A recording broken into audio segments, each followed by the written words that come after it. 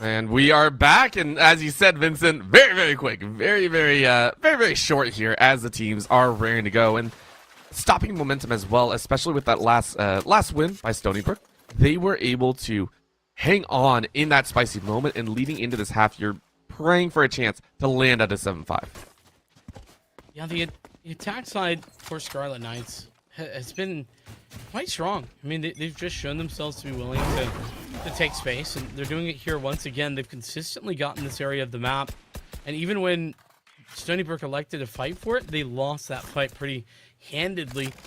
So the idea to hold back, play for the retake, has been an effective one.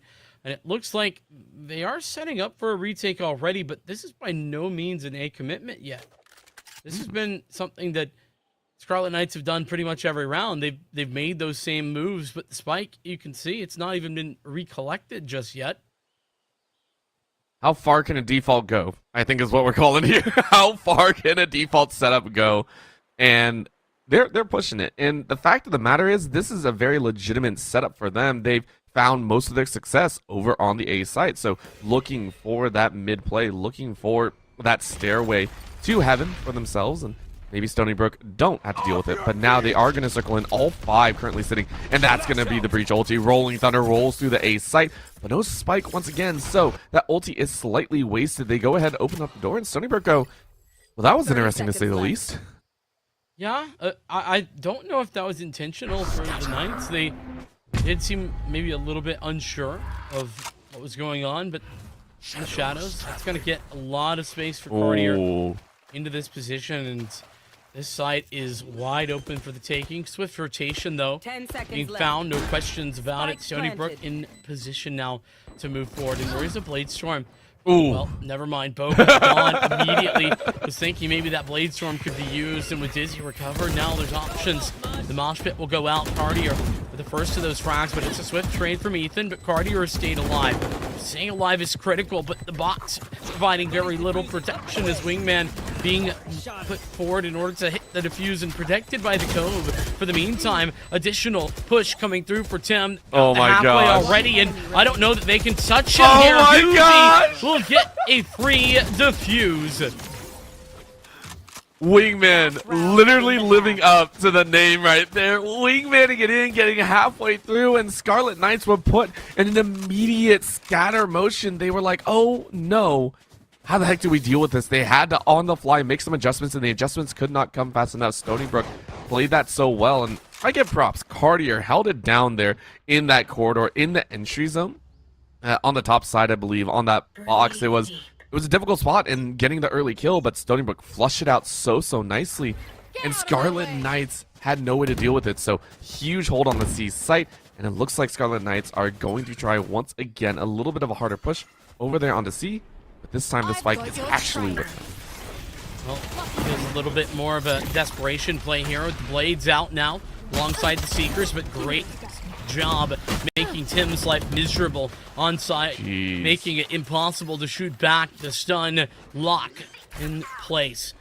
So with that, the spike will go down, and I saw a Judge somewhere. That's going to be pretty good in position. Seekers the other way. It's for the defense, but Fuji, that's insane. Gonna get a freebie, and this is looking nigh impossible. The adjustment for Boga, good for the single frag. That is now the 1-on-3. Huji washes through, and Ethan delivers the final judgment here. That is going to be a 7-5 situation, and we said it at the beginning, right? You even pointed it out. The Reckoning coming through on Huji almost as soon as it was dropped. Huji's been a monster on this map so far. This Gecko has been out of this world, and Stony Brook really do show that, hey, even though it's been pretty close, they still have a leg up, specifically in one player. 17 frags. 17, almost close. I want to say actually closing in and maybe over a 3.0. 17, 6, and 3 on that one. And now on the attack, remember, Stony Brook have a composition that yields itself to a very aggressive clearing stance. They're able to clear a site so quickly and be super annoying about it as well. Scarlet Knights have to be ready to open up with a couple kills or be very willing to give up space like Stony Brook did before. Yeah, and Stony Brook, you're right about the clearing sites part, right? But they're also, because of the sheer volume of utility that they have options. They can play aggressive and use that utility to overwhelm at one particular site very quickly, or they can play a bit more passive and just wait, hold, ensure that they can put themselves in the best positions to get an advantage before they elect to move in. So, options available is the point. Stony Brook, they are utilizing them, clearing early towards the C side of the map, and then from there, maybe adjusting over towards B. At least that seems the plan for the time being. I think we saw out of that first half 3 B-side hits by the Scarlet Knights, and Stony Brook, of course, aiming to kick things off right away. And I feel like this always does give a better option. If you are going to go with the short range, the pistols, of course, in round number 1, you want to close the distance as much as possible, and there's going to be the wall. Look at that, sectioning off, once again, all the entries, except for that C-door side. They're going to go ahead and get the plant. Huji gets that one down, gets an orb for themselves, and is now going to back away. Rest of the team prepping, but look at the lurk over there on A side. Going to be a little bit of a difference maker. Kenji, though, wants that pick and finds Beast Too Hype. Finds another prof, drops at the drop of a hat. Yeah, and the frag coming through on the lurk as well means that things are in pretty dire straits for the Scarlet Knights. Push alongside with the Cascade. Good to put Ethan in position to gather another frag. Very clean round, the pistol victory for Stony Brook. Though, as we saw in the last half, pistol win doesn't necessarily mean follow-up victory either. Both teams picking up a thrifty win at a given juncture. Doesn't look like we're going to see much of an investment, though, Orbital. This is more of a low-key round for the defense of the Scarlet Knights. I think it's going to be a quiet one, for sure. You don't get the plant money. You already had a rough time. Last time, though, we saw what they could do with pistols, and I'm really actually looking on Stony Brook. They said, screw the SMGs. We didn't do so well last time with them. Let's bring the big guns as soon as possible. Let's get that heat going and check them out. Look at the wavy wall, though, from the harbor. A little bit of a squiggle. Might have decided to juke around the mouse a little bit. But around the door, this is a great way to do it. Scarlet Knights playing around a single angle that they know can bring a much-needed fight if they get the kills. Is it going to happen? Ah, they're going around the door. Yeah, it could be a little bait-and-switch maneuver. Tim's got a little flank here.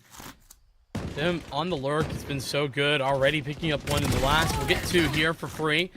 Cartier, though, that bait and switch seeming to work well behind Tree. And from there, now, additional pushes, but additional damage. The Scarlet Knights, they are down by quite a bit. I mean, look, they're pretty much all red. Not a lot of health left available.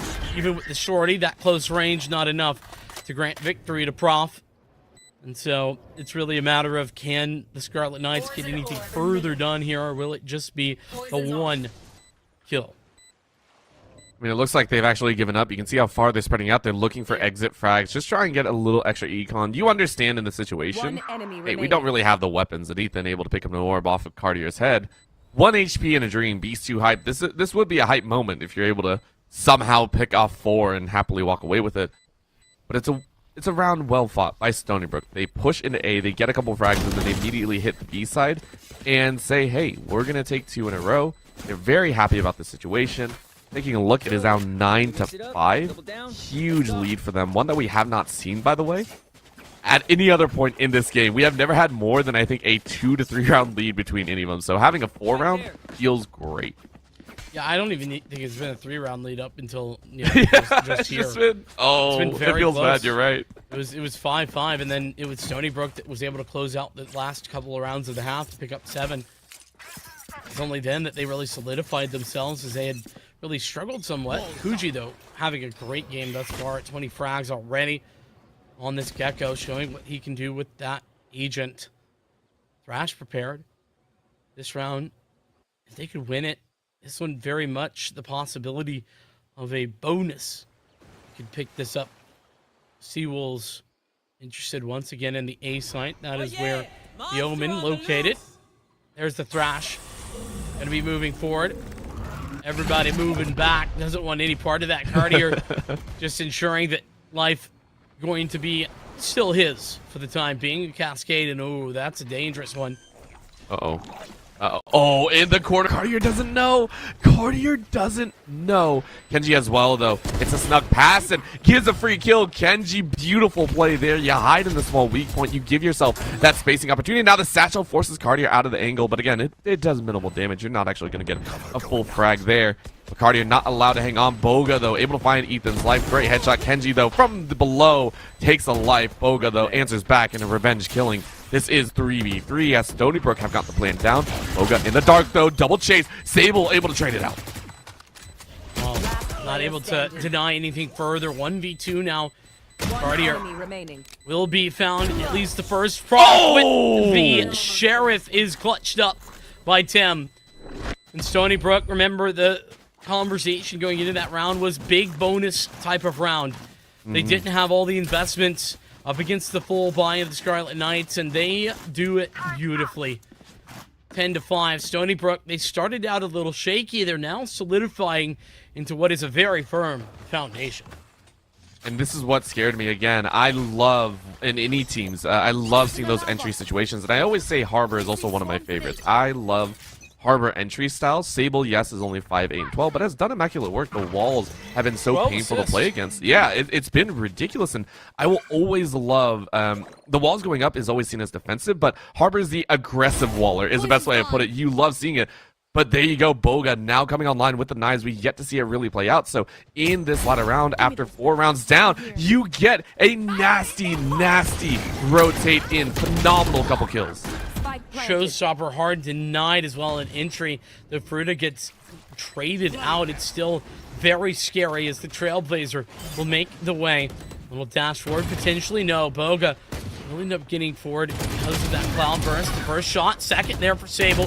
Clutchable now. Boga very low, but still has blades, and those blades, they certainly have found their effect. Boga still, gone. Sable, 5 bullets in the chamber. That's all that it is. Doesn't quite hit the shot, and Cartier will clutch up. That is a triple kill on the Blade Storm that pushes the Scarlet Knights over the edge.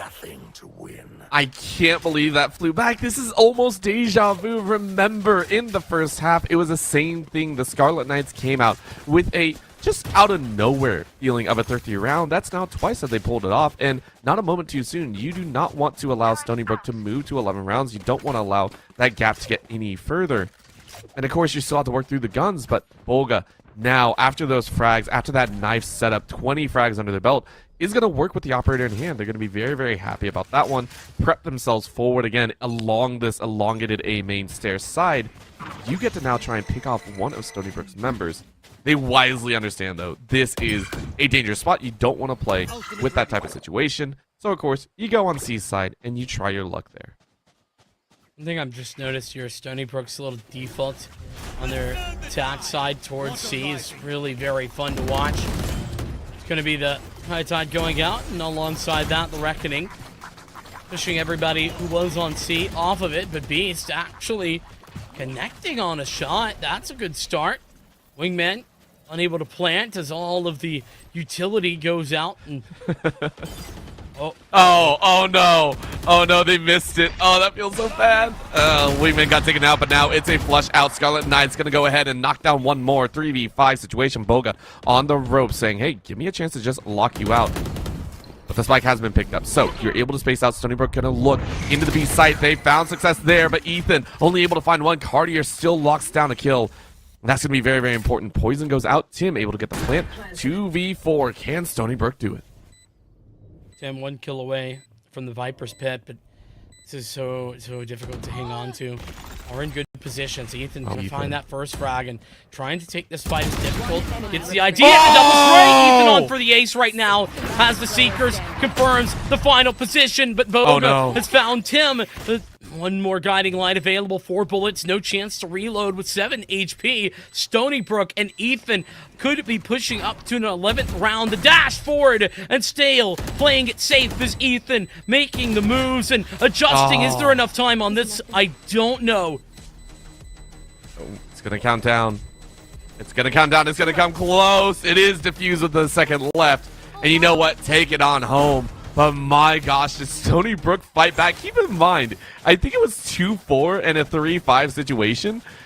That feels like Stony Brook should not have gotten away with only one left. Like, they should not have been able to whittle down Scarlet Knights to one left.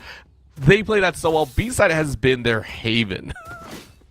Yeah, the fact that Ethan found so much success there is a little bit unreasonable. Nearly picks up the ace. That double spray down was fantastic. Unfortunately, the memory not going to be about a clutch, but yet a loss. But still, 7-10. The Scarlet Knights finally getting back on the board into this situation after their eco round victory. Back to B seems to be the plan. They've read into it. They've keyed into it, Vincent. Oh, man. Prof goes ahead, lights up one. Tim, though, finds a headshot and answers back. Remember, this would be a thrifty for Stony Brook. Gets a chance. A lot of util going down. That was a Viper's bite going in. But Beast 2 Hype hides inside the smoke. Says, hey, this could be easy. This could be the chance that I want. Uji off the wing side, though. Says, pillars will be my home. I'll get the orb, walk my way back. And now the Reckoning in their hands could create a lot of space if given the opportunity. Just kind of sort of stalled out for a moment. Only audio cue being made is regarding that orb that's gathered. Another audio cue to clear out the Trailblazer. Rash seems to be ready, prepared. They could put the Viper Spit down if they get the spike planted. So the plan is set. High Tide comes in. With that, Uji gonna move forward with Thrash. Locks down one player. Looks to put Wingman in position to plant this spike, and the Fruta gets a kill. In the meantime, if the Seekers go forward, the plant will be confirmed, as well as the pit connected. Now comes the retake. This pit, great on the B site, but it's already been cleared for the vast majority of this area. But Huji, how does he do this? 2 frags as Huji finds a third. The 1v1 now on the HP relatively low. Half health, and Huji delivers a quad kill. What is it with this B site, Vincent? Why is B working so well for them? They have found, I think, 4 separate rounds in this half alone that look ridiculous there. One of those, of course, being that ridiculous flyback that, yes, Scarlet Knights won. But Stony Brook have basically said B-side is ours. You don't have a choice. So well done. And Huji, I mean, Huji's stepping up in a big way right now. I was a little bit scared. Don't get me wrong. I was a little bit scared that Scarlet Knights were going to be able to run back, that we were going to see it get a little bit spicy, but Stony Brook, Huji set their foot down. Ridiculous play. I like that they have been so temperamental about when they want to hit that B site, because the B site is so hard to hit. Really can be difficult, but just patient play is what allows Stony Brook to win in those situations, and taking the opportunity to hit the site whenever they're at an advantage. Speaking of, play close range, Fruta will get a freebie. Fortunately, it's just going to be that one kill, and the C site is overcome by attackers. Stony Brook should be all good, but they're getting aggressive here with Stinger. Okay. I guess Tim's just better. We get that viewpoint of, okay, that's how it goes, and now they're on game point. Stony Brook, map point right now, 12-7. A fantastic scoreline to have as well, especially on your own map pick. Stony Brook really coming into their own here in the final rounds and in the second half. And again, their composition does lend itself to being a lot more aggressive, a lot more in the face of Scarlet Knights. Scarlet Knights do have the ulti advantage coming in here. This is going to be the lockdown, allows them to have a retake that has a bit more value. Cartier as well with the From the Shadows going to be able to work their way behind if they wish to do a little bit of crazy pincer maneuvers. That's going to be a wall side. The door currently being held over here on tree by the Omen. And Benji going, okay, well, let's test it. See if you're ready for us to come through. It's a bit ambitious from Cartier, to be fair. Isn't really worried about the possibilities, I guess, of that door being open. Be hard to get fully out of the way by the time that goes, but another smoke set up for the door. Booga, I mean, that is an opening shot. Him going down is very nice to see. And so, defense fighting the opening pick means that now, time-wise, it'll be interesting. By the way, notice how Sable actually purposely watched that guiding light so that it gave the audio cue that there's still a player there. They don't know how many, though. And that's caused just a step slower on the rotation for this defense, the Scarlet Knights, losing out their player on B, and the site is theirs. I love the fact that it was also Sable that was ready to go with the wall as soon as that frag went down, but it's the Scarlet Knights running in. Boga's able to find one. Huji, though, swings right back, and they are just better on that snap. Ridiculous play down to a 3v2. Stony Brook saying we have this chance to lock down map number 1 in this best of 5. It's better. Clear it out early, but look at the wrong way. Beast 2 Hype says, hey, I'll turn it right back around. 1v2. We've seen Huji do some stuff before. Can it happen again? Phantom locked and loaded. In goes the Reckoning. Are you kidding me? A Reckoning to end it would be so powerful. But look at the chase. This is the Omen saying, I want the chance. Cartier does a quick tap. Crash comes out. This is going to be the chance, and Huji ready to go. They're gonna push the half and sees the elbow. That is Huji to finish it up. Clutch out. Huji says thank you very much. Yeah, I mean, that's just a big clutch moment there. Huji is stepping up, and another clutch situation from him after we saw just domination, probably close to 30 there at the end of that map. Don't know what the end number was, but the number doesn't matter. The play is in the player is what really changed everything. Huji connecting consistently as really impressed me. I mean, that looked pretty pedestrian once we got onto the attacker side for Stony Brook, and a lot of that is Huji and how well he was playing. The Thrash came out so many times, and again, the fact that he even stunned you there a little bit, Vincent, the fact that it came out and you were like, wait, it just happened a round ago. What the heck? Huge step ups, and I can't wait to see even more. I want to see them continue forward. Again, their defense looked good. Their attack looked great, and Scarlet Knights have to figure out a way to get those shields back up. They do. Yeah, I mean, the good news is they are headed to their own map pick. It's Haven up next, but I got to keep it honest here. Stony Brook, I don't think they're that bad at Haven. We'll talk more about that after this break, so don't go anywhere. We got more Valorant right after this.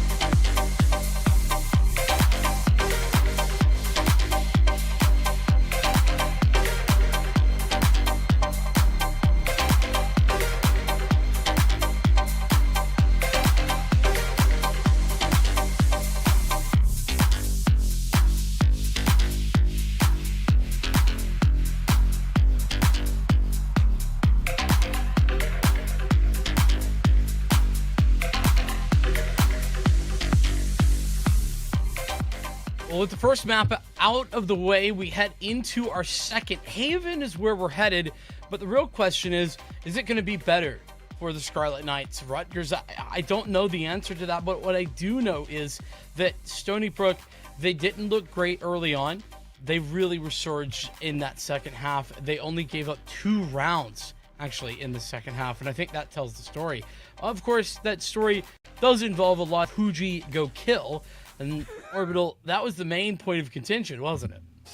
I think it was. Let's be honest. Huji came out the gate. Everyone else on Stony Brook was lagging behind. He literally grabbed them all by like the scruff and hucked them forward in the series. This map number 1, it was Huji popping off 3Ks, 4Ks consistently, by the way. I might add. It was not a round where, you only get 1 or 2. It was, if we didn't see Huji get a 3K, something was feeling a little bit off. And I mean, if it was only 2, then things were drastically off.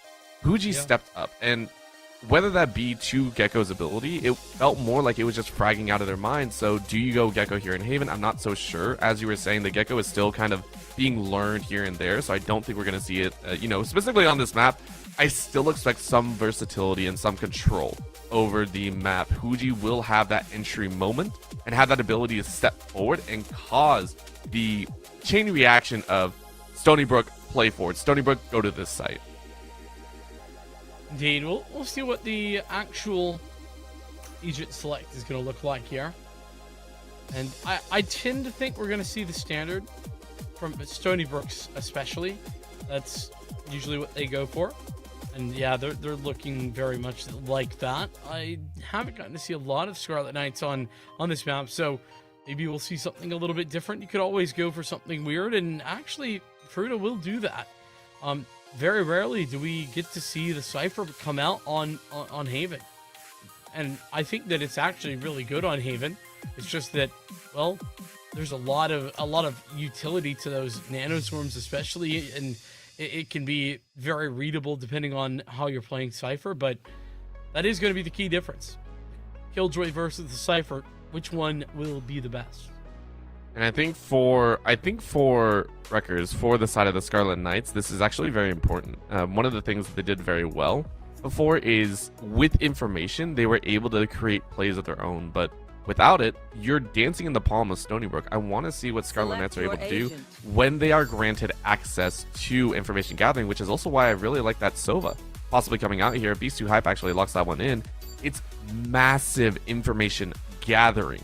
Right, you're able to zone out if you have the camera up. You're able to spot out, multiple members inside of a site. You get that recon bolt laying in, and you have all the information in the world.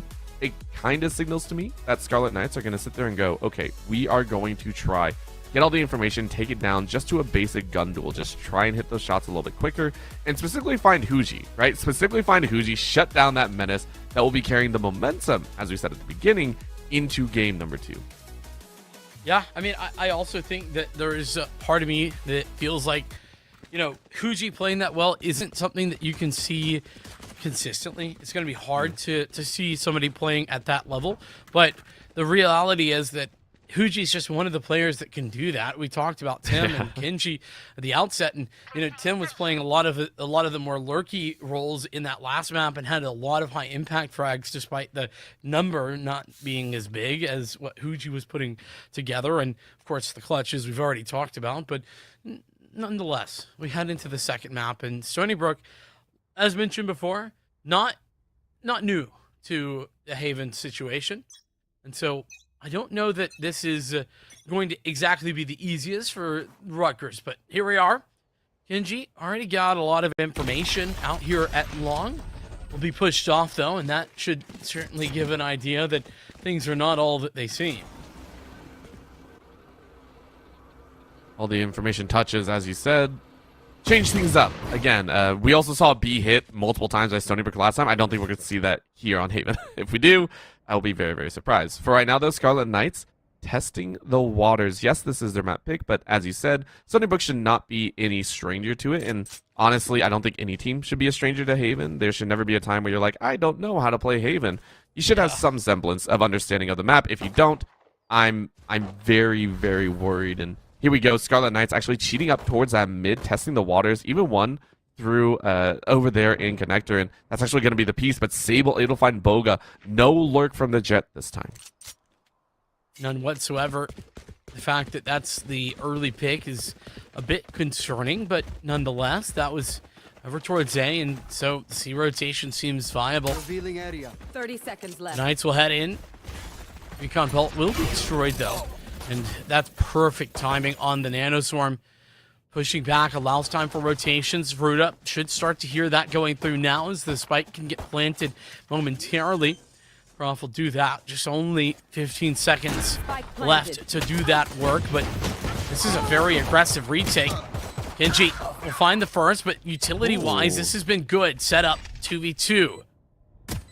Did say they wanted the gunfights a bit more, but Tim came around the angle, and now the crossfire sets Tim up for success. 2K get the Omen, a couple more stacks, and another point on there. No, you're gonna go ahead and give it. I appreciate that one. I'd rather have the Hunter's Fury personally. I like damage, but it was Stony Brook coming in on that retake and saying, "Hey, give us an opportunity." But you see how scary that is. Scarlet Knights able to enter into the site, be able to take multiple frags, and you know, if they were looking over there in Garage Connector, would have been a drastically different outcomes. The Scarlet Knights saying, "Hey, we get some spice there." Kenji though gonna give them a very warm surprise. Yeah, you know, I think the key for Scarlet Knights, at least, right, is that they were doing well trading. They just weren't really expecting a second player to come from Garage late like Tim did, and that ends up being their downfall. Gotta be expecting the unexpected, but at the same time, a tough situation. Nonetheless, Tim, he started out the round with an opening pick just as he ended the round to find those two frags. Information going to be gathered, and great job working off of that utility for Ethan, but okay. Okay. We'll return fire on the Sheriff. Same with the Marshal, right? A cry out over there on long. These teams know how to trade on these single shot weapons, and it's something that I really can appreciate. I'm a big Scout fan back from the CS days, and I love seeing one shots just rip through someone. It's satisfying, right? Of course, Prof ate what could have been a one-shot sitting on 9 HP right now. Just, guys, help. I don't want to die here. And Huji says, hey, I'll give you a few more. A couple taps through the wall. It is paper mache on that corner, but Prof's stuck inside this garage with very little HP. I mean, there's not much that you can do. Oh, and location is revealed, so Sable picks that one up through the wall. The Bulldog grants the team ace for Stony Brook Red. With only a single player going down as well, Stony Brook's economy going to be in a good position.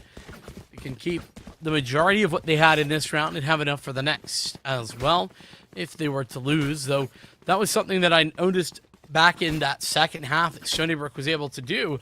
It was consistently being able to find rounds like this. I mean, the bonus round went their way. So the Scarlet Knights going to need to do a little bit better in that specific engagement. So early cage, that's something we're probably going to see pretty often from Fruta, to deny information from Stony Brook towards A long.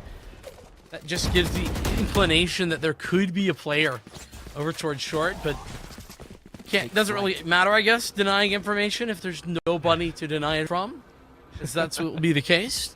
Nobody here at A, just the utility of the Killjoy.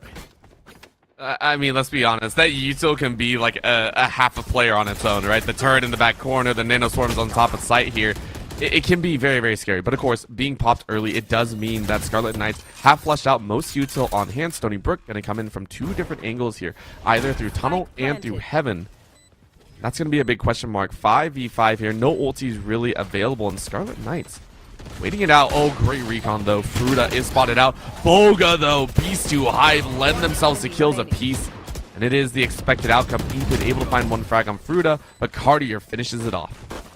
And it all comes down to a crossfire. The Scarlet Knights doing well to set one up and execute it perfectly. Nobody really going down too much. I mean, I say nobody. One person going down. But point is that there's not a lot of damage done as we head into this next round, round 4. It's the real gun round, the big one. Kinji operator in hand. We haven't seen a lot of the Kinji op, but trust me, it is fun to watch. We're going to get our first heaping helping of that here and now. And I like the fact that we actually see it from Stony Brook first. We get to see the operate on that end. Scarlet Knights, I think, were the ones that do it first. And map number 1, and Kenji pays Beast 2 hype right back. The hype is going to die down for the time being. And Scarlet Knights going to wait their chances out. Default setup so they don't lose a spike in any random scenarios. But losing that early player really sets them back in an uncomfortable position. Yeah, and you can see rotations being had as well in the meantime. They got the opening kill towards A, and so they're sort of gambling that they're probably not going to be headed towards the A site. Whilst that certainly isn't always going to be true, it most definitely is a good idea. It can really set you up for success, especially when you have Kenji back towards C. Fortunately for him, though, the B side is the area that is going to be pushed here for just a moment.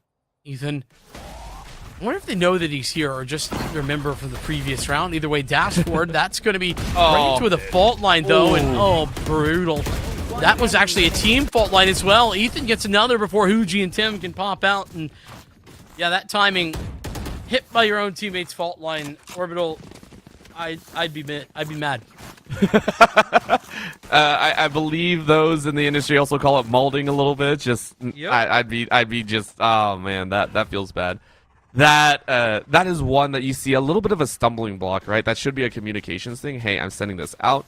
The fact that they stumbled over it again, and thankfully it's not in a major gun round. They are able to buy up here, although again it's a little bit of a bargain sometimes. Yeah, I mean I say that, but it's a little bit better than what some other people might pull out here. You get to actually see some of the rifles. So we've seen Scarlet Knights do much more with much less. So hey, we never really know with them. Stony Brook though, saying we know that you see me. Give us a moment. Tim quickly hiding behind that box once again. Yeah, Tim actually tagged down straight through the smoke. But speaking of, Boga going down. Huji will get another before falling, but Tim can't do the same. Cartier with a 3K right now, and that's from the shadows could get very interesting. The same is true with regard to the ultimate here. I know exactly. No, well, I was going to say don't know if it's needed. I guess so. You can toss out that neural theft. Now the retake comes through. They hang on to it, that'll be nice, but right now Stony Brook I think had the HP advantage, but that HP advantage is gone. Around the corner, Fruta was ready, headshot on Kenji. And Scarlet Knights went around, and I said it right, listen, we know Scarlet Knights have done much more with much less, and with a little bit more, they happily take that setup. It is now 3-2 as Stony Brook go, what the heck just happened? Why did that occur? It's just good aim from Scarlet Knights that time. I mean, I'll say it's good aim, good individual play. I mean, Fruta and Cartier, they got all 5 frags that round. Just the 2 of them in what was a very impressive fashion. Yes, is it replicable? We really don't know. Bladestorm, though, will be online. It's going to be for Kenji. Has a teammate there just to handle any bothersome things like that recon bolt. Sable will make sure that that isn't problematic. And another slower start, or at least slower approach for Scarlet Knights, and that's what you want to see, is just a bit of a default. No need to get over-aggressive. Make sure to use this utility around where you might have an advantage. Not just that, it's quietly trying to scope out if Stony Brook are going to play up too far, and I mean, they're not doing it this time. They're slowly making the way, but that's a high draft up. Kenji tosses out, I think, 3 of the 5 knives. Isn't going to find any purchase.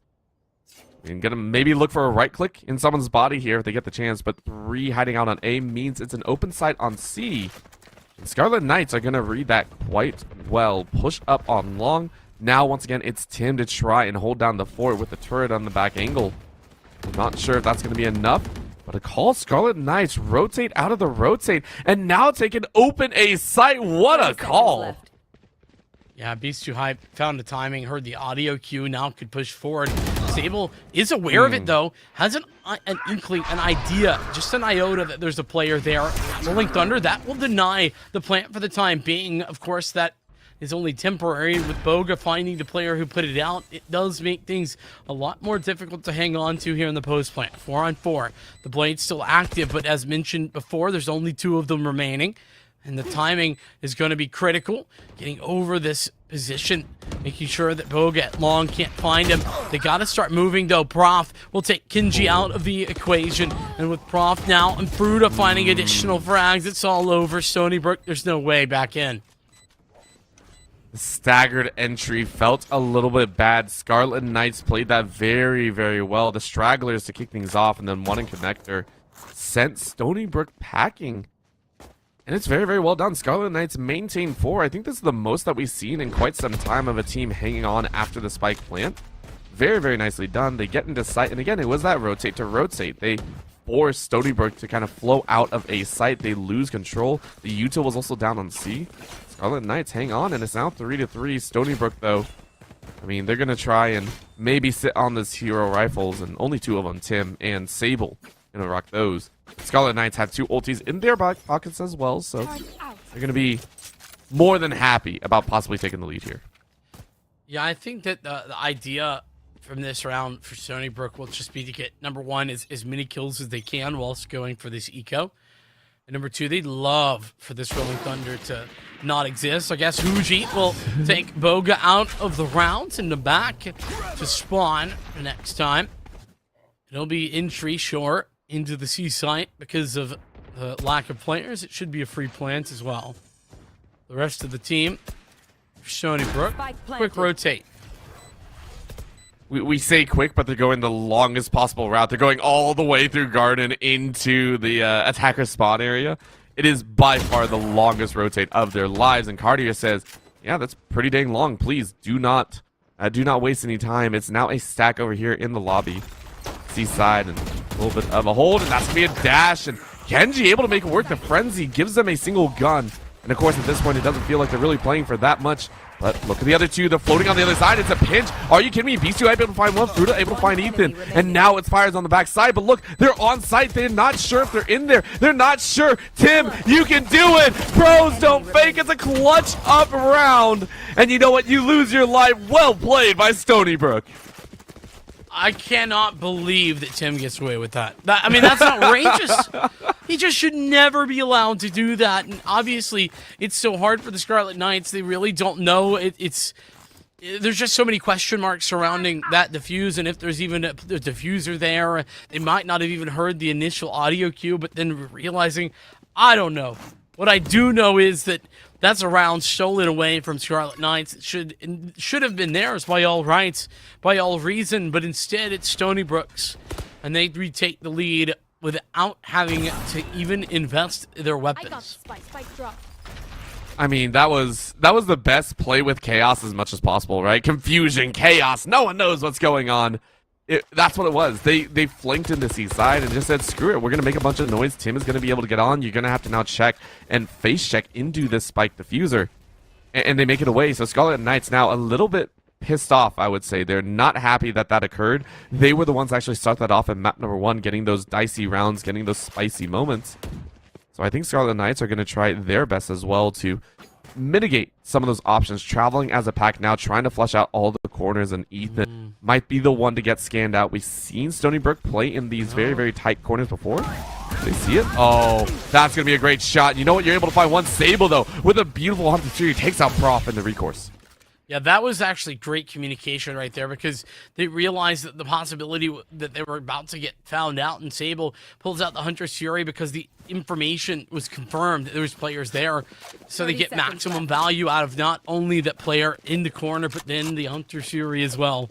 The 3 remaining players with 20 seconds left now head back to A, where there's nobody actually on the site, but there's a lockdown ready to go here shortly, as long as they can find the space to do it. Guard cover over towards Heaven and towards CT. Ruda will put the spike down, but now, like I said, lockdown immediately procced and ready. Retake defense, though. There's so much. And Boga finding a free shot. That could have been scary. The lockdown will not find anybody, but it forces everyone off the site.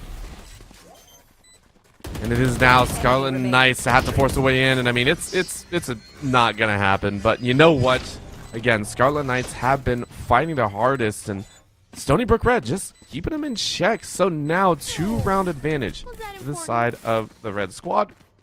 And I want to see even more, right? I want to see Stony Brook now be able to force a way out. They're still playing that kind of reserve style of allowing the spike to go down, allowing Rutgers to find their way in, and then retaking. I'd like to see them fully step up, you know, fully counteract a lot of that aggression. The times that they have done it, the times that the plant hasn't gone down, it's really Scarlet Knights kind of dancing out of the way and accidentally getting caught out with their pants down, I feel.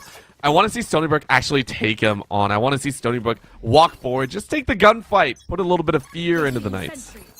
To be fair, they did do that in the last round, but yeah, I mean, at the same time, I can respect that, the want to see that, but you can win it without doing so.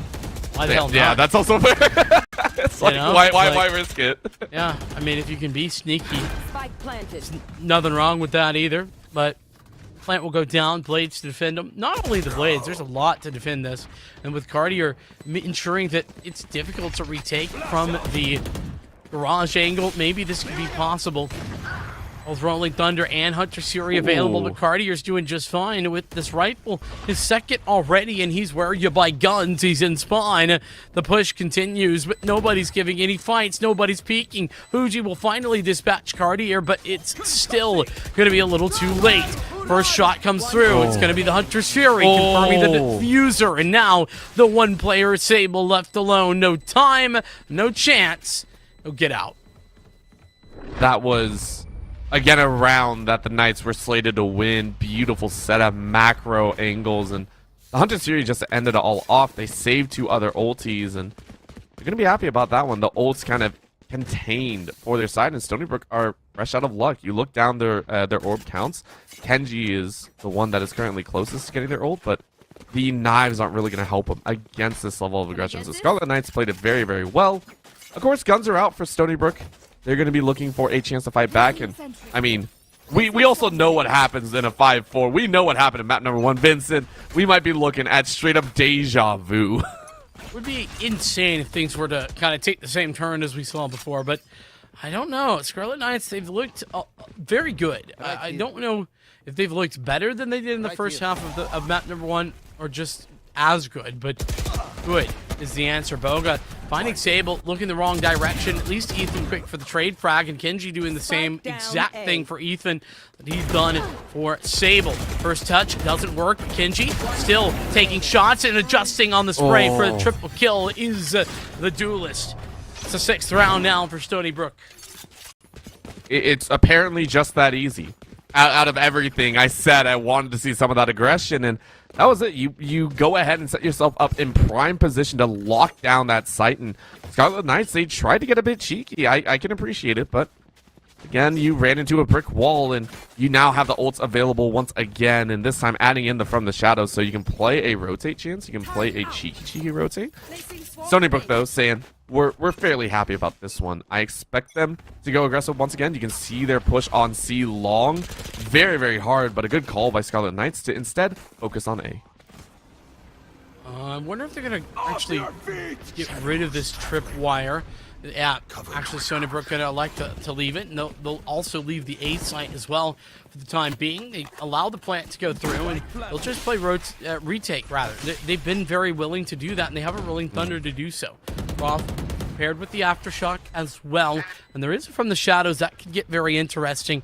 Nonetheless, 5v5 is what this is set up to be. From the Shadows actually on the side of the Knights, so, you know, we saw that little cheeky peek on the other side. Tim was like, hey, can I see anything? Nope, okay. All right, now look at the other side. All right, I found a Boga. Is going to find a headshot. Beast too hype finds another, and you know what? Scarlet Knights are able to fire right back. Beast too hype finds Ethan's head. Huji with the shorty sets him right down. Beast too hype, though, finishes off with a 3K. Denies Stony Brook that chance to lead themselves into a larger share of a lead than in game number 1. I'm not going to lie. Beast too hype got 3 kills, but really needs credit for 5 there. Because the recon bolt was so perfectly timed, it was able to shut down the blade storming Kenji and ensured that that player was out of the round already, and then he picks up a triple kill right after that as well. Great work there from specifically these 2 hype, but Scarlet Knights in general, good for that round. Here we are, final round of the half, and that's a shot guard kill. Oh my gosh. We've seen a lot of this time, but Ethan at least going to bring one back. find so another. hard. Spike down Ooh. mid. Fuji able to try and trade things up, but instead trades down by accident. Scarlet Knights able to put it into a 3v2, and again, weapons not exactly in Stony Brook's favor as well.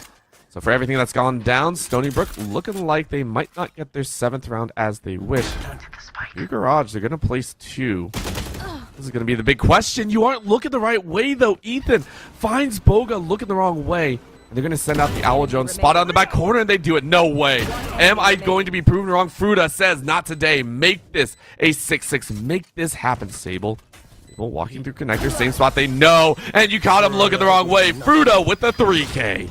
It's not just looking the wrong way. Fruta actually forced that. Fruta made the audio cue, the run there, pretending as if he had moved towards the CT area, made it so that the expectation actually was that the CT player, or that they would be in CT, instead walked back towards site, and that's why they were looking the wrong way. It's because he faked them out. It was brilliant to see. And, I mean, in all fairness, brilliant half in general. Both sides kind of pushing back and forth. Nobody taking a lead here at halftime at 6-6. Scarlet Knights putting on a show right now, but we'll see if Stony Brook have something to say. They have been a very good squad for a very long time, and I think they expect to walk into this and probably 3-0. Scarlet Knights are here to stop that. I mean, to be fair, Stony Brook could still 3-0. It's how hard is the 3-0 going to be? How hard is it going to be to grab each of these rounds? And you can see there already a little bit of an orb goes down, just trying to create space. They knock out the trip wire. It's already taken. This is Stony Brook's time, but Prof finds a frag off the util. Are you kidding me? A chance option. Scarlet Knights happily take that one, and Beast 2 High finds Ethan. So look at this. Scarlet Knights playing high and fast, loose everywhere. They lock down Stony Brook and take a flawless round. I mean, the aftershock kill is understandable, right? You want to get the spike planted. It's probably well worthwhile. But everybody else loses their jewels. Nobody could see a darn thing. Prof had a fantastic round. Not only hits that aftershock kill, but then gets the fault line, gets the flashpoint, and finds the kill on the player hanging out inside of window there. It's just all good all the time right there for Scarlet Knights. I loved every moment of it. I loved every single moment of it, and now it is going to be Scarlet Knights a chance to pull away in their own right. 3 rounds in a row if you're counting from first half. They're going to be looking to continue onwards, but Fuji's saying, I want some spice as well. A little bit of a Marshall in hand. Might get some of their own, but Boga still lights it up. Fuji, though, granted a headshot, stealing away that jet. To be fair, Fuji's Marshall's been a little bit cracked this whole game, this whole series thus far, but the wonder continues with that adjustment onto that frag. Tim's going to find a little information here. Oh, there ain't no way. What a find that is.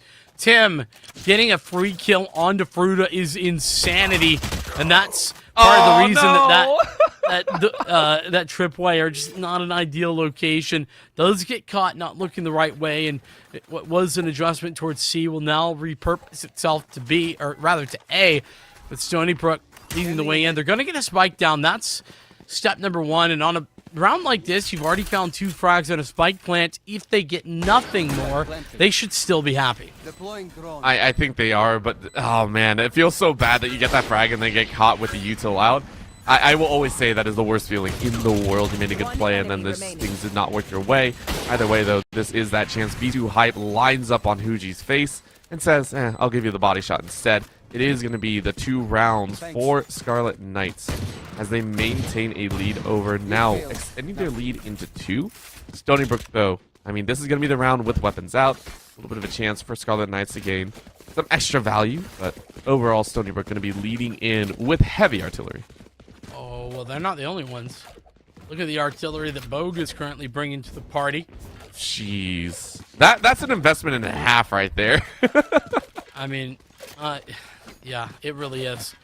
That's a massive investment that could really go wrong if it's not effective in this round, or even if it's just not in a position to make any value. Like, if they don't go towards him, which they're currently not, could be scary, but there's one player. That was Huji over towards mid. We found out adjustment off of the A site for the time being for Prof, especially when you consider the opening pick. That does make sense, as the Scarlet Knights have not only a man advantage, but now know where the spike will be going here momentarily. Oh man, this A site is starting to look a little bit messy. Tried to TP out, decides against it. Stony Brook gonna go ahead and lay that plan down. Sable takes that orb. But here comes the chance. Scarlet Knights still 5 fresh, still not a worry on their own. They're locking themselves into 2 different angles. Fruta on the top side with the Sheriff only. This is where it's going to get dicey. Boga, though. Boga saying, give me that chance. Stony Brook not ready for it. One-way smoke gives advantage over, but Ethan and Tim able to fire right back. This is more what we expected. Ethan, headshots galore. 4 in a row. As Stony Brook say, sit down. We are done playing this sort of game. Trust me. They don't even pick up the operator either. Realizing, hey, we're good with the rifles we got. No need to pick that up. No need to bring that over. And remember, on paper, the Scarlet Knights, that's a bonus round, right? That's a round that they probably expect to lose, but their investment said otherwise. They bought the op, they hoped to find it, and they got an opening pick. No disrespect to Boga, he did his job, but the retake, it was just not good enough, and well, that's because Ethan was taking no prisoners. Ethan and Sable, their stalwart defense of that spike was something to be impressed by, no doubt. I expect them to do even more so now. That was a round that they were slated to win, and the fact that they were able to come out with a few extra... well, I mean, they still lost a majority share, but they took away the operator. That was a big thing, and Boga's kind of pissed off about that one. Wants to get it back, and Huji eats one of the knives. So a huge chase forward as his A-site hold once again. You can see there. Look at a few of those util pieces, the trips, just saying, hey, nope, not a chance. And not even that, a little bit of the cloaks there. Prof, though, finds Kenji. Beautiful frag to start things off. Hiding inside their own, though. Fruta wants to make this happen. Huji and the rest of the squad, though, wipe out the 8-side defense. Paranoia just a little bit short there from Cartier. And unfortunately, now 2-on-4 is not so easy. But, of course, Stony Brook did it last round, so why not? Maybe the Scarlet Knights can do the same. Scan will confirm that there's a player in the close right corner, but shock dart for the player on site. Sable will fall. Now 3 remain. Knowledge of another. Cartier will find him. 2v1. Flashpoint dodge. Cartier still good, and what an incredible shot that was. Huji taking the fight early, hoping to find Cartier unaware, but instead Cartier is finding the frags and the clutch. Are you kidding me? Cartier wrecks havoc right there.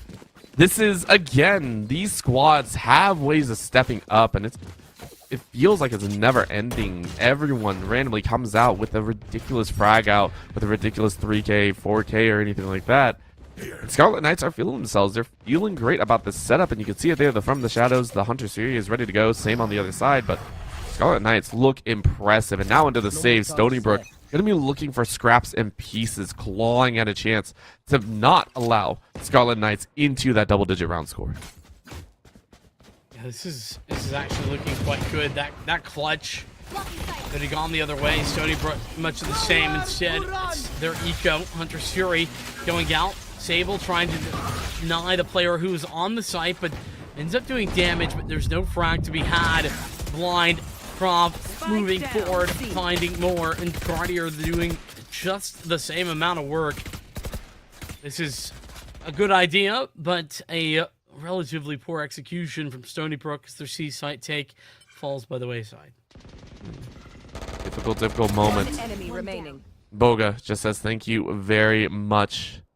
Stony Brook looking down the unfortunate side of a powerful round loss. One that again was expected. I don't mean any disrespect there, but it hurts watching Scarlet Knights hit that double digit. You wanted it. You wanted to keep it close. Huji wants this garage side for their own.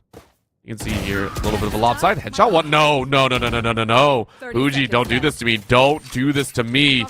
Eyes are out. You know how long it is. 1 HP. Are you? Huji sees 1, and there it is, Cartier.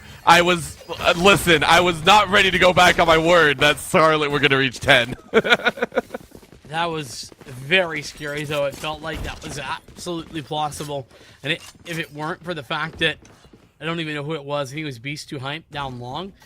If it hadn't been for that dink from him, I mean, then I would probably put money on Huji. Nonetheless, it is that double-digit moment, but it is against the gun round now. Stony Brook. Yes, this should do. This is the round that they do really need to win. They had that chance.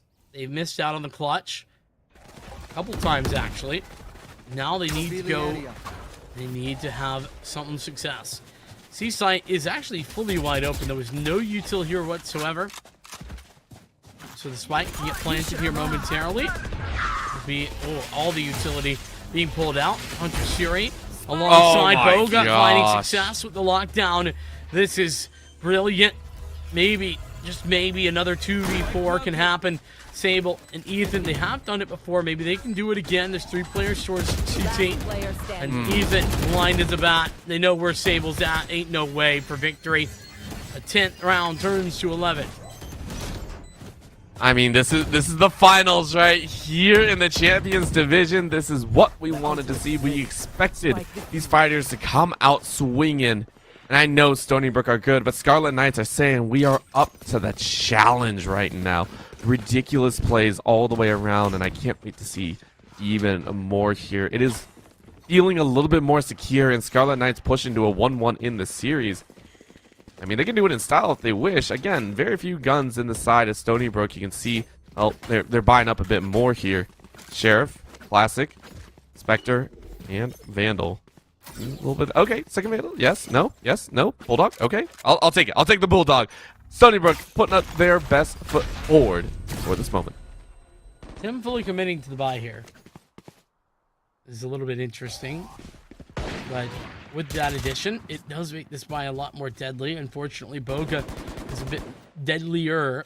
Opening pick goes their way, and Boga's operator has certainly gotten better and better over the course of this map. Only a little. Only a little. Been an absolute beast. So, Prof hiding in the back corner, though. This is going to be a chance, and eyes are high as Ethan is able to find one. Hey, you know what? You never know. Ethan sends out their own Rolling Thunder, but it's not clearing out the site. Fruta able to find Tim through a wall. Headshot takes that life. The back corner, though. Cartier was ready. Cartier still sprays down. Cartier has been the lead point man, and that's going to be the kills. It is Scarlet Knights on 12. This feels like a shoo-in for the map. I feel like Cartier has been the it factor in this map specifically. Everybody's had some really big moments, but Cartier in specific. Match point. And with that, the fact that it's map point here. Moving in. Yeah, 18 and 10 with 7 assists. That is sublime. Cartier. But 5 rounds. 5 rounds that Scarlet Knights have to close this out. Just to put this game, this series, in a tied score line at 1-1. It feels like, well, they might not even need 5 based on how they've been playing these last 4 rounds. Holding Stony Brook to just the one singular round and a half. And that was the bonus round. That was it. A little bit of a chance here for Scarlet Knights to wash this one out nicely. And you see there, the body shots are good. Cartier said, gimme, gimme, gimme. Let me rack up all those kills. Prof now sending their own Rolling Thunder through. Shark Pole goes in, and you know what? It zaps them good, but Prof was ready for it. Take him to school, if you will. It is going to be 4 fleshed out. Huji, the last one standing. Someone that made miracles in map 1. But this time, watching the miracles fade away. The hunt is on. You have 150 to work with here. I mean, there's not much else to say. Up in the top corner, you are fleshed out and you are killed flawless to end it as Scarlet Knights give us a series 1-1. Yeah, I mean, it was so clear when we got into that second map, more aptly the second half, actually, that, I mean, the Scarlet Knights, they were competitive in the first, the same way that they were on map number 1, but in the second half, they looked like Stony Brook. They held them to just 1 round in that second half, and it was coming down to the clutches. And in specific, there was a lot of players that we could talk about. Fruta had some big moments, but I think Cartier needs to be the ones to probably take the most credit, top fragging on that map, 18 something or along those lines at the end of the day, and it was high impact frags all around. It was high impact, and we see again this style of one player just needs to step up, and the rest of the team very much plays up to their pace. If someone steps up, you see, as we said, Cartier steps up, saw Prof step up at the very end. We saw everyone decide that, hey, maybe we can put our best foot forward. You'd almost see the relief wash over the team as soon as they hit double digits, as soon as they hit round 11. You feel almost like a weight off their shoulders. They just started playing with more confidence, and that is going to entertain me going into game 3. Yeah, I think there's one key stat line that I want to point out, though, and that is, Boga playing very well. You look at the stat line, you're like 15 and 14. That's good, but nothing special until you look over to the first bloods, right? 7 first bloods, and that's, I'm just doing some quick math. Like, that's almost as many as the entirety of the Stony Brook squad all added together. Like, yep. It really is impressive, and whilst we saw 1 or 2 moments where Kinji was able to do the same, I think Kinji did get jet diff there a little bit, and Boga really did step up. So I'm looking for Kinji to maybe do the same, or Boga to continue. That's all going to be coming up. That's on Ascent, which is another jet map, so let's keep our eye on that. We'll be back for a third map right after this.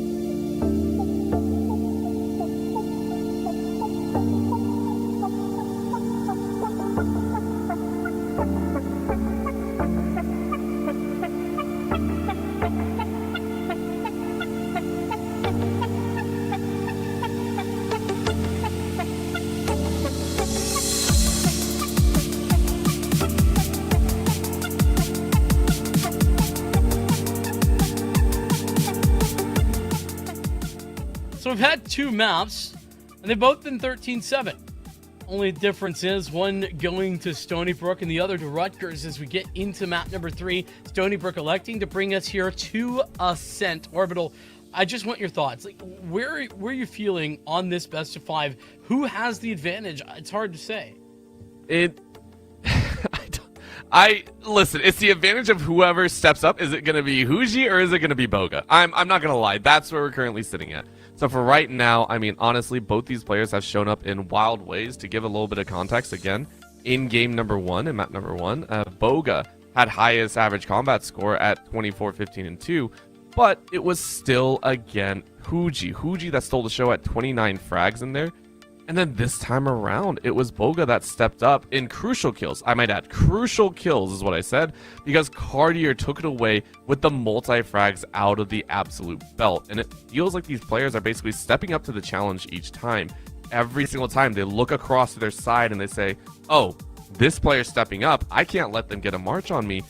And that, if my prediction is correct, I'm leaning into Stony Brook. Stony Brook should not see this as, oh no, we're falling behind. They need to take it as a challenge. Huji stepped up game 1.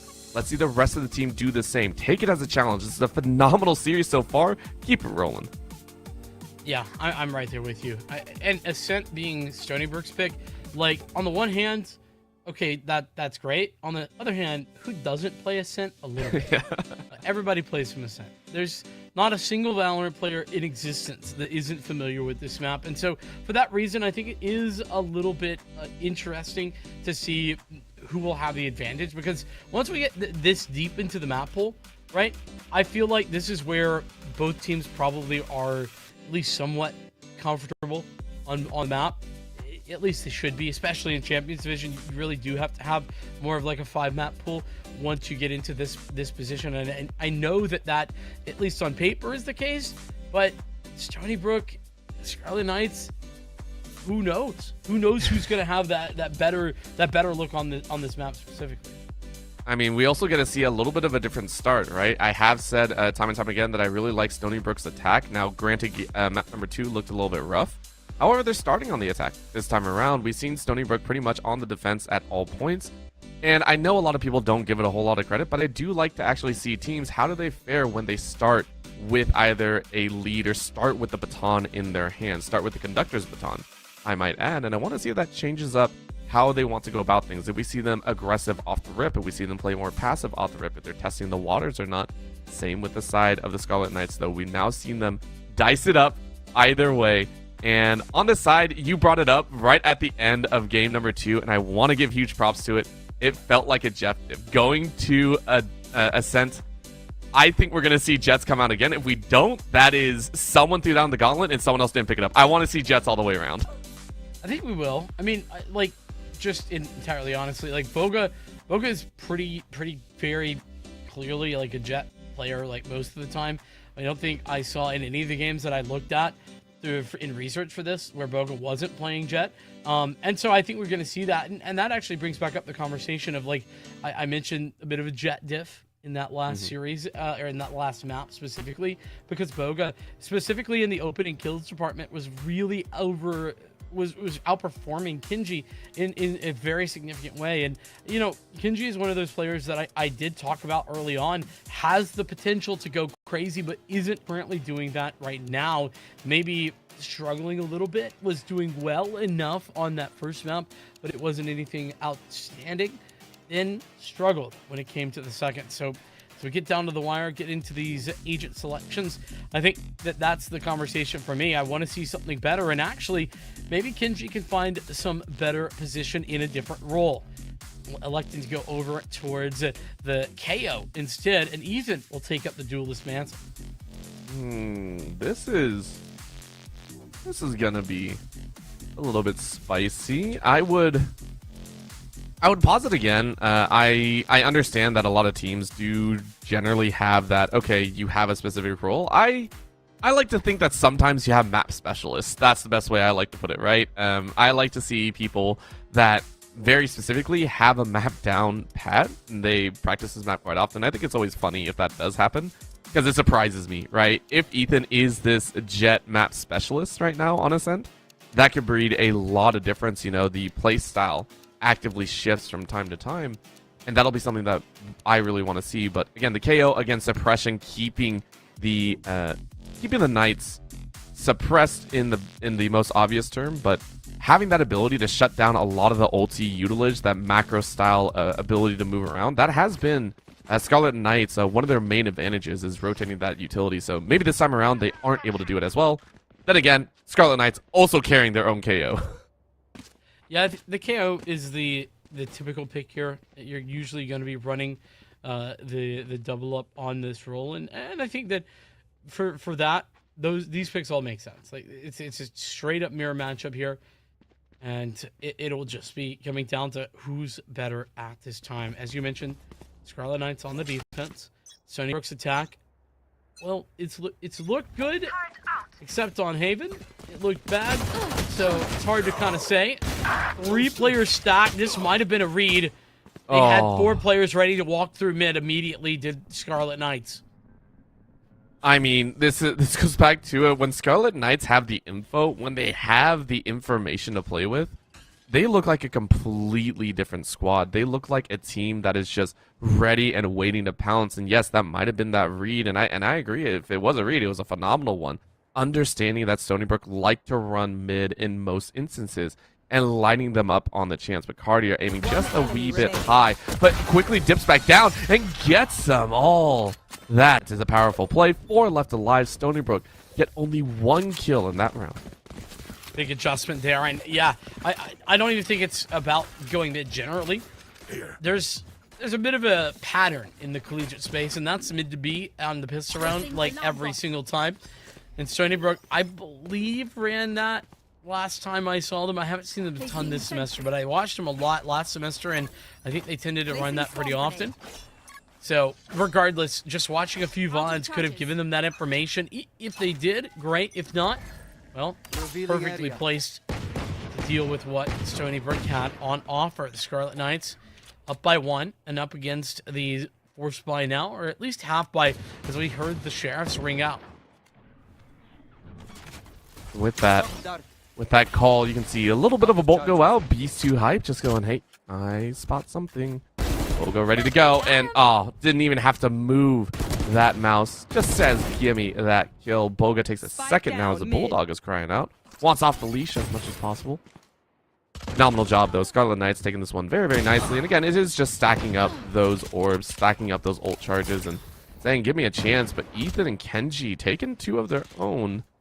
Again, these teams also, I didn't get it pointed out before, but they're also teams that know how to play with very little util in the pocket. The amount of thrifty rounds between the 2 teams has been off the charts, I feel like, in just 2 games. I would say that the actual one thrifty rounds, there's only been a couple, but it has been incredibly close on both maps. Like, triple kill, quad kill type 30 of seconds situations. This could be another one right here. All just depends. Adjustment being made by Stony Brook as they head back towards A. And they might get a spike out of this, a spike plant out of this here, especially with that shot on Sicardi. Last player standing. Just a 10 chance, and seconds now left. Ethan, ready and waiting, wants this chance. Door is broken, so you know there's at least one over here in the hang, but I mean, you don't know where the other one is coming from. You can see on the heaven side, a little bit on the top. That's going to be a wing around, and Ethan finds it. Nah, come on.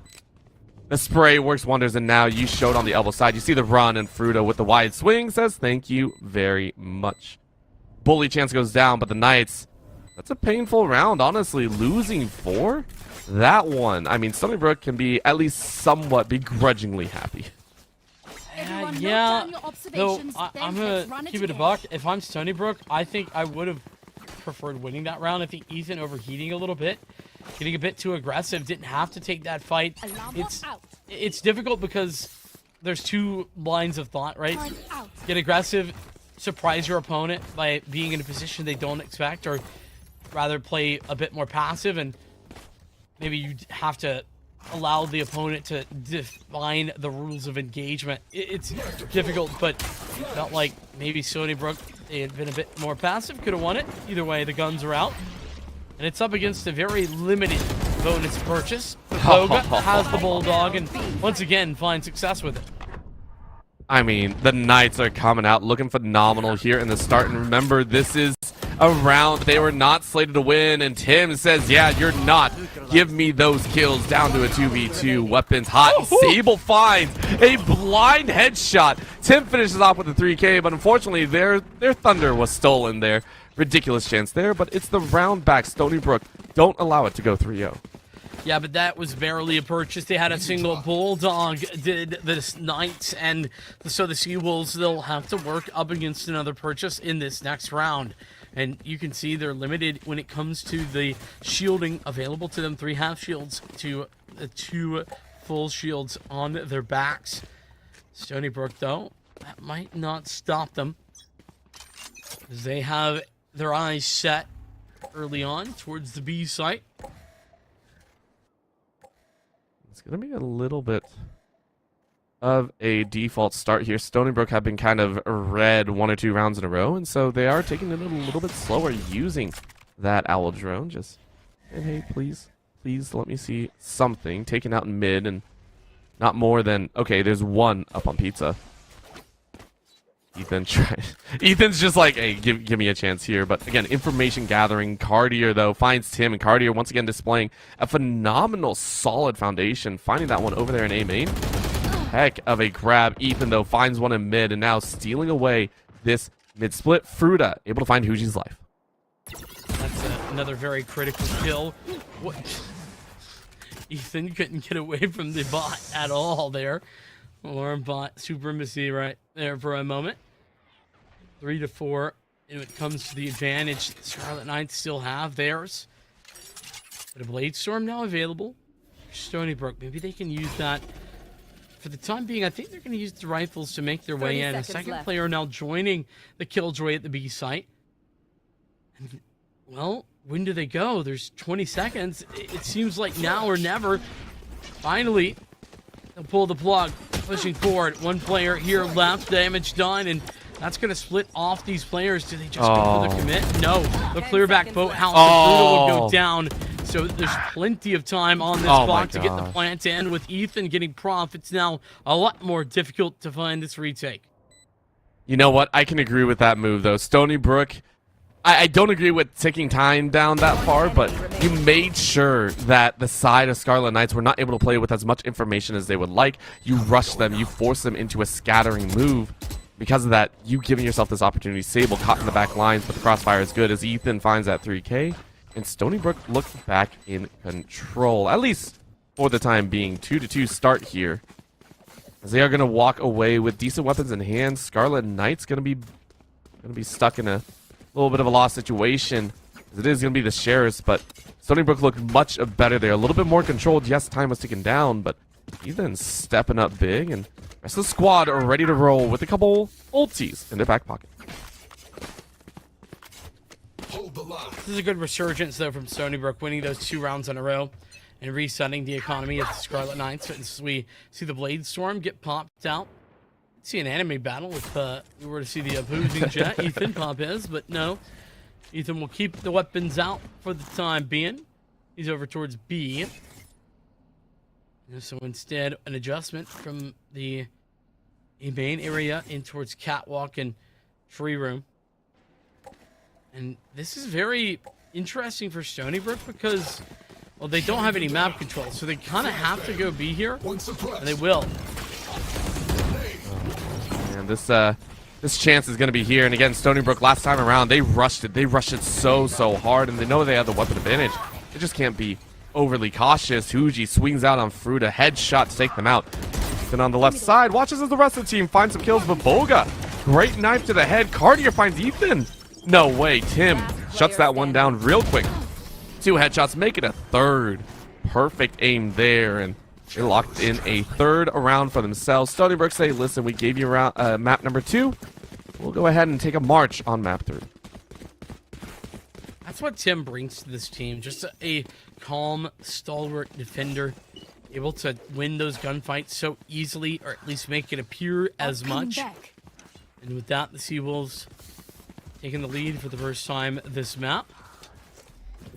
As it's been pretty much the entire series competitive early on. Back and forth. Odin here for Beast. And it would make a lot of sense considering the amount of B aggression we've been seeing. Ethan will find Boga for free from the shadows. Allows one player to go back, but that's Kinji down. And with Ethan gone as well, now Stony Brook in trouble. Spike down, last player standing. Oh my gosh, that was brutal. Beast 2 hype sets him up and knocks him down, and now Tim's stuck in the back corner. 1v2, but angles the right way. Slow walk. I don't think any audio cues just yet. You're going to look. Oh, if you drop down, though, it is going to be heard. You're trying to find at least one. You got a little bit of a time to play with the spike. Currently still on the ground. You have to look. You were hoping for an early grab, but there you go. Around the side, you see this. You see the elbow, but Cartier was faster on the draw. Beautiful job. 3-3.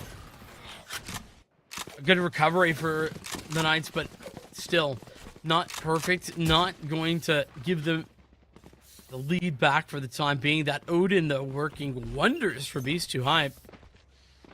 Early damage done through the wall, then multi-man spray down in towards sidewalk.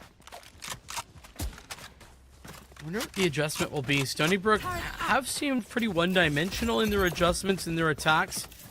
Early in that last round, they set at least some positioning to tell them that there is A-site aggression or at least A-site presence, but they very quickly rotated away from it. Ethan, it's his turn to work the blades.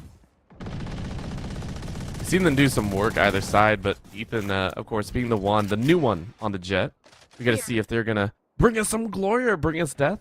Either way is preferable. Don't want to see the knives go to waste, though. Prof hiding in the back corner. Genji has an inkling. That's going to be a flash getting ready to be lobbed out. Are you going to toss it? Are you going to toss it?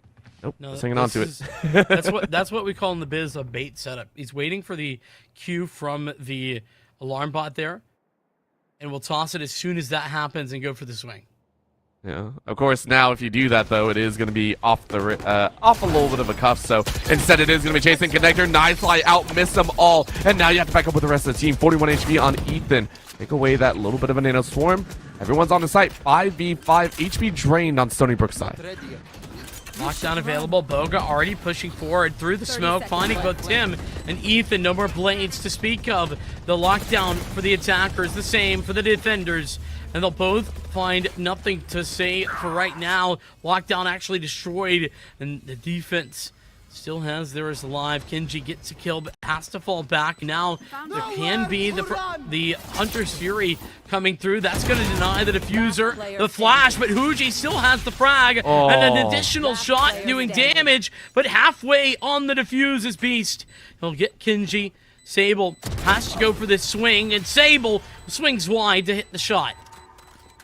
I mean, 5 HP, it was good, but my gosh, was Sable breathing a little bit hard there. That could have been bad.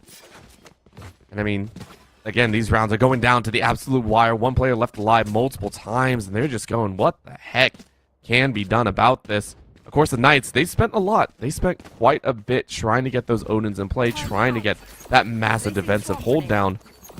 Stony Brook are fighting back, but it is going to be quite telling if they are able to pull away here, or if Scarlet Knights are able to make it a bit too spicy, a bit too, I almost want to say pricey for Stony Brook's side. I want to see another thrifty round, or at least something close to it for the Knights. This could certainly be their chance to do that here. They do have that Hunter's Fury. Can really give a lot of success on a round like this one. 3 players aggressing. Actually, just 2 of them set up by the Paranoia, though. And they continue forward. Another blind. It works beautifully. And, well, at least they did some damage. I think that though there's no kills, there is significance to that, because now they got to re-clear this area. Confirmation that multiple players are here. And look at what it's done. Stony Brook, they have all of their dice all pointed right here at A. And that's allowed for Sova to push aggressively through B and find tile. I mean, if they can hold it down here, if they peak just at the right time, this could be so damaging for Stony Brook. But they actually walked back. So they took a little bit of a test towards mid, said, okay, not a worry there. Didn't really see anything, and they're winding down the time. I haven't seen either team actually work the timer this hard multiple times in a row. We've seen them wind down the time in offhand rounds, but this is about the 3rd or 4th time they've done so. They're going to call it, oh, that recon I don't think landed where they wanted, so now it's a chase in. Prof currently suppressed. This is going to be that chance. Prof able to find one, but not more than that. Boga and Cardio, though, able to fly through the Classics ring to the heavens, and Boga finishes off with a skeet shooting. Are you kidding me? The Knights light it up. You know what? Stony Brook, unfortunately, in a position where, because they took so long to get into the site, they didn't have all the time to clear out all the angles that they really should have, and that makes it so simple just for those pistols to pop out, find a frag, and then, you know, slink behind a smoke, a door, something else, or set up crossfires. It's all the same outcome, and that's the Stony Brook, the game, the series tied up. I just can't believe it happened. I said at the beginning, these teams somehow play with so much aggression with so little and find the wins. And I hate the fact that it's happening. It makes it so unpredictable, even in the rounds that we see a deficit. Even though we see a save, we don't know when someone's randomly going to pop off, and we don't know when these players are just going to randomly say, hey, I don't feel like losing this round. I just don't. The Knights prep, though, on this B side. It's a 2-3 setup.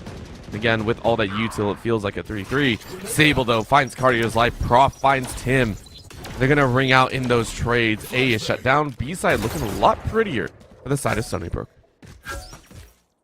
The fact that it's still just 4-on-4, though, with 50 seconds remaining, means that there's a lot of pressure on the Knights as they move forward. Fruta, that's a nice shot, and it's going to ultimately look very good. Only Kenji picking up anything further than that opening pick that we saw earlier on. The lead regathered, and the Scarlet Knights have it.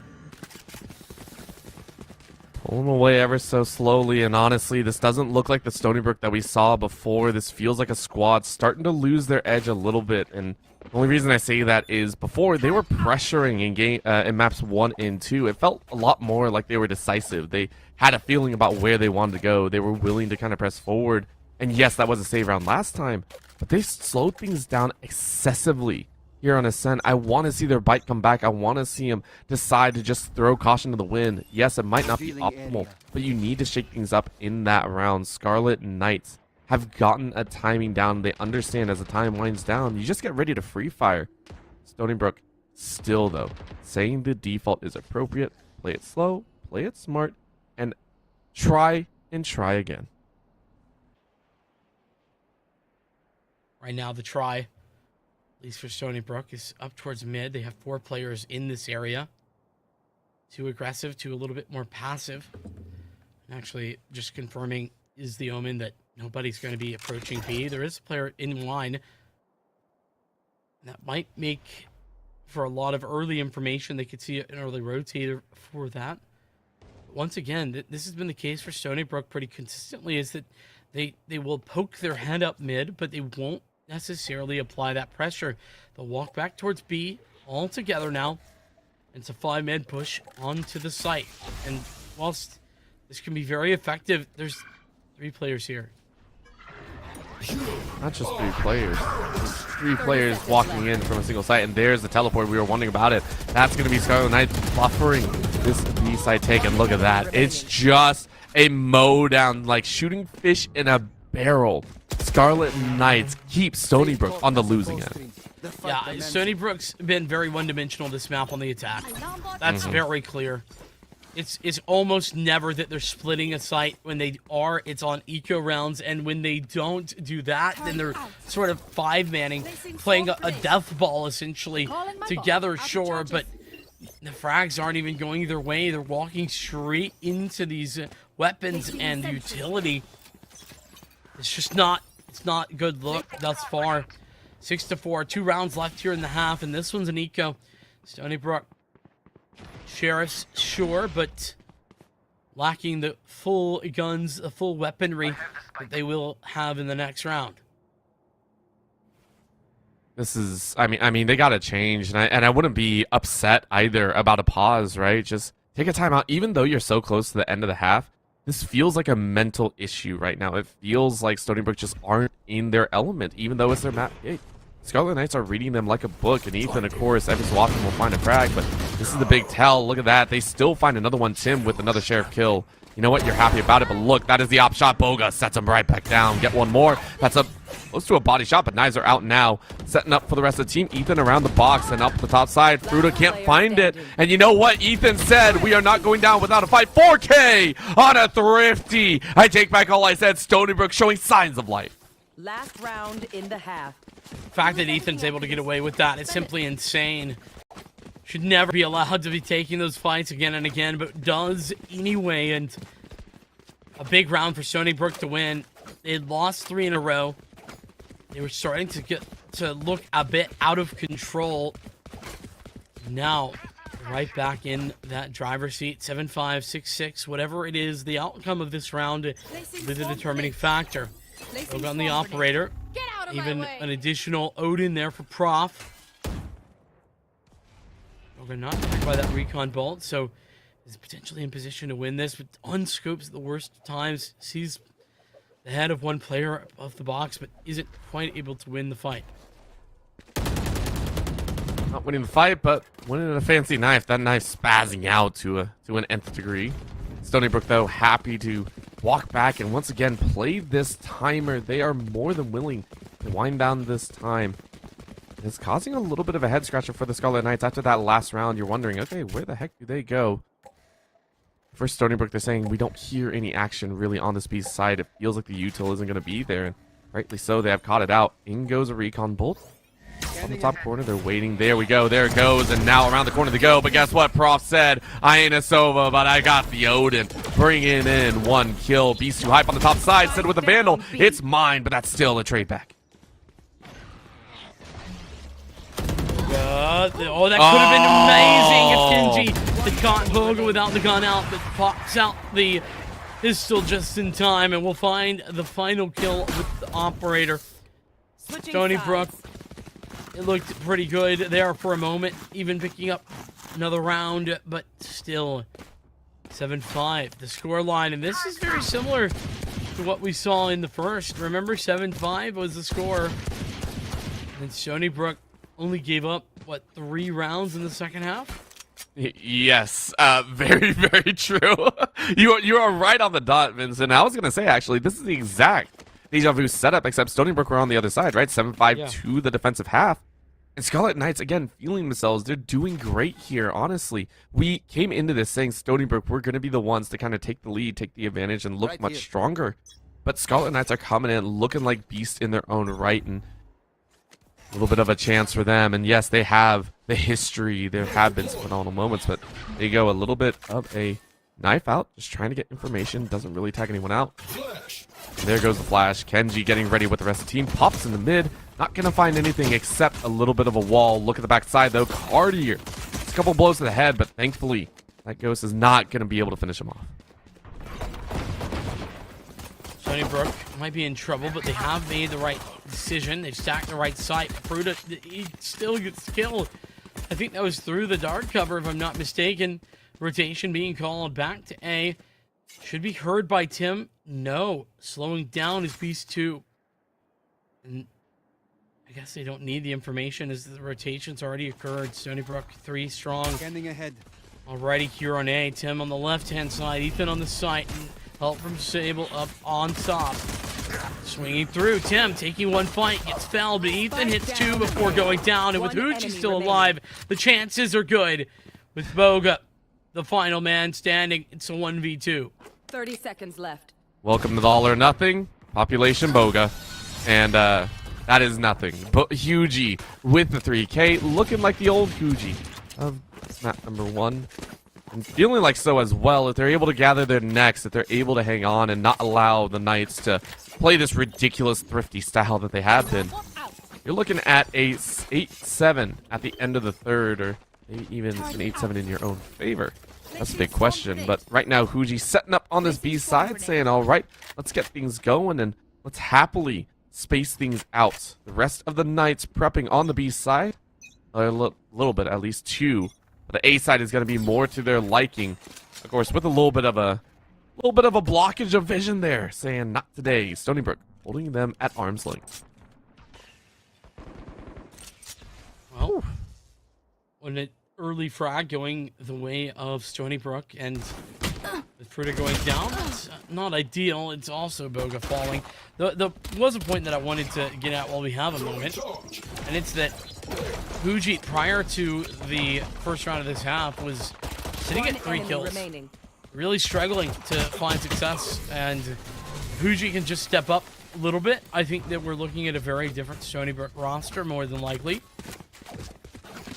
And has already done so early into this half. Picked up 6 already. Or, that's not math, 5 already. Those were the easy rounds. Count. Yeah. Or at least that was the easy round. The anti-eco was. This is the hard one. It's the full buy. I mean, I feel like Stony Brook can make something happen here. You talking about Hugie, and honestly, Ethan has also looked phenomenal. 16, 10, and 2 on their own right. True. But what else can they do? They need more than just that singular solid playstyle. They need that anger to almost come out here. I want to see them play much in a heavier fashion, and also they have been, granted. Right now, it's actually the Knights that need to step up here on the attacking side. Yes, you got to see what they can do. But with the default setup and with that spike all the way down on that A property, we're going to wait and see what Stony Brook decide to do. 3 hiding out, 2. 2 in garden. 1 teleporting short distance back into A site. And the Knights ready and waiting. Kenji wants it, but has that flashbang out and can't get it out fast enough. But Ethan able to save their teammates' life. What a moment of teamwork now into the back corner. Tim able to find Cartier's life. And follow-up. Prof finds 1, but Tim lighting things up. Put everyone in jail. Not going to be able to find one more, but it's a 3-2 setup. And honestly, Knights, we're not expecting this. Oh, do you see it, Fruity? Do you? Oh, you don't. No way to see in that scenario. Shutting the door will at least ensure that there's safety in the spike plant. They got to recover it first. It's over towards main, and it will be recovered eventually.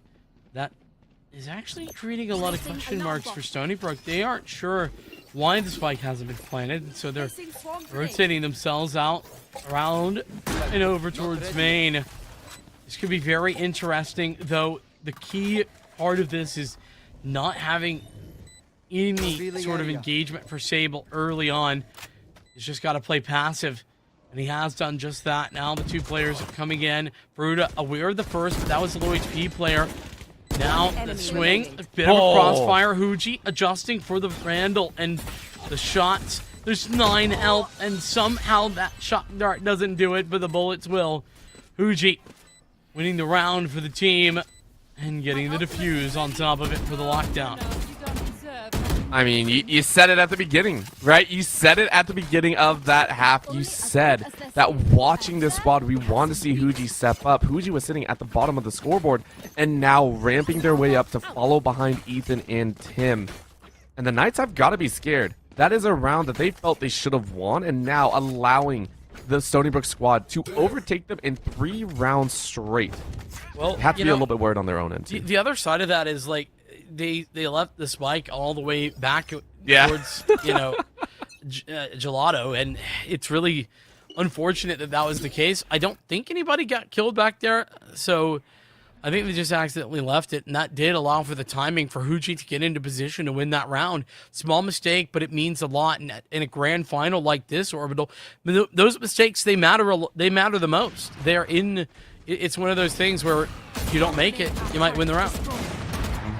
The very, very simple misstep allows the opponent to step up and over you. Ethan, though, says, hey, my turn. I am the jet player here. Takes a snapshot. The Knights are going to roam their way into A. This time, not leaving the spike behind. They made sure to pick it up along the way. So we can congratulate them on that. They now have to face the music, though. Guns are coming out here. And sheriffs are all that they really have. Boga turns at the wrong time, and Ethan finds the back. Ahead. 3v4, and now Shockbolt on the top side. Ethan eats that one. Turret goes down. And now taken out. Nanoswarm slows down the aggression, and a dash off to the side. Ethan says, give me that chance. And give me that opportunity underneath the rafters. He's too hype, takes one. Cartier takes another. Cartier goes down, but Kenji can only find one. Are you going to look on the side, Tim? Yes, he does. Headshot 1, headshot number 2. Kenji actually picks that one up, and it is going to be 4 rounds in a row. Stony Brook once again on a resurgence. They've done well to find that round, despite the fact that, I mean, really it was actually brutal timing. I forget who it was who was up in rafters and didn't get any sort of value. I think it was Boga that was there, but regardless, turned at the wrong time and just gets shot in the back of the head. Stony Brook, but as mentioned, 4 rounds in a row, but this 5th one is going to be very difficult. Reminiscent of that 3rd round, that gun round that we were seeing, where they were at a disadvantage and they brought it back. Now, Stony Brook have Blade Storm available to them. We could be seeing lockdowns as well. But Scarlet Knights, they actually have the better of the two because there's a Hunter's Fury to deny the defensive lockdown. I mean, do we see the double lockdown just to mess with people? Are we going to see that, Vincent? Well, we could, but there's a Hunter's Fury, so one of them will be denied. Yeah, that is true, but I still want to see it. I don't care. I want to see it. I want to see it have a bit of fun. I want to see the players go, okay. I mean, kind of expected this one. That's going to be a recon coming out here, or not a recon. That is a little bit of a suppressive fire. Hoping to make its work, but Fruta is going to lay theirs, and as you said, they have the Hunter's Fury. They have their own value, so they're happy to hang on to it. Tim, though, waiting it out. Gonna be hiding inside, and Prof just chases in. Says, hey, I'm not gonna wait at all. This is our opportunity. No players are detained. It's a phenomenal setup in their own right. Scarlet Knights take over this B site, and it's gonna be Stony Brook to try and fight it back. The fact that Sable's not got its gun out there is brutal, just on a rotation, getting outside of the radius of that lockdown. But Ethan bringing it back. Boga gone on the first of those fights for the retake. The suppression continuing, but that's going to be over here in a moment. Will be adjustment. No, not fast enough. Cartier is quick on the trigger finger. The blind, though, the paranoia. He lined him up. Oh, Prof is insane with that. The help of that paranoia gets him 2 frags, and Fruta closes it out. Scarlet Knights, they finally answered the call. Not quite tied, but they're on the way there. Oh my lord, a moment of glory right there. Cartier has had some shining moments. We said it last time as well in map number 2. It was a solid investment, and it was a solid play as well. They were sitting at the top with the most frags, but this time around also having some impact, a ridiculous amount of impact in their own right. And take a look at that scoreboard. This is how good the Knights are. 13 across the board for almost everyone except one at 12. That is how much they are playing almost as a singular unit. I love it. They're trade fragging well. I think that's what has been the most impressive to me about what they've done, and that's why that they are consistent across the board. It's great to see that. Of course, right now, Stony Brook having individuals step up, and that's been their claim to fame, at least claim to get back into this map. Oh, shock dart, but the second of those going wide means that Stony Brook now a little bit of an advantage. Kenji is going to get this kill for free, almost certainly. Here too. You get one, you swing on the second, you get the second, right? Like you said, Vincent. Now for the possible third, but you don't look, or actually you overlook that distance. That one feels a little bit bad, but Ethan sends the knife straight into Fruita's head, and that's more than enough. So a well-timed play on both ends on Stony Brook's side leads them to a 4-2 advantage. A couple shots through the back end means Tim finds Prof's head. Just like that, the teacher is taken out. And that's a spike down as well, and Beast's going to have to recover that. Walk through a dark cover is the requirement, and that's terrifying. Late into a round like this one, 20 seconds left. Has a recon bolt to work with, but I don't even know that there's really time to work with here. Not enough, and Beast too high, runs straight into the gun barrel of Tim, and a lot of props over to Stony Brook. They're coming up with some awesome frags and chasing down that spike carrier as well. Huge corner picks right now for Stony Brook. They, on the defense here, again, it's a stark difference from games 1 and 2. From their sides of aggression being the key and aggression giving them the win, they played it much slower on the attack. And yes, it didn't yield the exact results that they wanted, but their second half looks much better. 5 rounds to 1. They're stacking up in a 2-1-2 fashion. And I don't see it stopping anytime soon. At this point, Knights are the ones in a desperate hole. They have the guns ready. They have the weapon advantage, or a weapon, I want to say even ground. They do have to understand that Stony Brook is looking in their stride, and if they are not aware of it, if they are not careful about it, they will eat dirt once again. He's just clearing out a lot of angles here. Isn't aware that there's a double setup. That will be heard, though. One audio cue made that confirms at least one player, and then the recon bolt being shot confirms a second. The Blade Storm or Boga hoping to find something. Dash away means that there's no refrag possibility. Tim sticking around for maybe more than he probably should, but will eventually escape with his life intact, though limited in the health department. But still, Fruita gonna have to find some success. Getting the lockdown on towards the site. That's for the defense. Stony Brook, they've got a lockdown in place, and there's only 40 seconds left. This is going to be problematic. I mean, the Knights are taking a little bit of a page out. No. Oh, Boga. Hopefully no one chases in, and I think Boga's in a safe space, but that one hurts. They're slowed down ever further. They were waiting, right? That spike holder was waiting for the entry, and now you don't get it right off the rip. 20 seconds, though, taking a page out of Stony Brook's side. They are now going to rush, hopefully enough chaos in the back line, but 2 hiding inside a boathouse saying, hey, this is our chance a little bit in the back line. Huji finds Fruita, and that's going to be the plan. Prof trying to get a little bit more time for the rest of the squad. Huji, though, lighting them up on spike the cross. killed. Oh, no. That is going to be the spike going down, and that is it.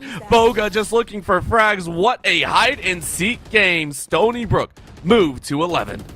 Yeah, they didn't realize there was a second player back boathouse, and they didn't even confirm the frag on the first, to be honest. It was just so brutal.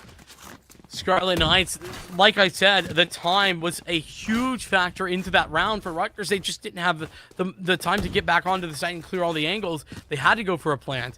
And, well, you can see why you have to take that extra moment. Clear the back of the boathouse. Rutgers 3 rounds down, just 1 away here for Stony Brook to map point.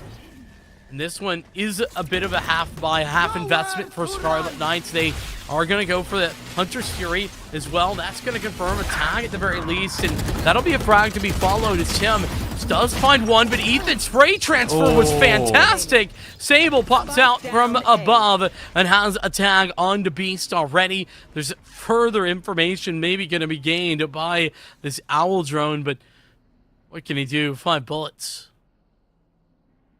I don't think the owl drone actually spotted him out, so Beast too high might have an opportunity, and now you cheat out. But there it is. Huji said, I don't even need the owl drone. it is going to be 12 and Stony Brook. It was a hard-fought battle. Let's not make any jest about it. This has been a hard-fought fight, but the second half has been breezing through, and because of that half buy going in, it is now the purchases coming in on the other side. Only Fruta will be without a major arsenal in their back pocket. The operator, though, Ethan, getting ready once again. And Ethan on this jet has looked extremely good. We did say it was going to be a jet diff once again. Trading it out to someone else has worked phenomenally for Stony Brook. Oh, hello, Ethan. Straight, quick frag on to Boga. This could be the final round of this game if that frag is an indicator. The opening pick, sure, always a very valuable piece of weaponry. There's the no command, though. If Genji pops out at the right time, could just take out this KO immediately. That would be a huge piece of utility out without a trace. Whoever it got. Oh! And that was Ethan trying to take a snapshot. Couldn't see the elbow fast enough. Genji gets away without really any problem. And Hugie, through smoke, in fact, finds the no-commanded KO. Ethan, go back for more. Second attempt more successful. Are they going to be able to stabilize that core? Yes. No, they won't. They attempted, but gets denied. And Ethan for 3. The op is going ham there in the final round. And it was 13-7 for 2 maps in a row, but a 13-8 here in our third. All right, listen, you know what? It may not have been the jet we expected, but it was definitely a jet diff there. That was phenomenal. Ethan came out with a smattering of disgusting kills, and the rest of the team as well. At the very end, stepping up. Let's give it for what it is. A player stepped up once again on the side of Stony Brook, and the rest of the team followed. These two teams play off of personal momentum, individual skill rising up to the occasion. And it's once again happened. Stony Brook watched as the Knights stepped up a little bit ahead, said, I'm going to take another step forward, and it's now up to the Knights to follow suit. You know, there's a couple of things here. Number one, think about half number 1 Hugie versus half number 2 Hugie. I mean, had like 3 kills in the first half, probably ended at like 15-16. Was incredible resurgence there. A lot of credit due his way. Of course, Ethan, as you mentioned, the jet making work easy, but Kenji stepping up as well. It was a team effort by every single measure. With that said, this also means that now there's that added pressure for the Scarlet Knights to know that this is serious point now. I mean, grand final on the line. Lose this next map and it's all over. There's no more freebies. There's no safety net left, and that is something that they're going to have to work with here. I do expect them to step up, though. This is another squad that has shown that they deserve to be here. There is no reason that they do not deserve to be in this grand finals, and they are going toe-to-toe. Looking back, if we don't go to all 5 games, I want everyone to know that I will say you cannot look at the game difference. You better go back, watch this, and give respect to both these squads. Yeah, and with that, we're going to respect that they need a little bit of a break, actually. Yeah, it's a lot of Valorant being played. We're 3 maps deep. We're going to take a short break. When we come back, Split is Rutgers pick coming up next. See you in a moment.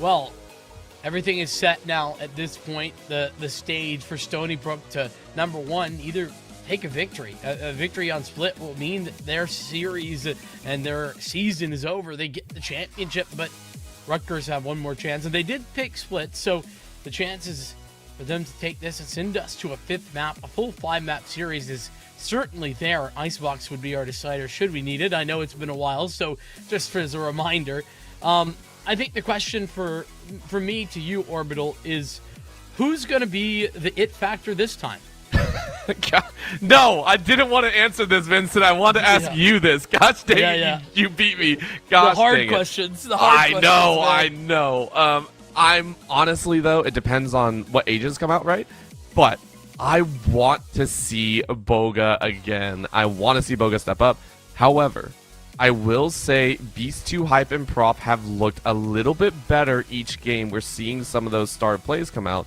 And then Cartier has been that solid foundation. So I hate saying this, Cartier, but I don't want to see Cartier be a standout player. I want to see Cartier be the solid rock for the team that they can rely on.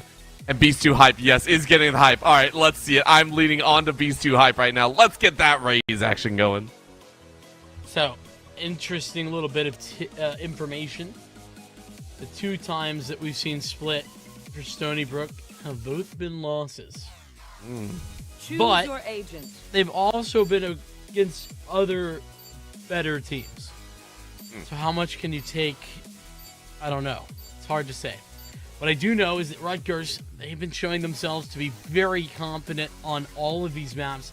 The fact that we haven't really seen a blowout here is impressive to me, and I think goes to show that this is a squad, both of these squads, in fact, that are able to have a very deep pool. And that's very impressive, especially for collegiate teams. It makes me happy, right? Whenever we see teams, and I also got to say this because we are into a game 4, something that we don't see very often. I am a very, very big. I want to say I'm a very big promoter of endurance tests for players, right? Best of 3s are pretty much the go-to for just about everything. So most teams are readily available for 2 games, and I understand. You're a big pacer test fellow? Yes. I want to. Well, okay. No. Not that. I do not endorse. I do not endorse that level of aggression and anger against poor kids in gym class. I was also one that failed the pacer test, I think, like 3 times. It was not good. I don't know if I ever passed it, actually. You and I both then. But I also like to see, once it hits that game 4 and game 5, where things start to drop off. We start to see players specifically start to lose their edge as time goes on, because I think that's a very, very big factor. Certainly can be. We'll have to watch out for that. See if anybody's cooling off or maybe heating up at the right time. But regardless, we're going to see early. We saw a little bit of mid-aggression there from Rutgers. They put 2 players there just to make a point. Now they're out towards A. Big swing from Huji is unsuccessful, and Prof making themselves very quickly onto this site. And in fact, they've taken screens control. That's going to be a free kill straight on to Kenji. In fact, the bullet's wide for Ethan and 22 HP. It's very dangerous at that range.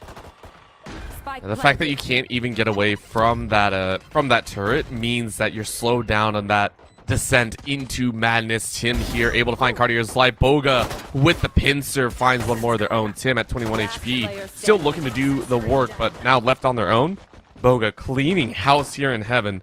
Fruta and the rest of the squad ready to swing hard and take out Tim's life. Scarlet Knights win out in the early start here. First round event. Stony Brook, they look, I mean, I'll keep it a buck. They looked pretty abysmal in that round. They did not. It felt like everything was just a little bit off. They weren't hitting shots. They were also not swinging together. We were seeing individuals take these gunfights, and it was ultimately not successful. So a bit of a uncharacteristic round for Stony Brook, but a good setting of the tone for the Scarlet Knights as they put themselves up into the lead. First round, at least. Judge in the hands of one of these players. 5 players aggressing in one direction. It's what the B site is what it's made for. Trailblazer going to catch Sable. That's one player not able to make the moves, and Boga will connect the shot. So Tim does get one kill. It's quickly traded in the spike planet. And now, this is going to be that challenge once again for Stony Brook. What can you get in a situation where everything seems hopeless? Maybe count and look to try and hit your shots, or just look for exits, which I can agree with as well. A little bit of information. Ethan realizes where that turret is, but that's going to be up on above. Boga sends Huji to the grave with a great headshot. Looking for one more, but Kenji denies it. And you know what? Again, taking a couple lives is good, and you take a third. You know what? Consider that a win. Looking for a bit more. And honestly, Ethan says, hey, let me bounce up Cartier. Takes out Kenji's life. Ethan, though, on the back end, can't find that last shot, and it is going to be 3 lives lost. Scarlet Knights finish it off with a round that they are expected to win. This should be the first win for the Scarlet Knights on split, at least that I have stats for. It'll be the first win against the top 30 team. They beat Stony Brook here and now. Of course, that's a big if. Scarlet Knights, though, they're going to be up against a bit of a rougher purchase, or a bit of a better purchase, rather, for Stony Brook into this round. This is the bonus. Time to see what Stony Brook are made of. They really should be hoping to win this round pretty dominantly. If they were to lose it, I'd get worried. And, okay, that's one way to say it. Sable going for just a little bit of information, jump peeking, gets hit with the Marshall, and then an additional bullet from the one pistol was enough to finish him off. That hurts so much, and now chancing their way in. Stony Brook have lost lever, but they get it right back. Boga goes down. Beast too hyped, though, with a headshot into Huji's life. Kenji swinging wide into the garage once again. Beacon left, beacon right, and Fruta says no. Cardia follows through, and it's all left down to one. Scarlet Knights coming out with a brutal shellacking here, and they get a third. The bonus definitely is a bonus. It absolutely is. I mean, and it all starts with that opening pick that I talked about. It really is Beast 2 hype, and I think it was Boga that had the Marshall that made the difference. Able to get a move on and catch a timing where there was really no one available additionally to defend the site. The retake comes in swiftly, but it's all not going to work because the crossfire was set up so beautifully from Scarlet Knights. Rutgers finding themselves up 3-0 on this pick here late into the best of 5. Oh my gosh, this is... I mean, the Knights do not want to head out right now. You can see it in their eyes, and I mean, they're going to get this freebie here, 4th as well. And main thing is, again, just watching the Knights get more and more confident throughout this game. This is their map pick. This is the moment that they want a chance on their own. And so far, it has lended itself to whoever picked the map does a little bit better on the day. And we want to see that ring true once again. Huji, though, is going to try and end at least one life here. Boga, though, says not today on the other side. You will have to work with a player down. The rest of Stony Brook wondering where the heck they can go. And I expect the Knights to try and minimize losses. They don't want to lose any more lives here. And just try and clean out Stony Brook nice and easy. They got that opening pick, grouping up, playing together. It's exactly what you want to be seeing. Seekers mostly destroyed. Tim still hanging out in Huji. Remember all of that Marshall damage that he was doing before.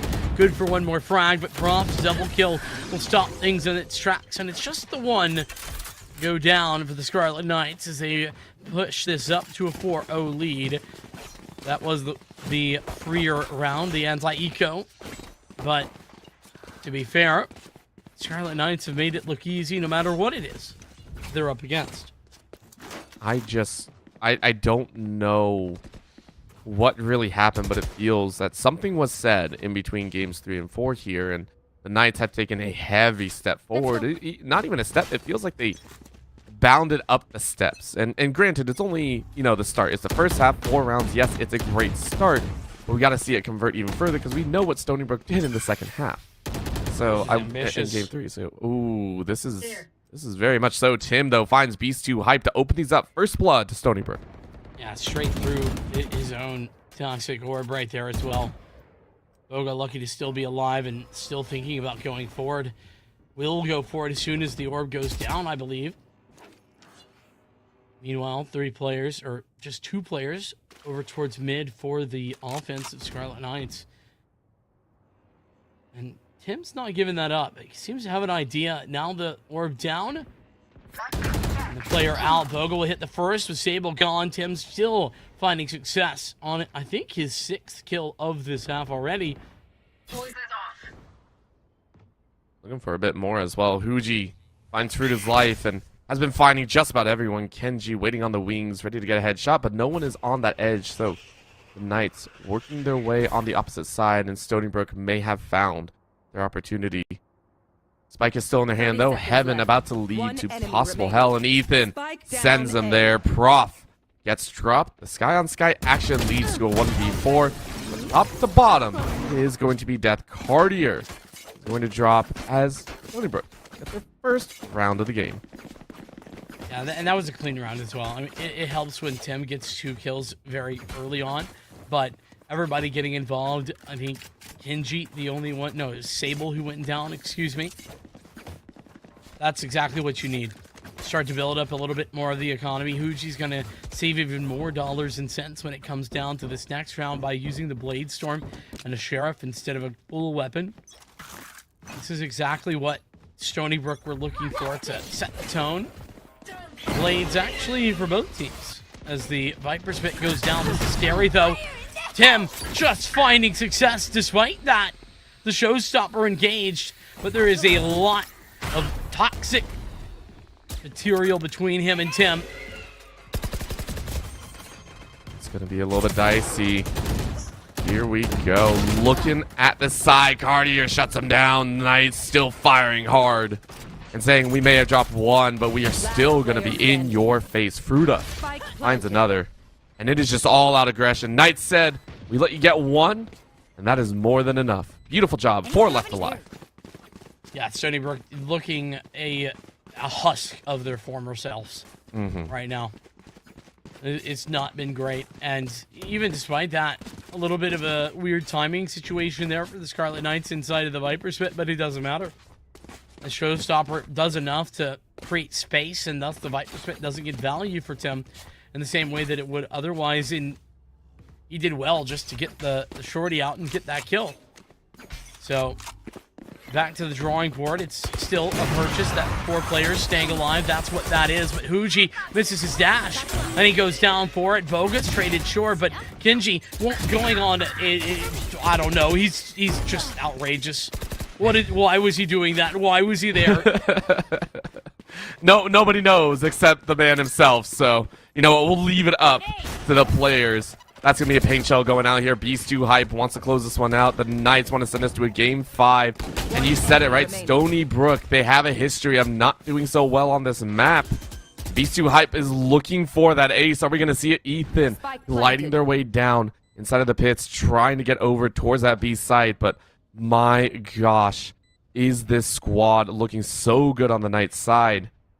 I mean, Stony Brook, they have to break their curse. If this becomes a curse, this is going to hurt them in the long run. Well, of course, yeah. You mentioned as well at the end of that last map, at the end of Ascent, that there's individuals that have been stepping up for Scarlet Knights and looking better and better, and Beast 2 Hype was one of them. And we're seeing it right here. Now in a duelist role, seems freed to frag out of control orbital. It's been great to watch. Oh, it's been so good. And down on ends, Fruta falls. But now they spot him out. Oh, Prof said, okay. Do they get it? Hey, there it is. Let's go. Hype it up. You know what? You won the round. It didn't matter, but you got the ace. That was funny. I don't care what anyone says. That counts. That is why the round went the way it did. Yeah, for real. Beast 2 Hype, 11-3 right now. In having only a great 7 game. rounds. What the heck? Yeah, and already Scarlet Knights being at a position where you would call this pretty good. You know, it's still a little defensive sided, but picking up 6 rounds early out of the first 7 on your attack is great. Bo got another opening pick. That's going to be Kenji gone in an instant. And you wonder what more can be said? What more can be done? The sight is theirs, but Ethan catches two, not looking his way. And maybe this is the turning point. Fruta and Prof in the meantime finding their own successes, but still, if Ethan's still alive on map, the problems are not over. Ethan's triple down for a third kill. The Seekers invested, and they know exactly where these players are, but Ethan needs an ace for this to be their round. I mean, Beast 2 Hype could do it. Why can't Ethan? That's the call here. And you know they aren't going to A, so you quickly chase back. And honestly, Tim, that was a rough one. The poison didn't go down exactly like you wanted, but Ethan, ready to go. You don't have really anything in the back. You have the Trailblazer. It's fine, but that's very, very little in its own right. You now see a swing. Fruta has found out where Ethan goes, and you know it's all down to the gun duel. Can you win it? Do you look right or do you look straight? That's a turret up top. You can't really do anything, so 2.5 against 1. Scarlet Knights take a 7th in the largest lead we have seen in the first half so far. Yeah, I mean, it's really incredible. I actually was mentioning maybe a bit of a caster's curse that it's impressed me how close the opening stages of every map have been. Right, 3 maps in a row. It's been very much like back and forth, maybe 2 or 3 rounds going one way and then the other, but nothing this large, nothing with massive swings in this nature. And well, now we're seeing that be the case here. The Scarlet Knights showing us that split is precisely what they needed. Huji, though, finds Boga maybe a bit too aggressive. Was Boga in that area? And we'll find themselves down 1 player before Ethan cuts 1 more down for size. Well, it looks like Stony Brook are coming alive. The Wolves are currently trying to get out of the den, out of hibernation. Fruta lights up 2, though, and is able to make it a little bit pricey. 2 rounds, though, to Stony Brook. They will not go down without a fight, and honestly, at this point, you're literally just chasing to not allow Scarlet Knights to ramp up to double digits. 3-9, you know what? Screw it. Grab that. 4-8, even better. Yeah. 7-5 is honestly the best you can do, and you just need some semblance of evenness in that way. Indeed. Also got to stop Beast 2 Hype. That guy's going crazy. Yeah, that's the other. I left that off because I don't think it can be done. I'm so sorry. Beast 2 Hype is saying, this is mine. True story. Yeah, it feels like there's been domination. Hey, look, he has a showstopper as well. Popping that out. Not an early aggression, but now a little bit of a slower approach just to walk in. Now the showstopper being procced and ready. Ain't nobody on that site, though, my friend. Nobody to shoot this at. And it will go by the wayside, but it's well worth it if you get the plant down. Boga spotted. And now they know that there's at least 2 players because they spotted the jet alongside that raise. Of course, they have to make it work here. They have to do a little bit further in. And Ethan shuts it down. Ethan with the 2K makes it happy. But on the back end, B2 Hype said, not today. This is still our time to play. This is my time to shine, and you are not going to take that one away from me. In this retake situation, though, they are still stuck. Stony Brook are still stuck in that file. And Cartier says, Kenji, you cannot enter. Boga can't even get through the front door. And it is GG on that round. 8-2, 6-round difference. Yeah, and I want to note something here as well. And there's 2 sides to the story, right? I'm sure you've noticed Orbital, but Sable 0-9. Definitely somebody that you intentionally rely on for Stony Brook. You consistently see them performing. Not necessarily doesn't necessarily have to be at the top of the scoreboard, but just in general. But I think the addition to that is that Sable's currently off rolling. Normally the initiator player right now on the controller, and that can be very difficult because they're playing double controller with no initiators. It's such a big difference in the playstyle as well, and it is something maybe they were testing out here as well. I'm not sure, but it has led to this situation. Once again, you hit the nail on the head. I think there was no real other way to put it, and call it out is so appropriate, and maybe that is that linchpin problem. For right now, though, they have to make do with what they can. I did say no initiators. They are running Sky, but it's very different. He normally plays KO and Sova is the typical. So clearly a bit of a difference here. Regardless, could be part of it. The 2 players remaining. So blind. Literally couldn't see a thing.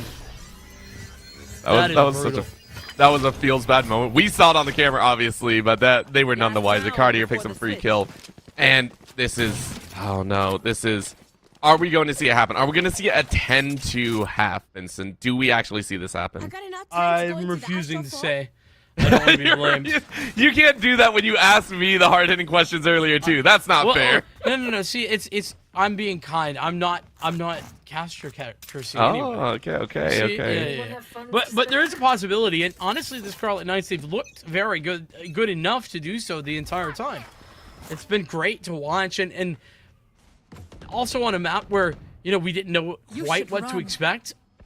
Scarlet Knights stepping up big time. Lockdown engaged. That's over at A. Boga finding Huji. That duel has gone Boga's way far more often than it's gone to Huji. The A side open free for the taking. Do you think Huji lost the magic? Do you think that was just like what happened and it just feels so Huji bad? could never lose the magic. Oh, well, in this game, they've lost the magic. That I hate to say that, but it's true. 3v3 now as Kenji is waiting around the corner and is able to find Cartier's life. In goes the showstopper saying, listen, it's the last round. I will fire away. And that's going to be the shot. You know what? You'll take that. Beast 2 hype shutdown. The show has been stopped perfectly. Down to a 2v1. Fruta has to make a play. Oh, my gosh. The dance coming in here on the edge. Can't find it. And Sable gets the headshot. Great round. I don't know what Scarlet Knights were really thinking there. They took the A site and decided to plan B. For some reason.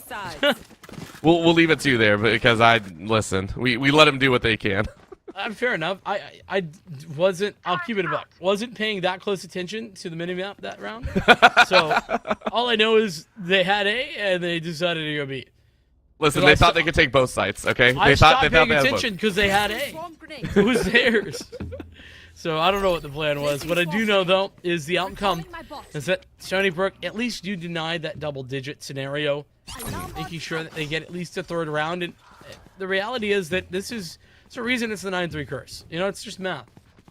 A little bit of an extra opportunity to make the comeback. It's just enough rounds to do it with. The offense of Stony Brook, though, it's going to have to look the best we've seen from them on offense all night. That one's a hard one to put through. This is going to be a stalwart attack from Stony Brook if they want to look good. And again, this first one is going to be the big decider. It really kicks off and lets them have their advantage. And it looks like they come alive. That's going to be 2 frags to open things up on top of heaven. And now they chase into sight. Tim ready for the lurkers. And great headshot. Fruta, last one alive, is able to take Tim's life. But it's a small consolation. Your information has been given away. Your location has been marked. And you will be hunted down here at the last moment. Or maybe not. Rest of the team just making sure that they play this one by the books. I honestly wouldn't hate to see a save from Fruta, but it looks like that's not going to happen. 1v4, though, seems a bit ambitious. I mean, what would you save, though? A little armor, the ghost. Oh, that's fair. That's fair, I guess. Yeah. I just...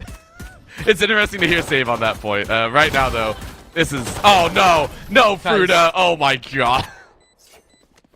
I mean, that's why you stick your nose in there and hope and pray that Stony Brook just keep giving you 1v1s like that. But, yeah, it's not a big deal. Just a mild suggestion. But the first round on the Stony Brook road to recovery. Of course, that's a long road filled with many speed bumps, potholes, and other, I don't know, obstacles? Obstacles. That's the right word. The obstacles being just absolute monstrosities. Just like a mountain in front of them and they have to climb it. It's pedestrians. Those are the other Oh, my... Oh no, Vincent! Oh no, it is still gonna be quite a difficult obstacle to get through. We'll leave it at that. I like that word, Vincent. I really do. Scarlet Knights, though, they're still getting eaten up a little bit here. They are gonna lose their duelist coming out of the fire, and Stony Brook getting a little bit excited here. They are gonna play this one slow, going back to that cautious play style of stick together, don't go too far off the mark, and we'll work our way as a team. Yeah, Tim, the lurker, been working that lurk role pretty much the entire series all the way through. That's a great frag from Cartier, though, because it's so difficult to find it on that particular angle with the frenzy. Good crossfire. Free shot for Boga. Just going to thin the herd even further. And now 3 players to put themselves on to this site. But Tim, in position maybe, spots out the bot and thinks better of pushing through. Chance approaching as well as they all run away, and they almost lined up. If only Tim had a bigger gun, would have been quite fun to play with. Right now, though, it is a chase over to the A site. He said not today, and let's go ahead and meet them there. The Knight's going to try and put up a defense before the spike even goes down, and that might or might not be death of this round. And it is going to be Cartier to find Ethan's life. With only 8 seconds left, I mean, you don't really have a choice. Spike already in the open as well. It is GG as Scarlet Knights hit 10 rounds. Beautiful job in that Thrifty. Yeah, and, you know, you just saw it getting further and further out of hand as things went down. Just Scarlet Knights, they have very, very much used this map to its most, to the best extent they know how. Right? Like setting up those crossfires in position. Obviously, Cartier hitting that initial shot, but then falling back and playing for the crossfire. It's just all really good. And there's also one thing that I noticed. I don't remember who got the frag, but that refrag onto Tim, whoever got that gun out when everybody like looked like they had knives out and are running back the other way into spawn, is a saint. The saint, the goat, whatever you want to do. It's the power move of all. Just give us that. Give us that, please.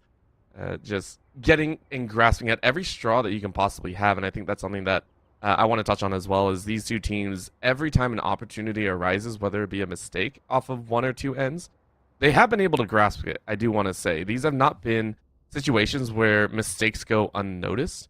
It's just that right now, Stony Brook were making too many at the beginning, and Scarlet Knights were able to key up on that. Now Scarlet Knights are also slipping one or two times, and yet that round was phenomenal. Still, mistakes all the way around, and teams are buckling in for the third. Remember, Scarlet Knights are able to win this one. They put themselves 2 away from pushing to a game 5. Wow, I can't count. Speaking of noticed, I just noticed that that's the first time out we've seen this entire series. Yes, it very much was. Yeah, that's insane. Only 4 maps in, but I mean they are down bad, and they just lost to an eco round. It wasn't even a real force buy. It wasn't even a half buy. It was just a couple of classics, a shorty, and a frenzy. Like just barely any investment. Sable, that's just not an angle you're really expecting op to be in, if we're being honest. Boga found so much space and ran with it now. Hanging out, holding back, controlling so much of the map. And you can see what it's done. The defense now forced strong towards A because of where this operator's located.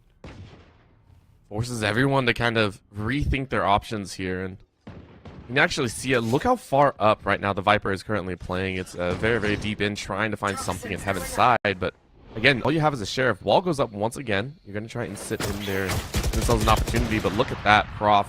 Honestly, got jumped on by Ethan, but Ethan did not have the piece to work with. Tim, though, with a free fire on 2, finds a huge opportunity. 2v3 now as the paint shell splits off on the side. Kenji getting ready to try and hold on to this B site, but they're going to rush it. 2v3. Are they going to find it? Nope. Boga sits him right back down. One more around the corner. You get tagged on the shoulder. And another sweep. Kenji denies that one. It's down to a 1v2. But again, time. You have to get to the spike, and you can't get up the rungs. That has lost precious, precious seconds. And it will once again be the timer that is the downfall of Stony Brook. Yeah, but a good eco round. I mean, that is... Sure, not the outcome that they would have hoped, but it is absolutely the damage that they were looking for. Leaving just 2 players left alive after their pretty solid lurk from Tim. Double kill on the rotation. That being said, 11-4, there's still a lot of rope left here for Scarlet Knights. They've got basically everything they could want. The operator's still in hand. It's back to mid. This is a standard approach for Stony Brook and pretty much everybody else on split. Gathering this mid control is highly important. And they'll start with it here. They need any sort of pressure in their way. Again, they are up with their backs almost against the wall. They just have about an inch left before they have nowhere else to go. Looking over mid. Now the decider comes in. Do they go to A or B side? They have not gotten too much information, so both are kind of left up to their own devices, and they are going to actually split over towards B. At least the spike is. Looking for a frag or two on the A site. Heaven should be making a little bit of noise. It is walking, so not too much, but there we go. The call is now being made. Get ready for A. We're going to take our time once again, winding down the clock. 45 seconds left. Stony Brook have got a very solid pinch set up here onto A. They're going to have control and the audio cue given away. So the player falling back. It's really going to be up to the one defender of the site, actually. Who's actually committed towards A. And here we go. Push forward. Beast to Hype connects that first, but it's just the 1-for-1. But Cartier has actually gone into elbow. Finding the success, though. It'll be 1-for-1 still, and the spike carrier falling, and the lockdown in place. Bruda forces everyone to try and fight there. The fight, though, does not go to Stony Brook. It's 12-4, and Icebox seems a guarantee at this point, doesn't it? I don't even think we have to say think. It is going to be that guarantee. It's only a matter of time as big guns are coming out once again, and that's only for Scarlet Knight's side. They have successfully taken their map pick, and, you know, it feels like that curse is real. Stony Brook, for whatever reason, here on Split, just feel off. They just feel unorthodox. They do not... They don't play it. No, that's the answer. It just seems so, and it's a fantastic pick. Whether Scarlet Knights completely prep for that fact, or if they just happen to have it. Well, either way, it was a fantastic notion to have it in the 4th round, and you make an opportunity, a window appear for yourself here. Scarlet Knights, they know they have the gun advantage. You can see they're slowly closing in on this side, and Stony Brook, they're moving as a 5-man unit, just praying for a chance to get first blood and give themselves a little bit more space.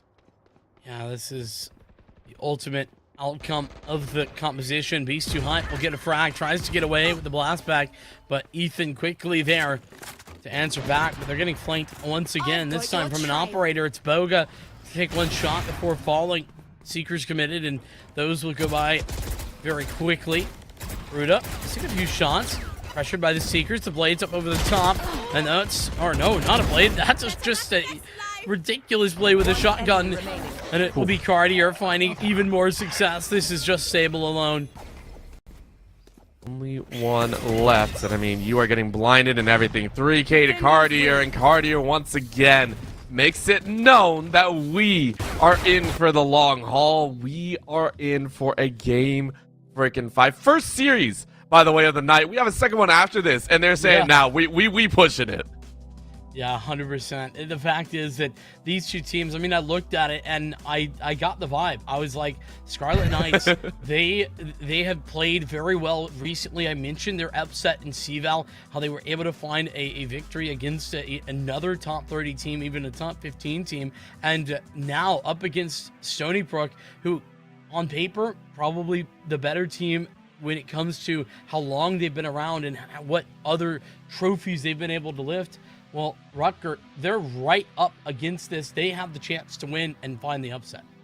And I, honestly, if they keep that same momentum from Game 4, I expect them to hold on. They did not look winded at all. I did say I was worried a little bit. I was a little bit tepid about, you know, is the endurance test going to be there? We are going the full distance. And if anything, the Wolves seem to be tired out. They aren't chasing as far. So for right now, Stony Brook, we need to see that energy come back. We need to see that fight, that fire come back into their eyes, because they're going to need it or else they're going to freeze out.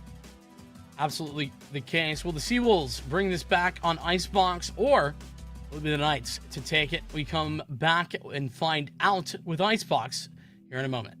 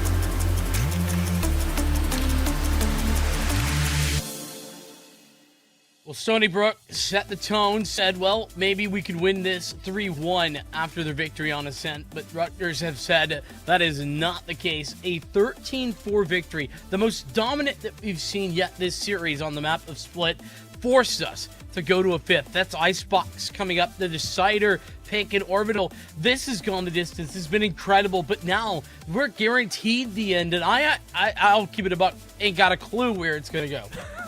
Nah, I agree. This has been ridiculous the whole time, not just in where the direction will go and who will step up. Even in the rounds themselves, we've been questioning things. We have seen both these teams take multiple thrifty rounds, and it, again, either a team steps up, either a player steps up, on Rutgers' side, or someone on the other side just falters, right? They make a mistake. We saw, I believe we saw Rutgers at one point just kind of fall to the wayside, take a weird pick. It was a and B on that map for him. We were like, why the heck would you take both when just take one? On the same note, Stony Brook have had some issues on their own. The Sea Wolves have not really found their sea legs, especially on game number 4. And the last few have left me wondering, are they out of gas? Are they out of steam here? I want to see them come back. I want to see them be able to bounce back and give us a phenomenal game number 5, but only time will tell. Yeah, both of these teams, they dabble a little bit in Icebox, but it's kind of hard to tell whether or not this will be close like the most of the series, or if maybe Rutgers can find themselves in another very dominant situation. I really don't know. What I do know is that these agent selects are looking pretty standard. Nothing new here by any means, and as B-Soup Hype actually locks in that Sova, then we'll have a full mirror matchup in the standard pick as well. Let's be real. There's not a lot new here on the map of Icebox. It's headed out. We'll give it a fond or maybe not so fond farewell and a firm handshake. Break a bottle as it sets off into the sunset, right? Or is that's only when you set sail, right? I think that's what it is. You're saying that, and you might be right, but I have no clue. I'm so sorry. I got the C on my mind. That's what I got. Like, it's the christening. Yeah, it is christening of ships, and it's only when they first set sail. So you know what? It's shipping off into the distance. We give it a Viking funeral, one last hurrah, or maybe we see it in the next series. I don't know. We'll see. However, what we do know is Stony Brook is back on the defensive, and I did say, they've been on the defense now 4 out of the 5 games to start. And this time around, we expect them to hold the wall. We expect them to hold the door a bit. And Scarlet Knights are looking to ramp things up a little bit more for them. So I'm excited to see what they bring to the table here. Indeed. With the entire series, the entire season on the line, we get things underway once again. Kenji getting aggressive. Not going to quite find the success and ends up going down. Ruda will clap forward, but Ethan has a dash away, even up over the top, and that's going to be Stony Brook having the advantage as they come in for the retake. Oh yes, it is such a quick play here, and the Knights are like, yeah, we're going to do this one. Eyes are open though. Stony Brook walking, and they're not even trying to split. Take a look at this. They are finally looking to split off, but I mean, angles are held pretty neutrally. Top rungs with 2 lower ends as well in through that screen side. I mean, what can they do? This is going to be a recon. Oh, but Sable walks into that shock bolt, but still gets a go. Beast 2 Hype is down. In through the poison they go, and Huji finds Fruta. And you know what? Stony Brook coming alive at least once or twice, but Cartier gets the last lap before falling. A lot of HP drops, but it is the round nonetheless. Opening for Stony Brook. A solid retake, and I mean, if you look at the HP bars, it was well fought. Definitely not easy by any means, but the Stony Brook squad coming away victorious is exactly what you were hoping to see if you're a Stony Brook fan. But you remember, the Scarlet Knights are ones to watch when it comes to these secondary rounds. Never has it been easy in these anti-ecos for the team that wins the pistol. Boga has a Marshall in hand, and you think, well, this isn't really a big force buy. It's just like a Marshall in a frenzy. It doesn't matter. It just doesn't. I hate that that's such a true fact for this series, Vince. I hate it. I want to be able to expect things. I don't want to have to expect the unexpected. And there it is. Boga takes a snapshot, but instead eats 80 damage there. That one hurts. So now have to walk it down, but was able to trade out with Ethan. So both of them working on low HP. Kenji might be able to heal him up though, so eyes on top, but trading out one. Ethan still falls, Beast 2 hype. Cartier though, with the classic, ends Kenji's life. It's happening. No, don't you dare, Vincent. No, that is caster cursing. That is a curse and a half. Oh man, they got man advantage, sure, low HP there for the Chattanooga, but the fact remains there's still only 2 players committed to the A site because they don't know for sure that this isn't a rotation. Just 1 player scanned on the recon belt. They're gonna wait things out on this wall. I don't know if they have a wall of their own. They probably don't. There's a player in looking for the rotation actually as well for the attackers. Well, they do have a wall. This could be massive. This could be a win. Spike should go down though. Tim finding 1 successful shot. Now the Spike not able to be planted as easily. Shots being fired left and right. Brock will eventually get there. And then the Spike does go down. Needs the frag. Does Fruta. And the shot is good. 1v2. Sable up against Fruta. Trying to take these fights. Spotted out by the bot though. And working over the top. There's just no way. He's already loading in the open. And Prof has it. I told you it was coming. I'm done. I've never cast a Valorant series or games that have gone this back and forth and ridiculous. The fact that that's actually expected now. The fact that the first 3 rounds are not going 2-1 instead 1-1-1 or 1-2 instead. This is stupid. This is ridiculous. Knights and Stony Brook are giving us a test of our willpower to keep watch. And I swear, even now, we're gonna watch Stony Brook just pop off for no reason right now. That's what I feel. This is going pop off because it's for the championship, man. Okay, that's fair. Oh man. Tim had to fall back down to 70 HP. A lot of damage being done, but oh my gosh, King Boga will go down. Cartier able to find that frag. Oh, Spike gonna get planted just a moment later. Sable very much just making himself known here. There's multiple players very close to these angles. Ethan, it's another shot. Oh my gosh. Uji up around yellow. Could have one. Oh my gosh, it's going.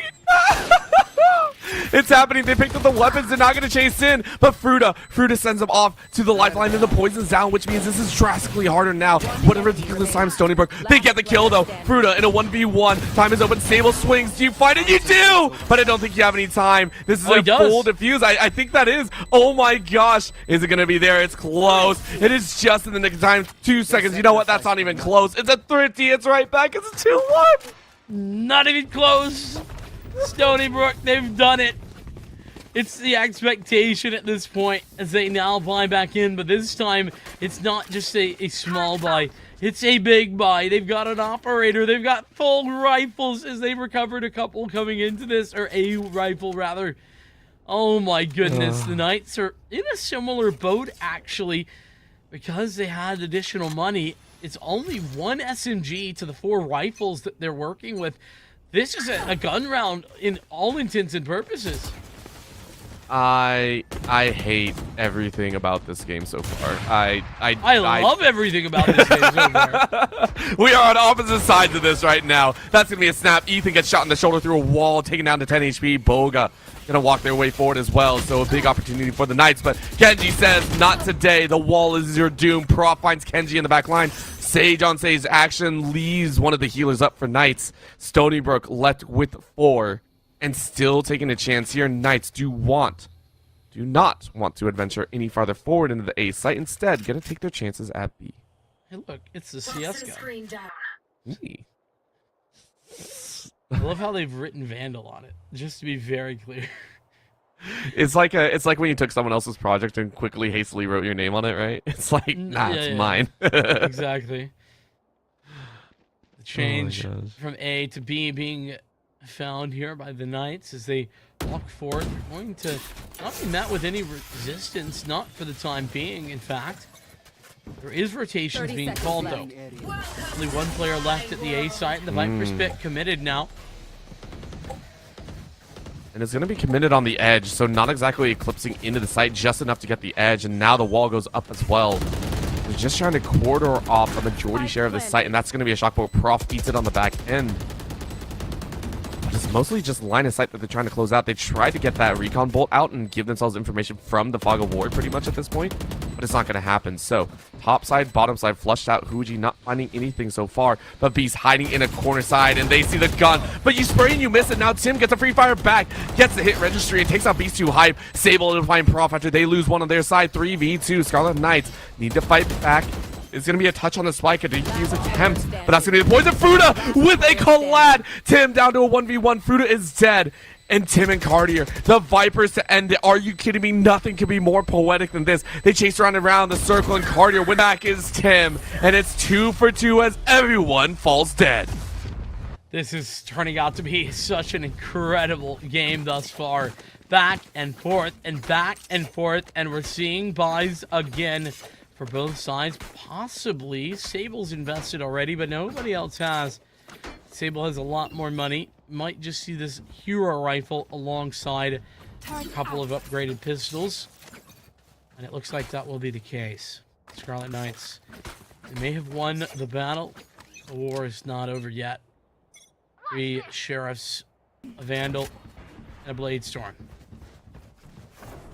I mean, ultis to work with, right? These are chances, but once again, the Knights, they're fighting into this one. And remember, last time it was rotate. This one's just a full court press. They're going to send their way forward. No ulti on the end, but Cartier says, I found the lurker. I got them. Give me another chance. The turret helping him out. Plant goes down. Wall was up, and Cartier gets the swing. Says, not today, Ethan. Not today. I took 2. That's my job. Kenji finds Cartier. But it is Boga to take out Sable. Headshots galore. Prof really been an aim lab so far. And Knights once again light up that kill feed like a Christmas tree. Prof ends it all through the wall with 4 left alive. First time we've seen 2 rounds go the same direction in a row. In this game only. Yeah. After 5 rounds, we finally get there, but that was a save. Not a full investment. So Stony Brook, they have the possibility to win this round, but you can look at what they've had.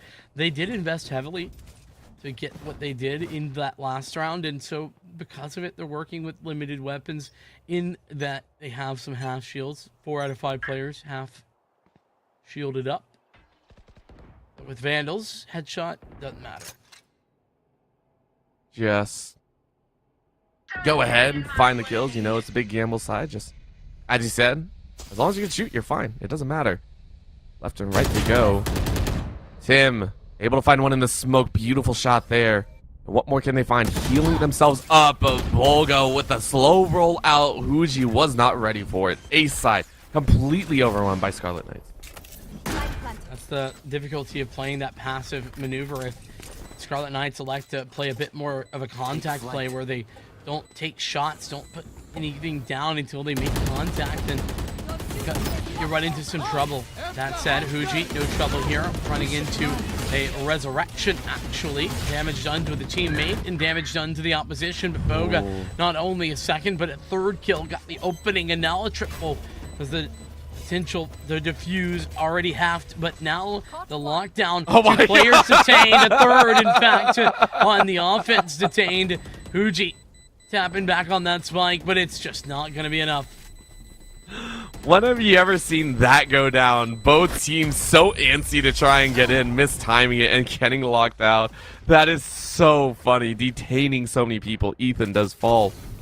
But it's the Knights again. Whether it be, you know, what they expected or not, they are now 2 rounds in the lead. Guns not exactly in favor of Stony Brook, but they were able to keep 2 rifles, as you said. The ultis, though, heavily in favor of the Knights. That resurrection, I think, is going to be very, very key here. Big one to watch because it's going to allow the rest of the team to kind of swing out very, very quickly. Maybe watching that jet. Try and spice things up in a jump and a half into A. Yeah, I mean, the fact that the investment last round was a res and the lockdown for the defense of Stony Brook, and they didn't get in. I mean, they didn't get the round out of it. They did get value. It's not ideal. Okay for Ethan, but he'll stay alive. Tim, though, will take a life. Prof gone down. these two hype the same for Fruta can finally get that trade. It's not that big a deal, though, if Boga keeps shooting like that. He will do so. 1 and 2, but Huji stops it in his track. Spotted out is Fruta, but Huji doesn't have an angle. Terrifying, but Kenji does. Fruta now gone. Courtier all alone. Oh, no. Okay. Okay. I'm so done with this, Vincent. This is out of control. Even in a deficit, even in those situations, I'm still looking like someone's going to clutch up, right? Like someone's going to clutch it up. They do. Stony Brook on a round where they only had 2 saved weapons. I think they had maybe a Stinger and then a bunch of Sheriffs. That's all that was required. And Tim taking a 2K with that Sheriff is exactly what we've come to expect from him. For the course of this series, Tim's consistency has been something to be impressed by. Operator out for Ethan, and see another additional purchase for the Scarlet Knights, but they are waning when it comes to their economy. A loss here would put them in not dire straits, but certainly not good situations. Huji said, you know what, let's put them in a deficit. Let's put them in a dire strait. Let's make sure they feel the burn like they did. They made us feel at least in game number 4. Tim hiding off on the wings. This is actually a very forward momentum. We haven't seen too much action in the mid, I think. It's been more straightforward, straight lace from the Knights. It's either A or rotate to B or B side. And to actually find a frag there is huge for Stony Brook. They've locked off that center part. And the Knights do have to make a choice. They have 4 left alive, and do you actually chase into the B side or not? Are you looking for that opportunity? And again, it looks like a float from Stony Brook leaves this 8 side a little bit more vulnerable. But I don't think the Knights are actually going to be able to read that. They've now confirmed that they are going to fully commit to the site. If they find the long-range kill, they can make it. But Kenji locks it down, and the resurrection has to come out. I feel that a little bit inopportune time. Well, it's going to work out for them at the very least. Rez and Stony Brook rotating themselves in. They've now got 3 players looking towards B. No spike planted. That's just now been put down. And unfortunately, Prof pays for it with his life. Fruta does get the trade, but there is a Hunter Fury. Maybe that can be the key. Unfortunately, that's not where the spike's planted, my friend. The lineup didn't work as well as they thought. No, not at all. And Tim, Huji both getting kills whilst the Hunter Fury is going. 1v4 required, and Tim is not taking any prisoners, only executing frags. Such a beautiful job, and Stony Brook coming alive at just the right time. And as you said, Econ a little bit shaken up on both ends, but not so much on the Knights. They had a little bit of a pack right there, and still going to work their way forward. But 2 members are going to have to sit on just the Sheriff. Cartier and Beast 2 Hype are having some troubles here. And Beast 2 Hype, remember, in game number 4, looked like a different player. Had some phenomenal shots and really lined up, I would say, a lot of those frags. And happily so. This time around, sitting on the bottom of the scoreboard, almost where Sable was in game number 4. Very true, but also got to keep in mind that he was on the duelist at that time, now playing a very different role. Ambitious from Ethan to go for that secondary pick, and that's something that I would consider a pretty big mistake. Didn't really have anybody with him to enable him to go for that. Instead, just got a bit overheated, found himself thinking that he could find that fight victory, instead gets punished by Boga. Oh man, Boga's just like, I gotta do something, kind of just picking themselves up here. A little bit of indecision though. The Knights are trying to draw out the timer a little bit more than usual. They've only had 1 round where it really takes down super far. These 2 Hype though goes into the smoke, double smoke actually, which is quite surprising. I think they were trying to lob it over just a bit higher. That's going to be the spike planted. It's now down to a 4v4. Long road for Stony Brook to get inside. Owljohn going to try and find some information. Viper's Pit though is what's going to make this very tough for Stony Brook. Position now, going up over the top, and Boga watching the flank, but still, the push continues. 4 HP for Beast, and is it going to be caught out? Tim, though, will find a win, and Huji the same. It's all up to Boga. Fuse going through, and Sable has the read and the connection. A 5th round now as we head into the final 2 rounds of the half. This could be very good. Outside of map 4, Vincent, this could be straight up deja vu once again. It could be that 7-5 or 6-6 situation, or an 8-4, depending on how Stony Brook is showing up here. But this is going to be that tepid major gun round. If Stony Brook are able to win this, they will have set themselves up for the next 2 rounds afterwards, no matter if they win or lose in terms of econ.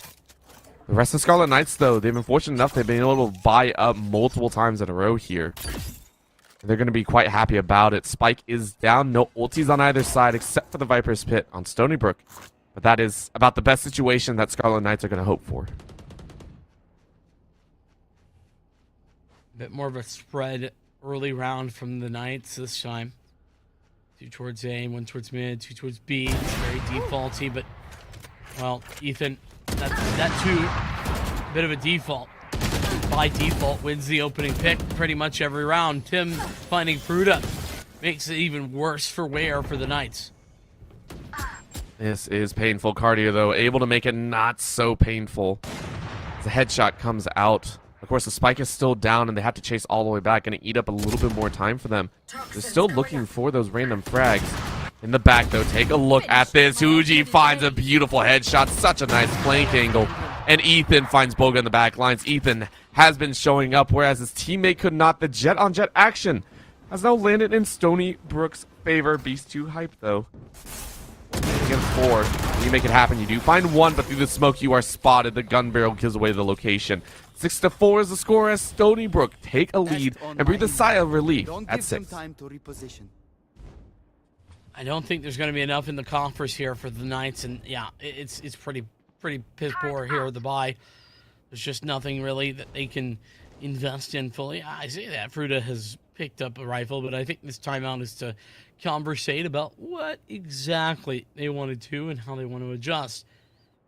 And so maybe we can talk the same. But honestly, the Scarlet Knights, they just need to be a little less careless about giving those opening pick opportunities to Ethan. And if so, they'd be doing just fine.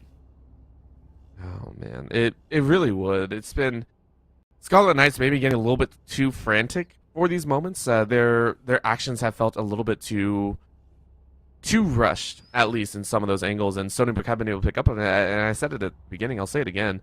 It does feel like, again, whoever makes the bigger mistake is going to come out the loser, and Stony Brook have started to find more.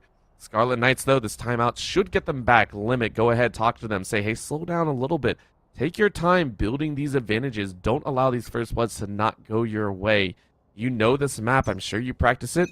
Let's go ahead, lock it down, and make our way into the first half in good standing. So with the timeout over, we'll see if that was an effective conversation, effective in how we see the round go down. It looks like they have sort of bought. No, they've not fully invested. They bought down to about 2K, which is about what you need to ensure a buy in the next. Boga, though, instantaneously removed from the field of play. On target. Oh, and they're cardier as well. So the talk may have not been as effective. And honestly, the timeout, remember, it's a two-way street. When a timeout goes for one team, it's a timeout for the other side. So Stony Brook might have had also some words saying, hey, this is a better position than we're normally used to. Prof said, hey, I got one better than you. That is a quick snap on the Kenji's head and a phenomenal shot as well. Very nice, but unfortunately, just one nice shot doesn't actually gain you entry into the B site. Huji still alive and kicking. Prof will put the slow orb in position to make it a little bit more difficult. Pre-fire does what it can, and the damage is done to Huji now. They have some help with multiple players now coming back in. 40 seconds left, though. There is time to readjust. How much time is the question, as Ethan just nabs up so many kills. 7-4. As things feel like they're slipping, the amount of players that Stony Brook are able to hang on to each round is increasing. And I mean, granted, the weaponry may have not been exactly favorable, but for right now, Scarlet Knights a chance to play it out, a chance to make it a 7-5 and give us, once again, that situation, right? That situation of, oh no, things are right back to square number one. There it is. The guns are out. Vandals in the Phantom. And of course, Ethan powering through, even with the knives, if you run out of bullets. That's going to be a little bit of a wall going out. Ethan on the top rung. Takes a shot and still sends Boga to the grave. I mean, just these opening picks that Ethan's been able to find, it's brutalizing. It cannot be easy for the Scarlet Knights to try and resurge in these rounds when you're losing out players, hemorrhaging them at the beginning. First and second for Tim. Ethan doubling down on another. It should just be over here, and it will be. Tim for 3.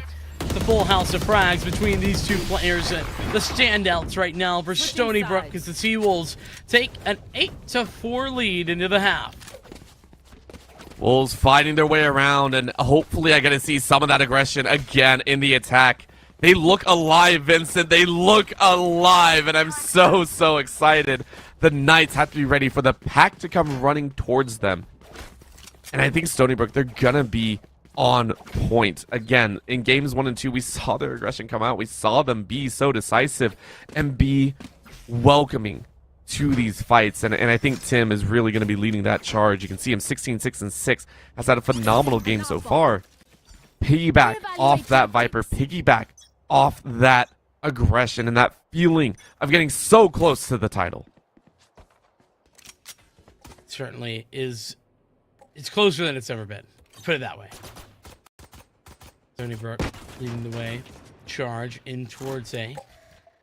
So, say that. It's less a charge and more a tepid walk.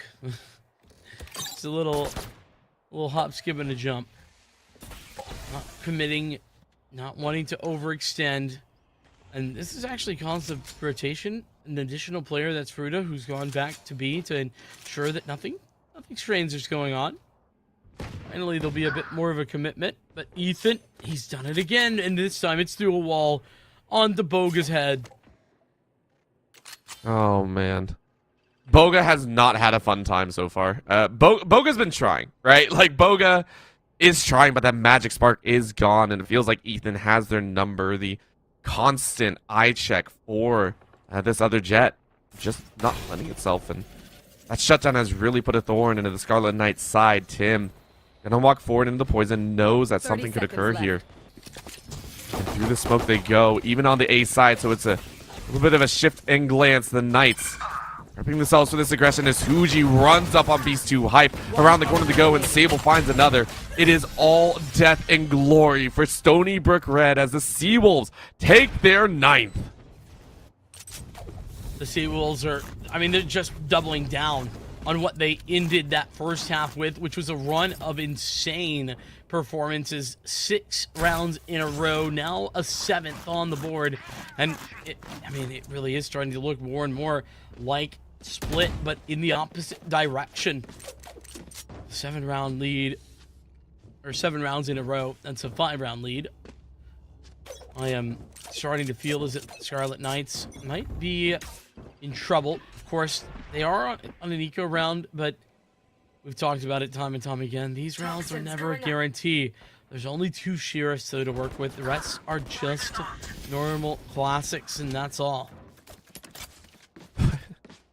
I'm just laughing at the fact that that is at least like the 7th time we've seen that specific kill feed situation go up, where Ethan has found the kill. This is becoming like that standard. These two are just somehow fighting each other over and over again, and only Ethan's getting enjoyment out of it. This is leaving Scarlet Knights in a desperate situation as they are hustling to try and figure out where this next aggression is going to come from. Looks like a B-side swamp of mid will be held. Beast 2 Hype sees ahead, gets a quick peek, but again, it's only a classic. You can't get your way back, and Tim sprays them down.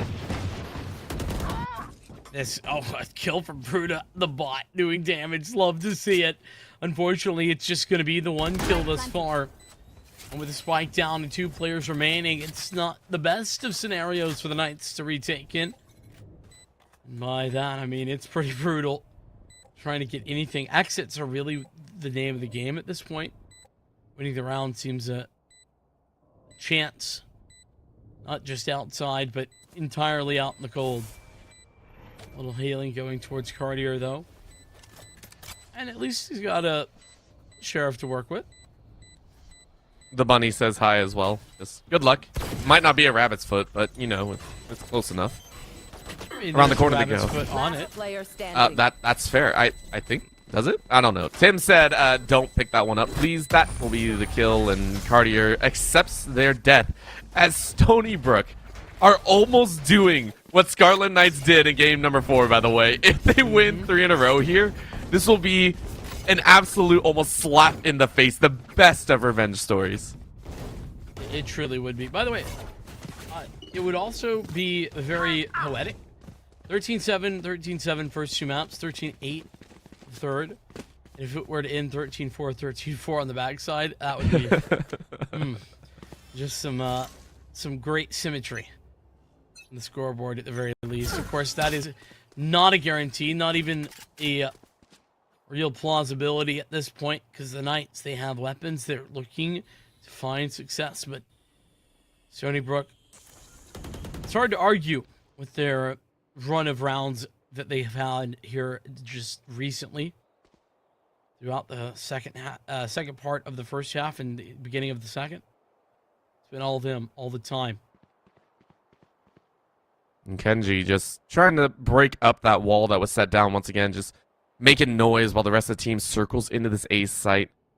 Or at least trying to. They're currently located inside of the corridors, inside of A main, and wondering how far they want to go. A quick toss of the spike as Kenji's going to pick it up. And once again, it is that Viper to walk forward. Walls go up. Everything is going to crack down. Quick spray to make sure no one's on that lower level. And they dash all the way through. Ethan trying to figure it out, but Cartier cuts them off. What a beautiful spray. Ethan finds Cartier's life, but Boga able to get revenge. And it is going to be the Knights to lock down that round in quick fashion. What a bloody, bloody sight. Yeah, all 4 players surviving as well there for the Knights is great news, because they definitely need to keep that going. That'll allow them to have some money in the back pocket in case Stony Brook were to win this next round or even the round after that.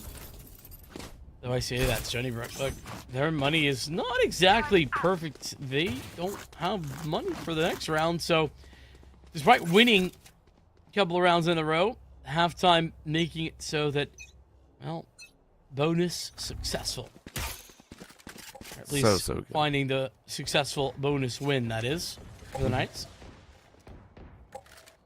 We're gonna have to wait and see. This is gonna be gonna be chancy. And you can see here Boga actually losing out on that dash, and that honestly hurts a little bit. You now do not have that ability to swing peek as much as you probably want. It was a good burn. Of course, you were just getting ready for that opportunity. Stony Brook setting up once again. The Sea Wolves are split a little bit. They are not wanting any of those defaults. They're just kind of pressuring forward, putting their best foot there. If they run into these nanostorms, that'll be the big question. Around the corner, they feel like Fruta will be there, and Fruta hearing a couple of the footsteps knows Ethan's there at least. How many more are you waiting for? Recon Bolt ready to go. It is going to be launched and quickly tagged, and now they know there's at least one on the backside. Do they flush him out? Do they get it? Fruta working left, right, and Fruta gets one, but is quickly killed as well, and that is B site overrun. It's a solid trade fragging there from Stony Brook. Good awareness. Spike not planted. This is actually interesting. 30 seconds left. There was aggression by the Sage over towards A, and they're going to stick around. Didn't go forward. Prof with the frag, and Huji going down. But Tim, he's on a lurk as well. One of his own creations. Tim finding that shot back towards B is the plan at hand. It's 12 seconds remaining. They've got to go fast. Tim gonna find another denial. Tim, this is everything you want and more from your lurker. Doing the damage. It's the Knights. 1-on-3. Prof needs them all. Prof needs to lay down a lesson. A 501 class test. Send it home. However, will the students ace it? Oh, that's a recon. Why are you looking backwards? Don't do that. You know where they are. I feel like you know where they are. That's a recon. Sends it off to the right side. And Prof, you are zoned out. There is nothing that you can do. The heal is going down in a slow orb and tow. Or at least the wall, I'm sorry. But there's not much else to call. You're going to go for the quick one. The wall is quickly broken. The poison is in. And Tim lights it up with a 3K. 2 rounds away from the Sea Wolves claiming the title in the Champions Division. Yeah, and unfortunately didn't realize that Tim had moved forward with the team. Just had to be aware of that possibility. And it wasn't the case. Obviously, we could see, but they did not know. Oh, Prof with a valiant effort, but an effort that fails. This is another buy, a desperation purchase. This a bit of everything, really. Guardian, Stinger, Here. light armor, full armor, whatever you need. Got a little bit of it. Scarlet Knights, though, I would have liked a little bit more, but it's back to A for the time being. These 4 players looking that way, but Prof doesn't need anything more than that Guardian. Can take heads off with it just fine. Finally, some revenge on the mind. This one, it's not about the war. It's like the very, very small battle that they've been fighting between each other. Oh, man. At the same time, of course, it wasn't really Boga that did it, but you know what? You take your wins where you can. At least they're not the first ones to die. Beast 2 hype, though, with the Vandal, that hero rifle coming out in tow. Saying, hey, give me that opportunity, and I will run away from it. The back corner, Boga still just bouncing up and down, but Huji was ready. Prof is dead. And now this A side push is going to be there. They do look, but Boga gets a huge set of frags. That's 2 and leads it into 1v3. Huji better make a miracle happen. Yeah, but if there's anybody to do it, Huji would be the one. Let's be real. Spike in hand. Cartier on the left side of this. There's a great crossfire setup. That being said, it's so difficult to 30 seconds anticipate. left. And Fruta seems to have an idea. Little alarm bot placement. First fight, and Fruta has it. That's the Knights having a 6th round. Stony Brook won't find 12, at least not yet. If you need help figuring out how, You know what? That's fine. I think they're going to be working a little bit further forward. And yes, this round, it looks like they are going to buy up here. Maybe short change on Tim and Huji, but Huji has also done some phenomenal work. And they got the ultis, right? That's the big key ticket. They're willing to buy in, willing to spend to try and set up an ulti play, and if they do time it well, I would assume the Viper Spit moving in, and I mean, you don't see the Vipers on Night side, so Viper Spit, get the plant happy to give themselves a close range battle of sorts. So you say that, but they actually haven't fully spent here. Stony Brook, they're ecoing enough to where they can bind to the next round, and then, like you said, commit these ultimates if they need them. First of those is gone. Well, at least invested in the Blade Storm. You can see an anime battle, both of them on the side. We will see just that. The shot, it's there. Boga down, an additional connection. It's all 3 for Ethan. He's found it. Oh, the 4K was on the line. Sable will get the plant on. And this Viper's Pit has locked down this site in more ways than one, with the Killjoy investing their own. This seems so difficult for the Knights to overcome.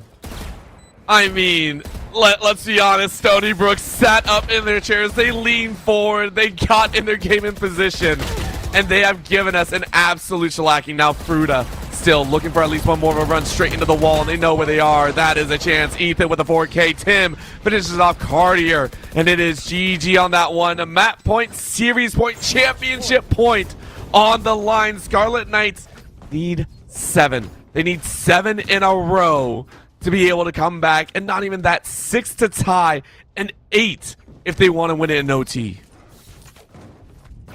That's, I mean, we've yet to see, outside of really just this game and last, any potential for that to be the case.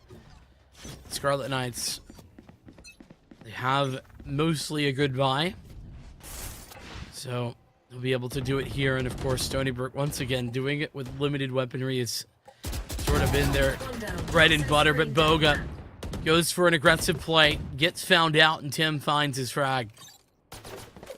Oh man, they know it. They know it. Stony Brook feel like they have this on the edge of their seats. At the edge, they see the finish line. Their hand is reaching out. And that was step number 1. Again, it was a toss back. It has been either do or die for Boga. And Fruta able to fight back. Fruta gets 1. You need a few more. Walking forward, Fruta watches as the revive goes down. And it quickly dies once again. Huji says not today. Boga denied coming back to life. What a brutal one. Yeah, that's a feels bad, man, for sure. 4v4 now. The lockdown for the Scarlet Knights is available and will be initiated immediately as the spike starts to get planted. He's too high. We'll find Ethan on retreat, and Fruta taking out Huji. There's no way to deny this, I don't think. area's clear. Nobody gets detained, but nobody can get back in time. A big win there for the Scarlet Knights. That was a round they desperately needed. And not just that, they needed to hang on to at least 3. It could not be a close one like we've seen time and time again. Tim, though. Tim is rocking that scoreboard at a 25-9 score. The rest of the Scarlet Knights are chasing after him right now. And this is, again, another gun round. Fully equipped, everything in the tank. Sable specifically, 4.4k left. Is able to buy just about everything, and only a few ultis ready to go. The Resurrection on the opposite side this time. Stony Brook has theirs alive in the Viper's Pit for Scarlet Knights. That one can be a huge game changer. It's currently lined up over there on the B site, so A is where Stony Brook are going to go, whether they knew it or not. Where does that first frag come from? Where does Boga either live or die? And where is Ethan? They're on the A site once again. They are, but no opening pick this time. At least not yet. 3 players, though, very much here. And the spike is joining the 2 that are already in position. Ethan and Kenji. Slow work goes out. Fresh and Boga trying to push forward. Gets hit with a recon bolt, and that's a brutal way to lose out on information. But still, a little bit of a rotation. Huji's in position now to make some moves. There seems to be no information, but no, the alarm bot gets popped at the right time, and Fruta will find the headshot immediately. Viper's Pit engaged at the B site right before they come around the corner, but there's only 35 seconds left. There's not all too much time to work with outside of this. 30 seconds left. And they're gonna find maybe a little bit of an opening. The one area that Oh there's my not gosh. actually a Viper's Pit, seemingly aware. These 2 high moves forward. Gonna be Cartier to go down, but Ethan finding one more. 3v3 for the win, possibly. Oh! And the turnaround shot, Kenji, able to turn it out and sound to a 2v2. Are you kidding me? Kenji gets a revive. The revive was there. It's 3 left alive. Are you kidding me? The opportunity arises, but Fruta able to find one. Ethan lands a kill on Fruta. It's all down to 1, and it's over. Tim finds profit. It's GG as Stony Brook Red take a nail-biting series all the way to Game 5. And Stony Brook Red being the champions, Northeast victors, taking it all the way to 5 maps. And I am so excited to say that, I mean, this Stony Brook team, they've constantly been fighting. They've constantly been working towards this goal of being champions, and they've done it here today in a 5-map banger of a series. Individually, everybody played well, but just speaking of Tim's consistency all across this entire series has just been so good to watch. That one, and I also want to point out, I want to give praise to Ethan as well. We saw the swap out from, you know, a little bit of a controlling to going on that jet specifically. After game number 2, it was a very strong showing. It was a little bit of a kick in the butt that I think Stony Brook needed as well. So everyone on the side of Stony Brook stepping up, and huge props to friggin' Scarlet Knights for pushing everyone to play better and better. We said at the beginning, we had fears, we had worries that this was going to be a rollover. It was not. It was a phenomenal series. The Scarlet Knights should really be proud of how well they played today. That they did. With that being said, I think we have an interview with one of the Stony Brook players here in just a moment. We're going to go to a short break. We're going to get that interview prepped and ready. We're going to come back, so do not go anywhere. We are going to talk to a Stony Brook player here in 1 moment.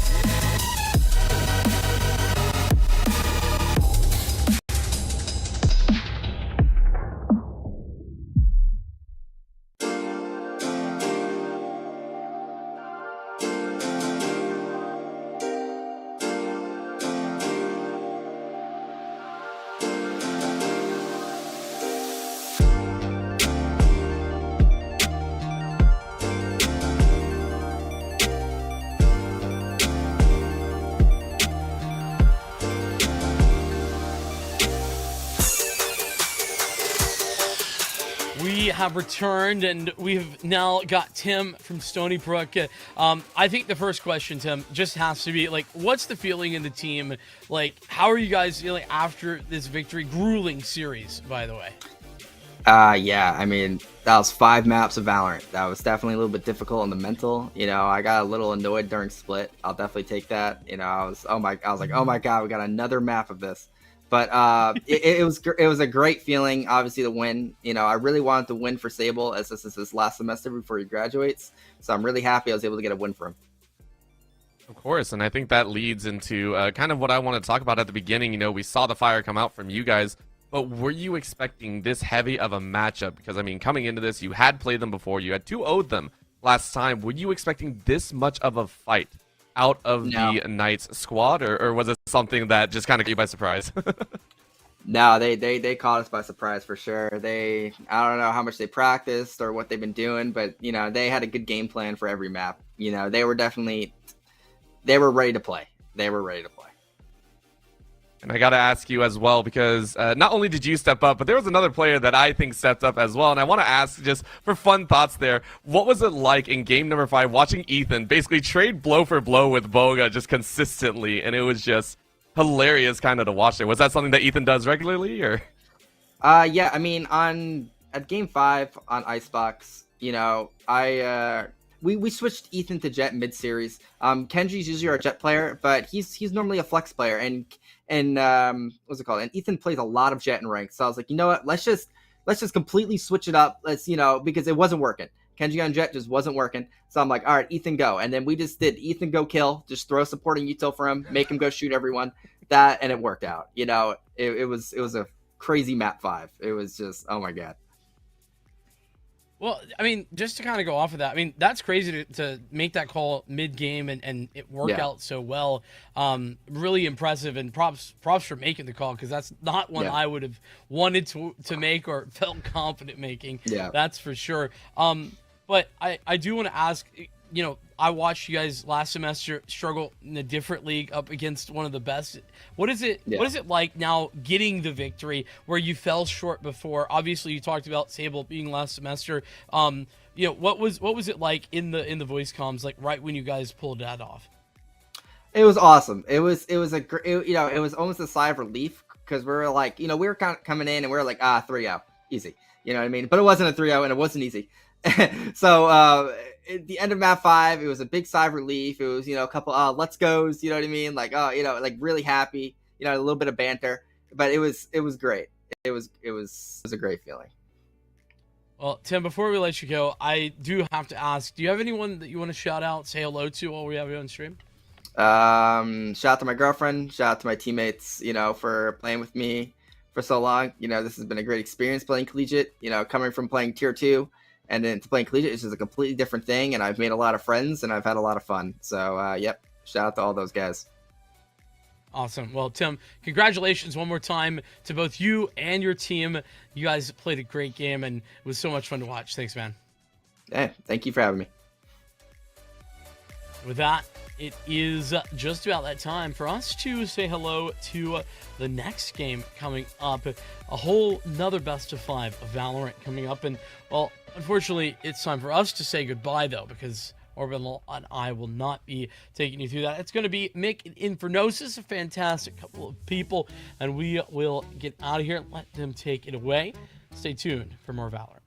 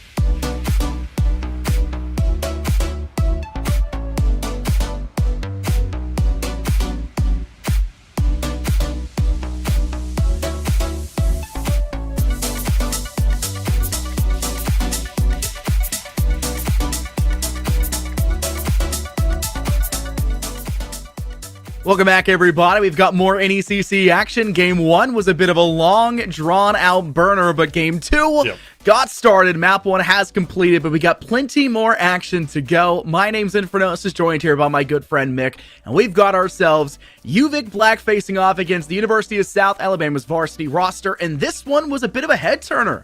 Dallas, the number 1 seed, making it to this point, and the number 6 seed meeting them. Impressive that we see an upset happen twice in our bracket to this point. In its own respect, considering the kind of seeding that you're going to be going up against. I mean, look at it right there. Already just a lot of challenges in front of you. I mean, especially USA, obviously being that 6 seed, the ones that are going to be the underdogs in the story if you're looking for that kind of plot to line itself out. But it's already going ahead and starting things off well, as you saw against that 3 seed, then just kind of moving up. GFU knocking them out 2-0 fashion, better yet. And now as we get ourselves onto the finals, you can see that they're even leading in the series thus far with a 1-0. So this is outstanding for them, knowing that, well, they're here to play and they're ready to rumble. Oh man, we're going to see if it continues to stay that way. We did see a back and forth battle for the first series of the night. Big thanks to Orbital and Vincent for broadcasting that one previously. I want to point out, apparently the first stage of our bracket was very difficult. The quarterfinals was 2-1 for UVic Black and the same thing for USA. And it was a barely victorious comeback for UVic, and it was a close game for the 6 seed to upset a third. I mean, this would be a telling age story for the University of South Alabama to really sing true that just because we were the underdogs, just because we, escaped the mainstay season 5-4, barely going positive, we can still go with the best of them. And they're really doing it here as we head into our finals. Let's go ahead and take a look at our rosters for these two teams. UVic Black, Brandon Stark, Molten Ratleaf Blower, and Aiden on the board. A somewhat older roster, mostly sophomores and juniors, but a very solid roster that now has their work cut out for them to make a comeback. I mean, considering they're seed number 1 here in the entire division, you're expected to obviously kind of live up to the legend and be able to hold themselves down a little bit and know what they're kind of doing when it comes around to whatever the maps may be. But I mean, credit to them, what they've gotten themselves into and what they've accomplished thus far. But even then, we got to make sure to look on the other side as well, considering they're the ones bringing in the chaos into the likes of this mix. And we got the likes of Speed, Project, Melly, Mando, and NECC, which it was just me. I remember last year, being and hailing from the North Alabama, my alma mater, they had an event going on. So I've casted over to this team a couple times here. A couple familiar faces. Actually played in a couple games of Speed there.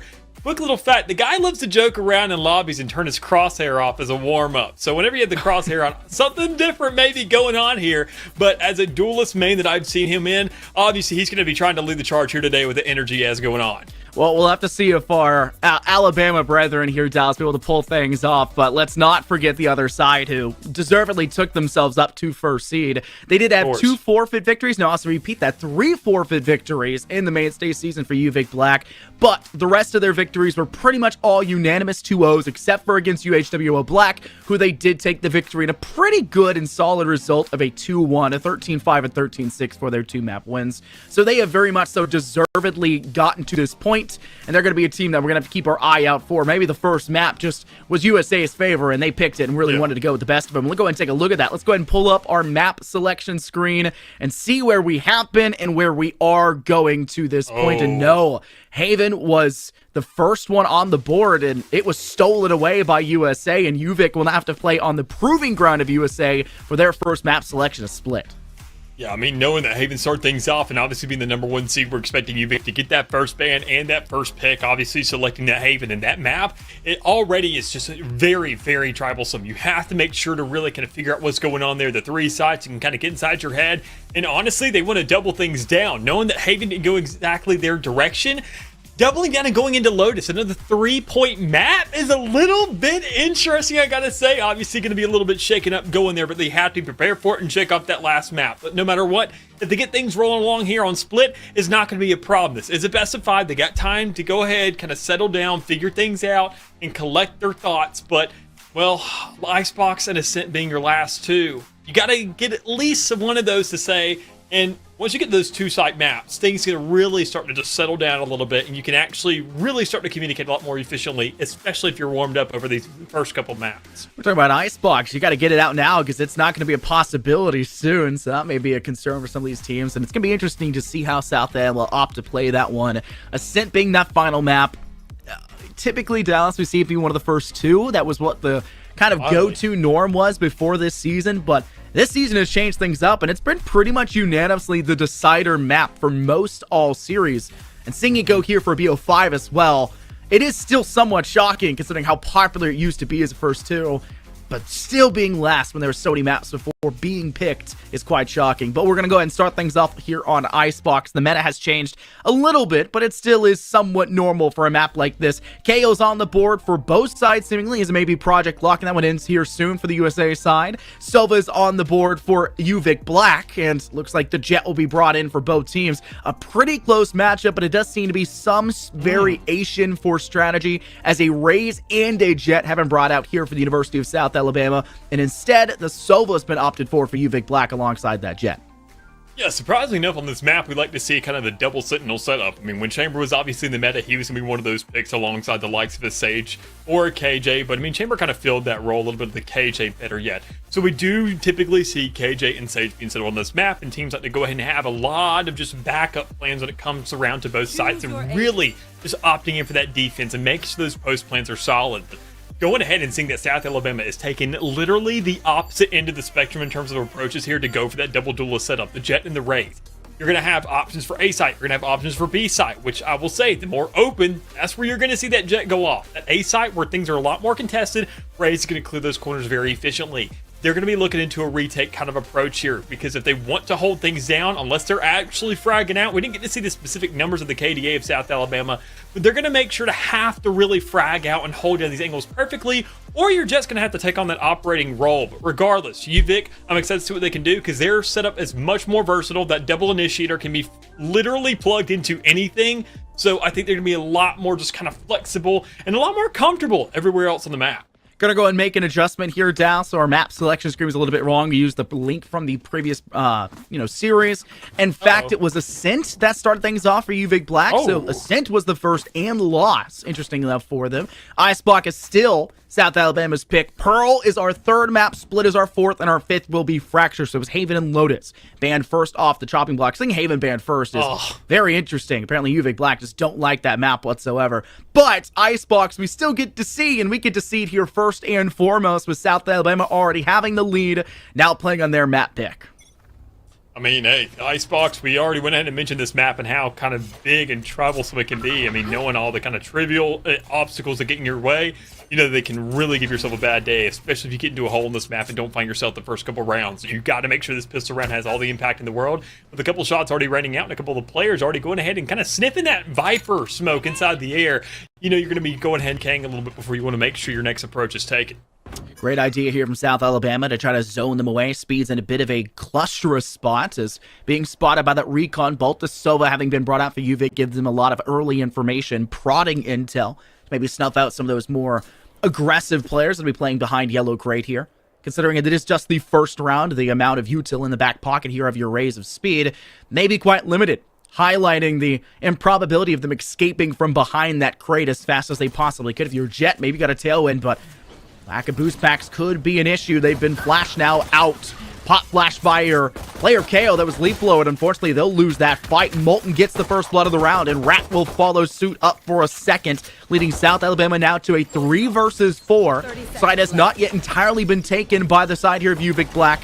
It's only at a moment's notice. Barrier Orb goes down. Mando lops the head off Aiden, equalizing to a 3-on-3. The Barrier Orb not placed in its default location, instead planted for a farther back approach, closer more towards Snowman. And with a toxic screen as well put up in place, this one could be dangerous, and the Barrier Orb's been allowed to completely solidify. South Alabama had their work cut out for them with the classic right click, knocks the head off one, forcing Mando for the refrag. Mando being pressured from both ends, has a little bit of assistance, but they'll need to swing wildly for this kill. They'll go for the 2 Project in a 1v1, and there it is, 2 kills to close things out as South Alabama will now go for the defuse. Yeah, big stance there. The ice cream sandwich to come through, give a little bit of protection, obviously, with a lot of aggression there to go ahead and make sure that there's no little rotation coming through the back of the site, and give a lot of protection going in through there to make sure to kind of keep these angles close, make sure these gunfights and these ghosts that come in through the back of spawn aren't really having all the impact in the world when it comes around to this next matchup. So good stance on there from UVic to have that wall set up, but knowing that obviously Sage is going to be on both sides of the field, you're going to make sure to kind of get that same exact play and say, you know what, let's cut this thing off as best we can. I'm surprised the angle is a little bit more straight out instead of kind of going for that little iceberg, that little connection there to say, let's use both walls to our advantage here. But instead, it doesn't really matter at the end of the day. South Alabama able to go ahead, win out those gunfights, play those trades, and get a force to work with in this round as they find themselves also looking for a lot of pressure in the middle of the map, or at least trying to retaliate to that because it's coming through. It's a little bit awkward, but hey, it may be unexpected. Interesting play from UVic. Moving in from orange, now taking control over towards site. The spray down is there for South Alabama, but unfortunately Mando gets a lot of damage out, but can only collect for 1 kill. That'll drop that SMG, possibly in favor, but there's that classic lull-free gun moment for UVic Black and Leaf Blower. Knocks the head off Nicey and now pivot in through Kitchen and now through Hall, having just collected the Spectre. Off-screen, another frag falls in favor of South Alabama. Leaf Blower has been spotted at Hall, but Project knows they're down to 1 HP and can close out that kill very quickly. Molten's only good for 1, falls after the fact, and it is just Rats. How to play around this corner. Unfortunately, not able to scrounge up any more success, and it will fall to Speed for the kill, and the Defuse will follow suit after to give South Alabama their 2-0 route. But that's a lot of cost, Dallas. 3 weapons dropped. That's rough. A very efficient round for UVic, all things considered. I mean, knowing they only came into this round with a bunch of classics, and they're still able to buy out the majority of their guns, if not every single bit of them on the attacking side. You had to factor in that plant money that they were able to manage to get on both ends. So it's good for them to know that they can find this pressure, still find themselves a little bit of space, and find a place to plug themselves in, no matter the circumstance of what their arsenal's looking like. But South Alabama, they're kind of hemorrhaging here. This economy needs to start balancing itself out, and to make sure to kind of set that up for the next couple rounds. And you can see that a couple players are pretty comfortable in that respect. I mean, Melly and Speed kind of still holding on to their guns, having these kind of better rifles in hand, but knowing they're up against the full things here, and full armor, for a matter of fact, you need to make sure to hit those shots and make it just as equally expensive for UVic right here, right now. Keep in mind, they've managed to even out their eco across the board. A lot of teams, Dallas, fall into that mindset of needing to force up to match the rest of the team with those SMGs. The 3 players that failed will buy a little bit of soft armor and maybe some sheriffs to keep things mostly even. Give themselves as much of a fighting chance as possible. They realize that the goal here is not the round win. That is the best case scenario. It is the round survival while decimating UVic's economy. Same thing they just did last round. Need to kind of avenge the eco, the wallet that was dropped on the ground, and when it gets returned, it's missing the $100 bill that was padded in the back that someone must have snuck away, pretending to be a good Samaritan. But South Alabama, first blood against them, and that makes this hold now on this B side even more difficult. Because once again, I mentioned the kind of angles and the exact environments that both these duels like to go off on. Just a little bit more of an A-holder, especially with that operator. Kind of looking up towards Catwalk, you're going to pick off some heads and you're going to tailwind out there immediately. Raze can also excel in that same area. But if you're going to see somebody over towards that B side, Jet is always a lot more comfortable. That's why you're seeing Star pushing over it again and again and again. Able to go ahead, clear every single obstacle in their direction, and mow down any players that are right behind them taking cover. So that's why you see those initial picks coming through so cleanly. 3 players drop for the side of South Alabama, and UVic are looking to hold things down with the 4 rifles still in hand. Plants down. Only 1 player lost. Best case scenario for UVic is to close out the last 2 remaining stringent players for the side of South Alabama, and unfortunately cannot do so unscathed. Though Star Oak swings out for a nice pick onto the opposing stage, Project finds themselves the upper hand back the other way. Will put them in a bit of a tumultuous spot. Project hiding within the toxic screen. Gets hit by the recon bolt, but not a big problem. That's now a Bulldog collected. Possibility of a clutch here, but timing not on their side. It really was just a dangerous approach, but that is 3 rifles in comparison to the 3 SMGs that South Alabama dropped just the round prior. A big W in the minds of these players that will have much more confidence now going into this round with rifles in their pocket. Yeah, a much bigger change, better yet. I mean, when you look at the kind of buys going through it, even UVic is still looking to kind of match things up. They are taking a massive gamble in a round like this because you cannot let that start to fly. You can't let this aggression, you can't let this ego go ahead and start to catch up to you and actually surpass you, therefore letting you kind of get behind in this match, because then everything, even your own brain is beating you in your own game. So you need to make sure to kind of keep everything tame here. But UVic does have these 2 ultimates, so once they get this spike down, as they've been very successful in every single round so far. I mean, 100% of these rounds, they've had themselves a plan. It's still very early on, but in this rifle v rifle round, if they have just as much success, that Viper's Pit is obviously going to be an instant pop because, well, you want to make sure to win this thing. You want to stay inside. You want to be comfy. And you want to set up on this B side that you've had so much success with thus far. Also, a null command available, though, for South Alabama could be a great way to deny a lot of that util. Will South Alabama be aware that the toxic screen, the Viper's Pit, is up and running, or Well, they have to fall victim to it in the later stages. It could also help them for a retake on site. Hunter's Fury here on Icebox is quite effective, Dallas, in a post-plant scenario of zoning and cordoning off from that defusal. But the Viper, the 0 point as well as the Poppy or No command could just give you enough space to really give yourself a shot at going for that defuse and denying a lot of that post-dumpage util. Just got to make sure that KO's on the right side, and apparently, UVic Black have decided to make the go-ahead to say, hey, B site may not be the right idea, let's pivot on over towards A. Operator shot rings out, and unfortunately, USA falls short with the kill. We'll have to sit more direct on site. Starrock pivoting in from elbow. Here is, in fact, the No command going out, and South Alabama just dissipating more and more time. A great brick from Melly, and nice here! Stepping up with 3. A huge pickup for USA as they will slaughter all of UVic as they step in towards site.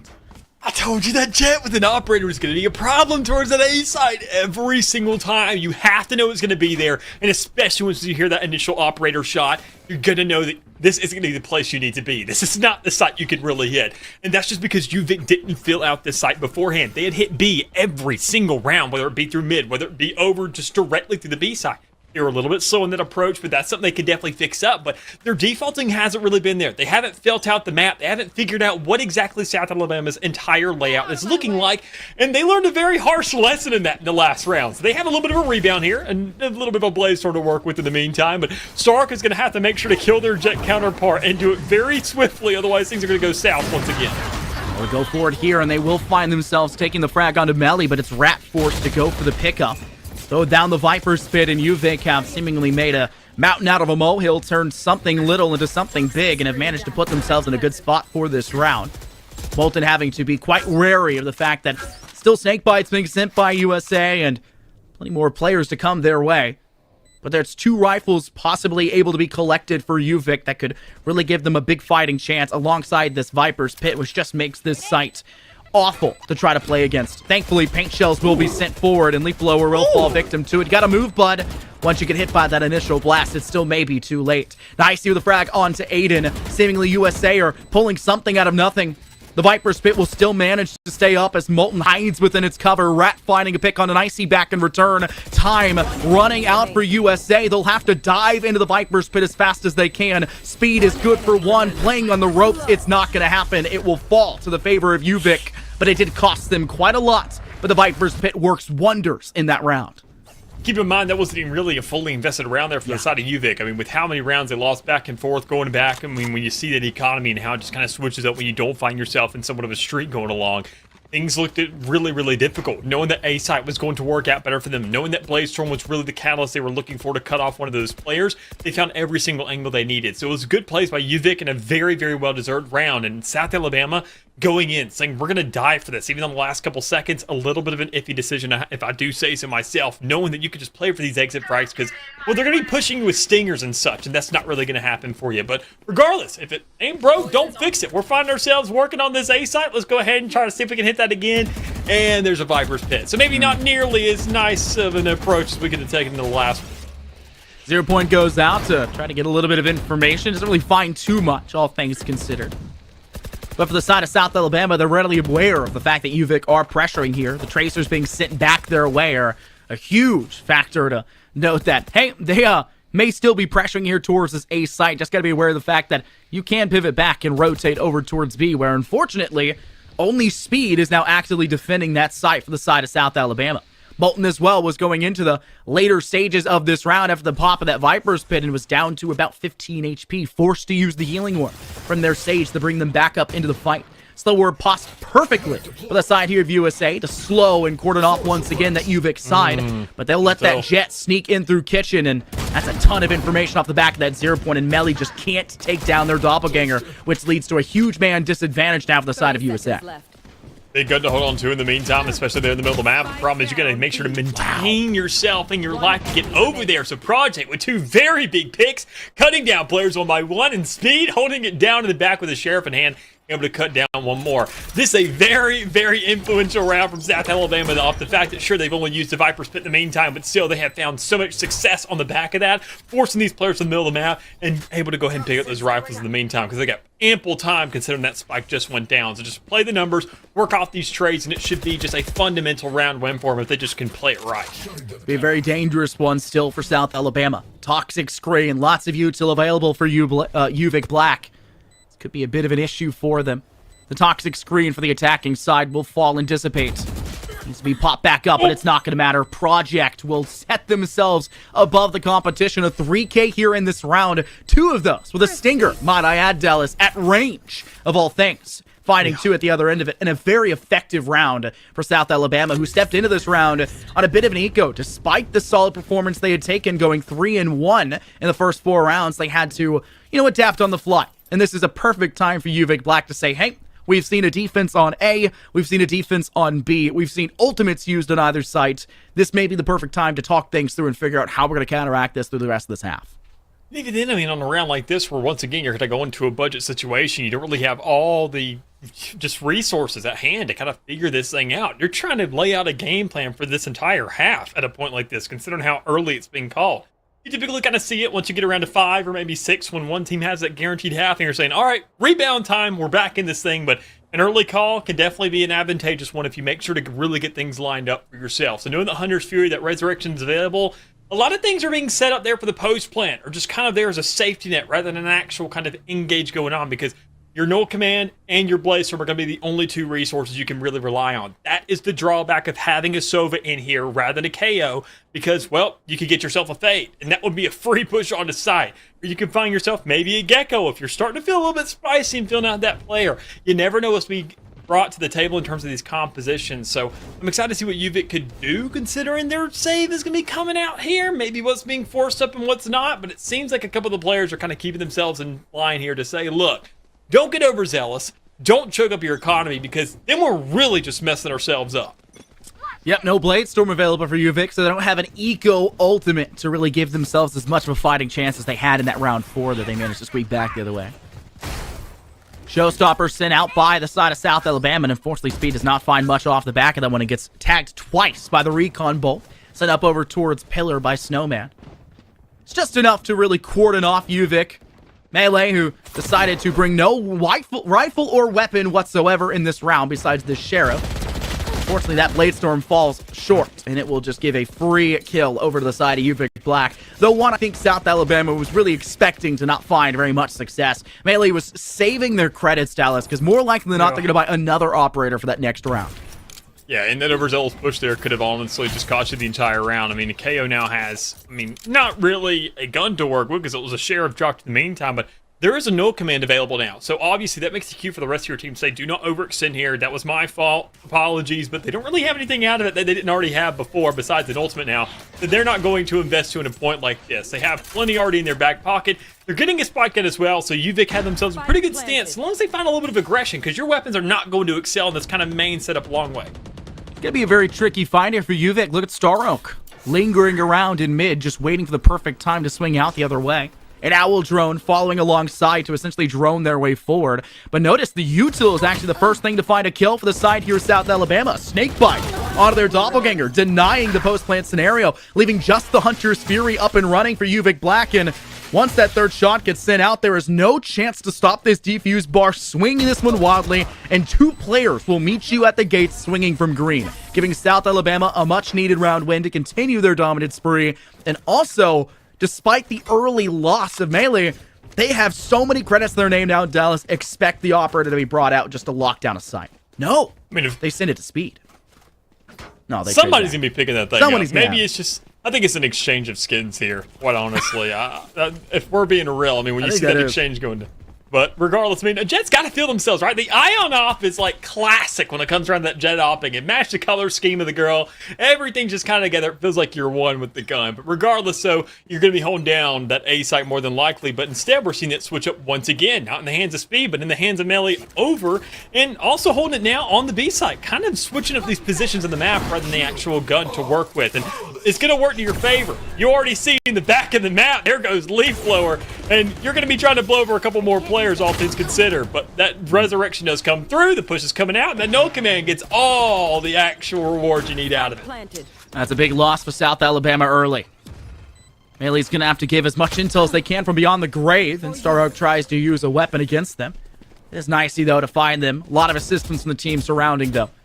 3 players coming in from Hut. They'll rotate one of them to join alongside through Orange. Nicey will get the resurrection in Melee, and the operator will now be able to wreak havoc in this post-plant scenario. They'll trade things out for the Vandal that was brought forward by Star Arc just moments prior. Melee immediately finds impact after that resurrection, taking down Leaf Blower. They'll try to burn away as much of the util as possible. They're sticking to this defuse, and there is nothing that can be done about this for UVic Black. South Alabama lock it down and find so much impact for the tiny cluster players in green that just couldn't find the safe space, Dallas, to swing out for a kill. And even then, it just really came down more to the actual wall and the placement of it. You saw that tiny little gap between that crate and that wall where one of the players was already stuck in a really bad spot. It was Leaf Blower, more specifically, that couldn't really find themselves to get back to the cover of the rest of their team. And it was a perfect little window, saying, honestly, you just set up the perfect corner for me to kind of strafe back and forth between and get all these shots, because we know you're sitting in main, and I have a perfect little peek hole to get right where my bullet needs to go. So South Alabama obviously taking advantage of that moment, able to go ahead and excel in that last round, holding on to 4 players in the meantime. A very good opportunity cost, knowing that even then, that resurrection was invested, but you couldn't care less. You're carrying that thing over still. That operator's here in the next round and doesn't hit that first shot, but you know the pressure's coming through. You can get away for the second one to possibly hit. Oh no, Melee unfortunately misses the second shot. In the worst timing possible, it gives up a kill. Losing that KO early is going to stink. Unfortunately, UVic have a resurrection available, and they look like they were maybe looking for the option to go for that to bring it to a full 5-on-4. South Alabama, though, will survive for now. The rifle barrel spotted here against the Sova. Feasibly fire through that corner, but would have to be quite close, and unfortunately, they'll pivot back the other way. Player holding over here by Cubby, and Melee will not miss this shot opportunity, and Leaf Blower dusted around that corner. Shots connecting for the rest of USA. Unfortunately, this one not, and Rat and Aiden will find themselves a wondrous hold for this post-plant scenario. Little bit of Rat holding down the control key, making sure it works to taunt that operator still on the ground. And UVic Black, unfortunately, despite that round win, still sit at a 3-6 margin. But there's still 3 more rounds to tie things up to even things out at halftime 6-6. Yeah, I mean, a little bit of complacency there, just kind of looking right back to that round 8, seeing what could have gone underway there, saying, obviously, we let the stick go through. We got plenty of shots kind of hailing out to actually hold down this cover for our teammate from just sticking the defuse. You need that gun in that fight, though. Your backup is going to be an operator. You're going to get one shot what feels like every blue moon, and that's just not going to happen to be enough to give you that entire kills factor that you need there, because, well, you're not going to have it over towards B side in this round either. As Mando's already picked off, that's not a wall that you can really rely on anymore, but it's allocated towards A side anyway, so you knew it was already going to be open season on this site, and Speed now acknowledges that, saying, honestly, I should probably get out or at least back up to have that information available when needed. Melee was going for another aggressive push. Look where Melee died over on that A side, Dallas. All the way up by belt. And a very aggressive so many times. Melee is overextending. I think that's the biggest issue we're seeing right now from the side of South Alabama, and UVic are punishing them. Justly so. And doing so wonderfully. You talked about the toxic screen, the lockdown placed over on that A site now no longer being available, having lost their Viper early. Could be a bit of an issue as UVic Black looked like they are in fact moving to the A side of that 0 point. Unfortunately, a bit too soon. And no one for the side of UVic Black will be spotted by the end of it. Tailwind is queued. Updrafting now up onto central stack by Pipes. They'll drop now in through to site. Hop up then through ropes. They're going to hold down this A side effectively as they can. And South Alabama may be in a bit of a state here, Dallas, where it may be more effective to save out this round and play for a couple exit frags along the way instead of going for a full defuse, as it seems like they've left Speed mostly by themselves. A little bit late to the party here for this defuse attempt. They'll eventually join them in here through security. Yeah, not really the best opportunity here when you look at this kind of retake. I mean, that toxic screen going in blocking so much off, you can get into the site without seeing something, but it doesn't matter for Project. Able to go ahead and close out too, but you need to make sure this pressure is being pushed back into the map. You have to win this war of attrition while still getting that stick off in the meantime, and that's just not going to happen because there's a dart on your rear, and you just can't find the time to set things up because there are so many bullets coming your direction for another round win to come underway for UVic. That shows that their exchanges now, their rounds where they get the first blood, especially on a jet that's overextending in the A side, they have a pretty good ratio in that regard. So maybe South Alabama will take a minute to go ahead and say, let's not try that anymore. Keep in mind here, Dallas, everyone died there in that round. UVic thought there was still more time left to have the bomb or, spike detonate and then be able to still survive it because the time would run out. No, just enough time for the full spike detonation to wipe out the full squad. And UVic weren't necessarily flooded for cash. You'll see it when the scoreboard comes up next again. UVic have 2 or 3 players that can only afford a rifle and soft armor. Util may be a bit of a concern for them as well. Thankfully, they do have 3 ultimates to work with. The Resurrection, the Blade Storm, which is a huge economic boon to their side, and the Viper's Pit that was so effective for them last time around on that A side. They still got a lot in the back pocket to work with, and the same thing can't necessarily be said for the side of South Alabama. Yes, the Blade Storm is available for melee, and unfortunately, we've not seen a lot of success from it in their hands, but they do have the no command, and this one was very effective for that retake over on that B side. It may just be an early guessing game for South Alabama, who take a much-needed timeout to talk things through and see completely 100% what can and cannot work here. I think, honestly, what needs to kind of just find some work in general is going to be the A-side hole. We haven't really seen them succeed in that area. Sure, on that first round where they had the hole and it was just an absolute mowdown, it was because UVic hadn't touched that A-site yet, and they were just kind of caught off guard by the operator that was present there because they didn't know exactly how the money was being spent. Now, in a situation like this, though, things are a lot different. You know what's going on around the map. You know that this player likes to overextend a lot to where either, okay, Melly's either holding an operator in the back of the map, or you're going to be blade storming, you're pushing up for whatever reason. I mean, it is a 50-50, and it's quite readable once you really start to understand what's going underway. But still, you don't expect a shot like that right through the smoke. Hello, Speed. Welcome to round number 10, or 11, excuse me. It's taking them a bit. They're starting to heat up ever so slightly. The bit of a one-way there with that toxic cloud. Tossed up there for green. Bit of a guessing game for the head, but players at this level will know exactly where to place their crosshairs. We can see it working out here for Speed. A bit of confidence, maybe, Dallas, which could be a big boon to their side. UVic Black losing, that's Sova. Does stink because they don't have the information to necessarily swing out, but they still got a lot more in the back pocket in terms of their ultimates. Speed just barely missing the opportunity for the headshot on top of Stack of Green. Could have been a really nice frag there on a Star Oak, but it will give UVic the space they needed to step forward and get that resurrection to really just make up for the shortcoming that was that first kill, as they'll start to pivot that spike closer to the A site where that Viper Spit's going to be a lot more effective. It most definitely will be, considering all these kind of windy angles that you have there just kind of happening around the side. But even when you come around these closer angles, you're already using the start for the approach on the side. You have a lot of pressure on you with now this null command being underway. You don't have much to work with, and you only got 6 seconds to make it all happen simultaneously. The kill going through for Project, knowing what's at hand, knowing I can die in the meantime and let this resurrection information goes through. Now they can just push in the meantime and find something, but sadly no success in the back of that. A resurrection coming from USA, and kills being exchanged back and forth. Starks on a 3K. Rally needs to meet them quickly to try to keep that tally and margin. They'll step through the Viper Spit. They'll deal with Moten, but the flank now set up. Speed's going to be first caught out, and they have the max HP. A barrel miss for the Star Oak, and ace is required. And this may be the best chance possible. Melee will have to stop it, and they'll get it just in time. As USA will continue to stick through this defuse and put themselves up to a 7-4 margin. 1 round left in this half. A possibility for 8-4. Double the tally for UVic.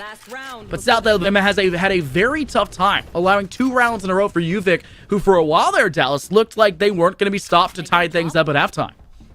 Yeah, I mean, we can go ahead. I mean, now that's kind of point where the half is starting to go underway, and we can kind of actually get somewhat of a bigger scene of what these players are doing. Sadly, I'm going to refer to the scoreboard for this one. I know it's a little bit of a cop-out answer, but I mean, you got to look at what UVic is doing. There's not really enough in their bottom half of the score here. These Viper's Pits are being invested. These null commands aren't really finding all the effort that you need out of it, and you do get something every now and then. You need consistency in your players, though. Something happened in that first map that shut these guys down to where you're not playing at 100% because your entire team isn't fragging it like they should be, or they're not finding the assist numbers better yet. That's the one thing I was kind of keeping my eye on. So damage is getting done, kills aren't being executed, and, well, you got one more chance in a round like this because it's the last one. It has to count. Will the impact be found? Speed's up for first blood, but unfortunately Melly is off the board once again. Speed still holding over by yellow. Crate has not been cleared away by UVic. An interesting decision. Their approach through orange has seemingly put them in a bit of a tough spot, especially now with the flank coming out here for Mando, who lines up all 3 but can only find 2. Well, the damage has been done. It's nothing but Aiden coming up with zeros. They found themselves a little bit of impact, but their life is forfeited. with speed 3 in the round. Much needed for them to start to heat up. We really want to see high impact from both duelists for this team. And when Melee finally gets up with a big influential recovery round, finding that final blood on the Stroke to deny the ace, Speed's got to step up too. They're 16-6 now. They've done a wonderful job being basically the sole defender alongside sometimes Mando on that B side. Yeah, and even making the sufficient calls in the meantime, saying, hold up, wait a minute, ain't nobody B main. They're obviously probably right there, right in front of kitchen. They are hungry for the spike, and they're probably going to be hungry for some food in the meantime. So they're going to stop for a little snack there, and they just couldn't find the time to do it. If that spike is going down, nobody's pressuring the outer yellow where Speed has been stationed every single round. You're going to say, they are literally surrounding themselves. These are shark-infested waters, and they want to put themselves right in the center of all of it. Those kind of calls are so easy to make. That's why you saw that pincer come through the middle of the map, and so many kills just being lined up because nobody was watching it in the meantime. Regardless, though, maybe UVic find themselves a little bit more of a cleaner time on this defensive side. With the kind of flex they have, but with the double duelist, man, but this is where we're supposed to see it excel. South Alabama did a tough spot. Melee walks into a fragment, but has seemingly gotten through unscathed past that. Maybe unnoticed as well, failing to make the jump hop, but can line up too and haul. Unfortunately, the Sheriff runs out of ammo, but you at least take down Leap Blower, which means it's only a 3v4, still very recoverable for South Alabama, and they're in a post-plant scenario. Spikes down. UVic Black are the team that now need to start to engage, and they're lacking a lot of that post-plant utility. No recon bolt until just now sent. That means UVic Black will have a bit of information, but a lot of that being denied as it is just Speed coming up with numbers. 3 kills again, back-to-back rounds. They can do it with a weapon or just a simple ghost to get the job done.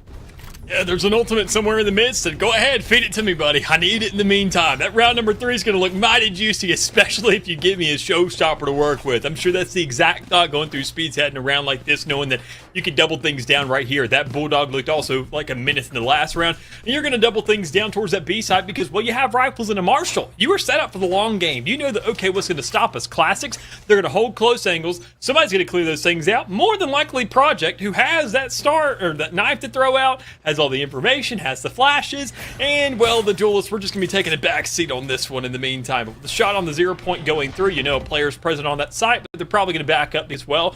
Once again, those right clicks, now they're not going to work because you gave your position away. Very aggressive stance being brought out by UVic. They want to get as close as possible to South Alabama while maintaining their life security so they can send out a couple free right clicks with those classic guns. They're very effective and also very funny, Dallas. But unfortunately, UVic has not been given the safe space to go ahead and do so. They'll send 3 players on a flank. One was playing direct towards site, and back 2 row there. They'll lose their lives very quickly. It looks like South Alabama are nearing a point at which they could go flawless in this round. NECC's re-engagement with their doppelganger of Aiden could have cost themselves a bit more than they would have liked. But it does just seem that South Alabama will guarantee a positive advantage until UVic's Aiden can take down NECC. Like I said, overextension for your Sage and a costly SMG that will no longer be allowed to be brought out in this next round. And I think a smart decision by Aiden to play out for an exit fragger. Maybe just to make sure they die to Spike in the final few moments. It'll be a hunt here by Melee. I'm not sure what they were doing. The call was there. The call's coming from inside the house, Dallas. Yeah, I mean, regardless, though, I mean, the 2 guns that you did lose in the meantime was the Marshall and the Spectre. Those are the 2 best options there in the meantime. I think that's why they kind of set that jet down to say, regardless, it doesn't matter. We still have the 3 Bulldogs in our hands, and these are, well, rifles. Sure, they're not nearly as expensive, but this dog can still bark. It can still find some effect inside these rounds, so it's not that big of a deal. We can still make sure to kind of match up against these rifles, especially considering we don't know what kind of investments are going to go through. Us as casters, we had that luxury seeing that at least one player, the one that has to kind of be in the front of the line, doesn't really have all the full armor there to actually survive those encounters. So that Bulldog is going to have just as much impact as something of the likes of a Phantom. But it all comes down to where that approach is going to come through. We've seen so many B hits in the meantime, from both sides, regardless of where you are. But now going towards this A side, you see Stark starting to go ahead and get a little bit of a warm up in this game, but doesn't really feel warm enough to hit those shots right there that are pixel perfect over that screen. Stark still holding up on that rafter side will queue up their tailwind. Maybe hearing a lot of noise that they didn't necessarily like. Recon Bolt feathers at least Project on the other side. Unfortunately, the pressure is being brought out here. Melee with a Sheriff. No longer having that Marshall like we talked about. Losing it at the end of that last round. This may be a better choice for them having to play so close. NECC will go for this plant. They'll barely be able to squeak it down, but Fortunately, that is 3 players lost to the side here of South Alabama. Project and Mando finding a bit of a frag back to get things a little bit even. But it's still a man advantage in favor of UVic, who have a lot of utils still left to work with.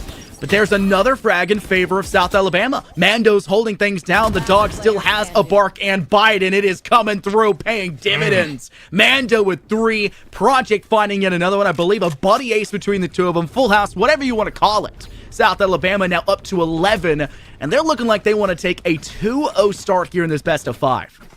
I mean, honestly, a 3-0 start to the half is a very, very solid way to get there. I mean, all things considered, this game turns from an FPS into an RPG where your opponents are just dropping loot for you to get these free upgrades. You're kind of playing something closer to Borderlands at the end of the day, but it's a very different art style.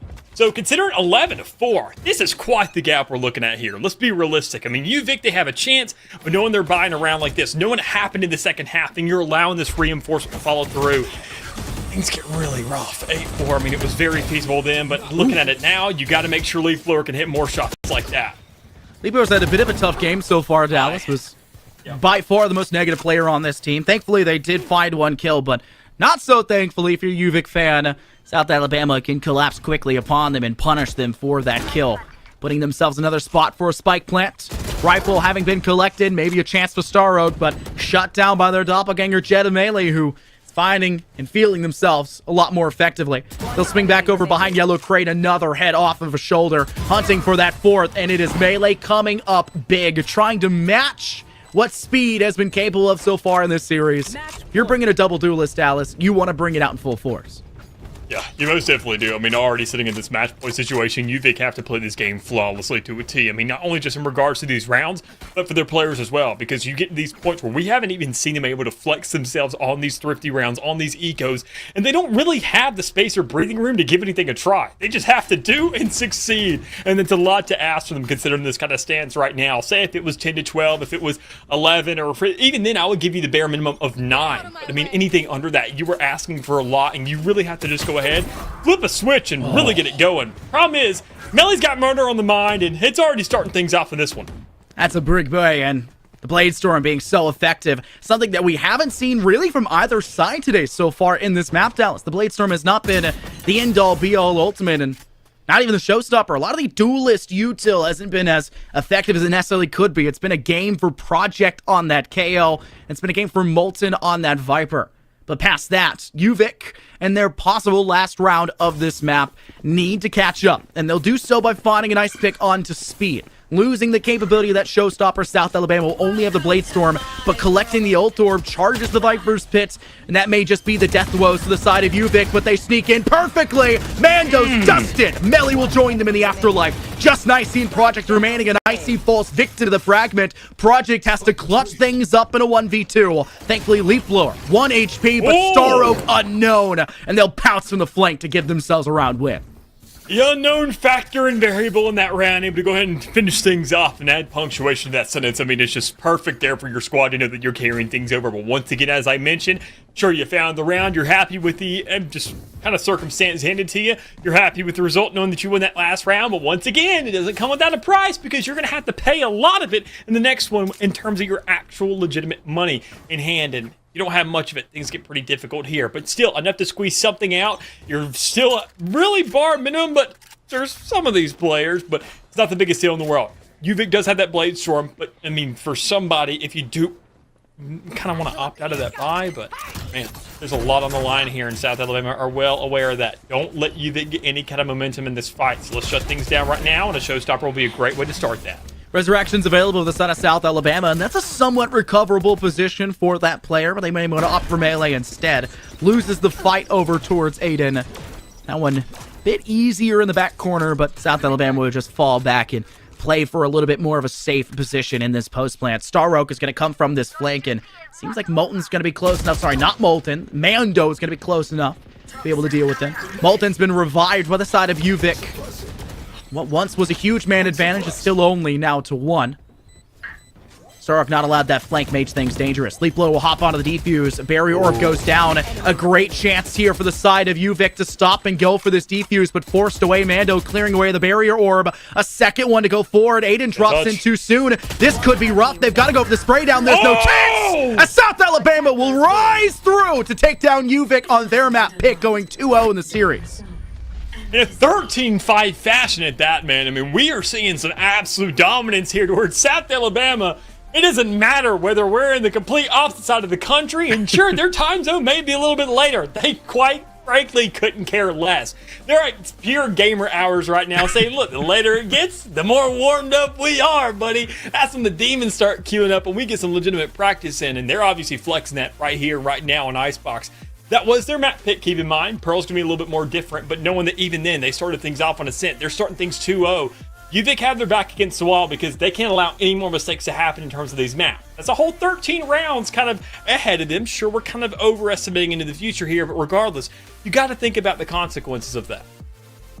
Consequences or not, 2-0 in a series is very effective, especially for the team that is, just to break it to you guys, not the favored team going into this matchup. 6th seed facing off against the number 1 seed. You'd expect a scoreline that would maybe be indicative of that, and it's just been everything but. USA have turned this game around, taking map 1, which at this point I wish we had seen. I think the scoreline was closer than this one came out to be. It was definitely. But now you get to see the third, and this is where UVic go back to their map selection and hopefully deny what happened on the first of Ascent. Don't let the opponents take your map pick, because if they do, it's over. A 3-0 rout for the number 6 seed against the number 1. That's not the storyline you want to have unfold. And if you're USA, that is the exact storyline what you want to have going out of this one. Underappreciated, undervalued. And you come out of this one and steal the competition. You're going to have to see if that fairy tale comes true. But we're going to go into our next map after a quick break. Stay tuned to see how this one will maybe conclude.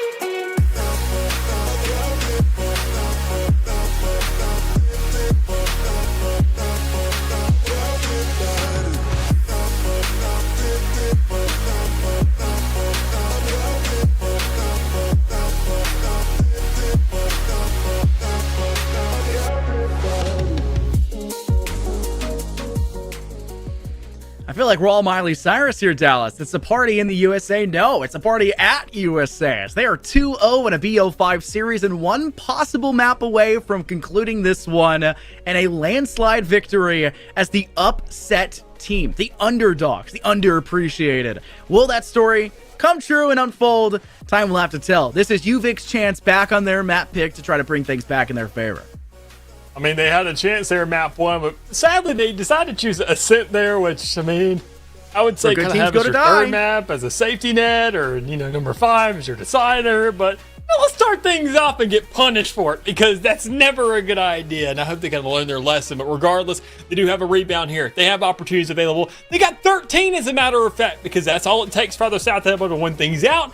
Go ahead and call it an early night, or for, well, UVic to keep this thing rolling along, because I'm sure they obviously want that. Talked about the double duelist composition that came out for the side of South Alabama. Doesn't seem like they're likely to do that here as well. One thing we are seeing, though, is, interestingly enough, a cheeky pick for both sides. UVic going for that Harbor, which is very mainstream for this map, and then the Get-Go for the side of South Alabama, who have maybe keyed into something that not very many teams may know, especially if you're UVic. That could be the perfect strategy, as you called it on map 1, or sorry, map 2, technically speaking, to throw things into the woodwork and really give yourself a clinical edge. I don't know about Echo here, man. I mean, sure, it's interesting, and I would love calling the two little names right came up with for his abilities. I just don't know if he's to play here. I mean, you don't have any kind of long distance setups inside this map, and that's why Harbor and Viper are so prominent here. Well, they're so utterly disgusting, and I think you kind of have to have either one of those. Otherwise, you're gonna be setting up those big mounds kind of doubled up there on site. Really awkward smokes when you're setting up over towards B to kind of set up that entire lane to be covered off. And it's just not really as efficient than just pressing one singular button and using one PC util. But hey, I mean, who am I? I'm just sitting there watching other teams and spending thousands of hours watching VCT. But hey, we're getting into the map and we're just seeing what's going underway here, at least for these teams. And Pistol Round is going to tell us a lot here between these two squads. We did see the lock-ins across the board. That roster that you were seeing and things were hovering, they were going ahead and secured. So we are going to see that Harbor, we are going to see that Gecko. And I'm really, really, really excited to see what Gecko's going to do here in this map, because it's not something you're typically used to seeing at all. The blind, aka Dizzy, for the side of Gecko could be pretty darn good for this side right here, coincidentally enough. It can also be pretty good for dealing with Alley and dealing with that main centrality when it comes to rotating over to the B side. And there's a couple options, but I may be with you in the fact that a Harbor, just in general, for your team would probably be more influential as a whole. This is one of the first times, at least the first time in the series, we've seen pretty much not a mirror composition. Yes, the Jet and the Sova were different. Sorry, the Rays and the Sova were different in our last map, but this one's quite different. Both sides have brought out an Astra, both sides have brought out a Jet and a KO, but that's where the differences start to come forward. The Cypher instead of a KJ coming out for South Alabama, and then the Gecko instead of a Harbor for South Alabama. Maybe enough of a change to be cheeky enough to really shock UVic early in this series, maybe give themselves as much of a fighting chance as possible, as UVic start to barrel their way in through A main, leaving Spike over towards mid, but giving themselves as much of a chance early to get a gunfight in their favor as they swing in towards the safe side. I'll go ahead and say, I mean, you mentioned shocking. The one thing kind of shocking me is in a Neon inside this map. It's the fact that Speed is on the complete opposite role here inside of this map. We saw him inside of the Duelist, and I've seen him in other maps play that Duelist role already. But now being on the Cypher, kind of playing that longer range, slow and steady. Don't over-aggress here. Work around my utility. Usually your utility is setting yourself up in terms of like a faster manner, playing into that name that is Speed, but we're seeing a very, very different play style here. And it's obviously, if you get your Cypher going off here on Pearl, it's very, very difficult to get out of that hole because, well, your signals are going to be huge here. I mean, everything is pretty narrow. The largest kind of lineup you have there is towards B main, and that's a free lineup for somebody who really knows how to win those aim duels. Late flow with the Frenzy in hand. This may be a tough site for you, Vic, to try to take control over. Moving through B long is very dangerous. Trapwire also put up in place. Another great useful kit, having that Cypher there instead of the KJ. 30 seconds left. With a lot of util to cut down sightlines and to make that trapwire near useless, especially with that tailwind straight through. Melee will still find that first pick. Speed with a second.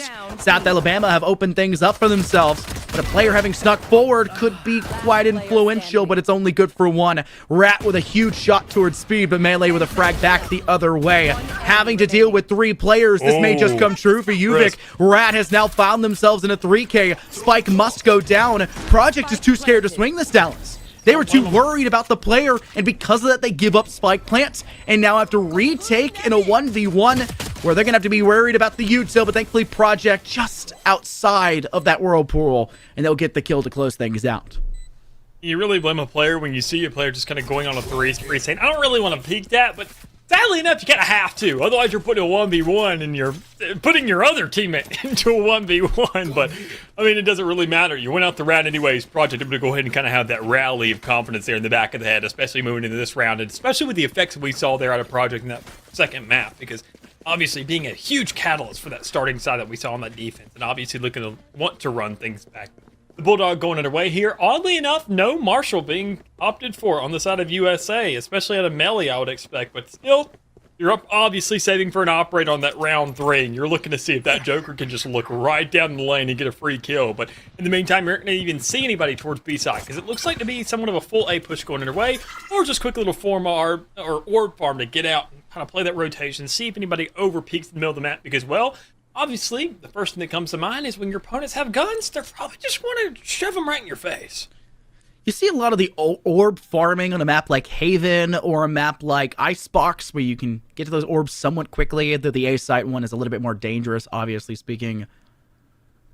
UVic were kind of the plant team, I would say. Dallas, I saw them more often than not picking up those orbs, but they weren't farming them like we're seeing here. The only point of going through A main was to grab that orb to charge things up and give them a fighting chance in round 3, but they're going to have to find a lot of impact here in this one. Star Oak will be the player to move forward first and foremost. Gets a lot of damage off towards Project, but not enough to secure for the kill, and they'll funnel in one by one, feeding the beast.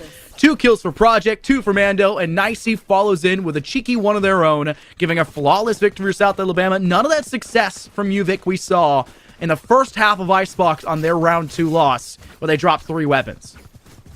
I just got to get this off my chest. The fact that you didn't mention Fracture in terms of orb farming maps is just sitting me real quick, because that is literally has double the orbs of the other map. You will see teams spend an entire minute and a half just getting those things, and it is atrocious to watch. Regardless, so speaking of things that you're getting full buys here at the side of UVic on a round like this. So I mean, good for them to start getting these rifles and have a cause divide off the back of it as well. So this is obviously something they've been setting up for, because, well, orb farming in the meantime, that's the one player you're setting up here, and you want walls on walls. That is the one wall you could have found. You could have chosen a Viper and had one every round, but instead they would have opted for this approach, and I really can't blame them with how large this map is. It'll be much more successful on the defensive side, but here on the attack, you can already see that UVic is having a little bit of problems until they manage to get themselves a first blood. UVic are going to take that kill for free. It's going to highlight that Mando and Molten were strayed away from their roles they had last map of being on that Viper. One of them chose an agent that can still have some walls, right? The Harbor, throw things out. The other one on the Astra, one big wall, but that's pretty much it. I do like seeing that Viper is no longer a must-pick for this map in the scene, at least for now. Harbor, obviously being the best choice. South Alabama are going to have their work cut out for them, Doss, when it comes over to the attack to close out those sightlines when they push down through B long. They may just be entirely relying on Ali, like I mentioned before, with that Gecko and taking control of mid before swinging out through closer edges towards sight, just avoiding the longer range. And that could be their go-to plan. Constantly Divide goes down, though, for the side of UVic. Ult Orb completely ignored, of all things, shockingly enough, despite the fact that I believe Molten should be somewhat close to that. It's still going to be a blood favoring the side of South Alabama as a Bulldog rips through the Harbor shield. And it will find themselves in an even 4-on-4, but a post plant for UVic with rifles in hand. Oh, this is definitely the place to hold it down if you got rifles, but thing is, South Alabama does too. These Bulldogs could definitely have an effect. Problem is, it comes down to who's holding on to them. And what are those players to speed with 5 health? You can't even really stub their toe without dying in the meantime. But all these pieces of util being funneled on top of that site, not really too much to work off of until you have Melee there in the back of the map looking to get that operator off. Looking for all these effects, but nobody's going to overextend here. You're going to see some strafing back and forth, but it doesn't even matter because they're not even looking at the spike. For free defuse to come through for South Alabama and an operator held on to. You cannot let that happen. That's wild. That's actually outrageous for South Alabama. Stealing that round like that, it's a bit of an up and down, though, Dallas. They get the win, but they didn't drop all the rifles out of UVic, so it's not as comfortable of a next round for them. The rest of the team will meet. But they also have to hold on to their Bulldog and Spectre. They don't want to waste that eco just yet, but it's huge for a 3-0 start to give themselves such a big lead. UVic just plant that spike too far into the B side. Doesn't give them the perfect angle for that defuse denial. And Melee actually puts themselves in a really good spot where they can sit still with that operator from screen and just lock down Pillar and the back of Long for B. It's gorgeous. South Alabama will be rewarded heavily because of that. And now they're going to be very wary. Ult comes out here for Molten for the side of UVic.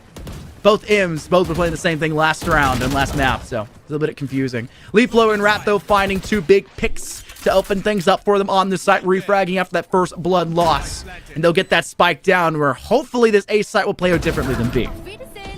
It most definitely can, considering that operator's already knocked out. You have the Reckoning to go ahead and create all the contention that you need in the world, and UVic is just running through these players of South Alabama. It's the huge stance for them, and knowing that they now have the post plant of 4v1, I see can't really do too much at a point like this. You can make things expensive, you can grab some kills, you can pick up that Vandal first off, or that Phantom, excuse me, to really make things look a lot more doable, obviously. I mean, they're here in the finals and how to play the game, but, I mean, you just can't go for this. So much setup, so little time now just kind of underway. You can just play off Dizzy, get at least one, and make things as expensive as possible. I gotta say, I mean, considering that last round, how things went, I mean, obviously good for UV to get themselves on the board, but it was a long time coming considering that last round. You mentioned South Alabama and how they didn't die. They still held on to the Bulldogs. That is an extra bonus round for them. That is 2 bonus rounds. It just doesn't matter. They're still getting all that money in the back end. They still have plenty to purchase up in this one, at least if they want to invest everything, which it doesn't really seem like they want to.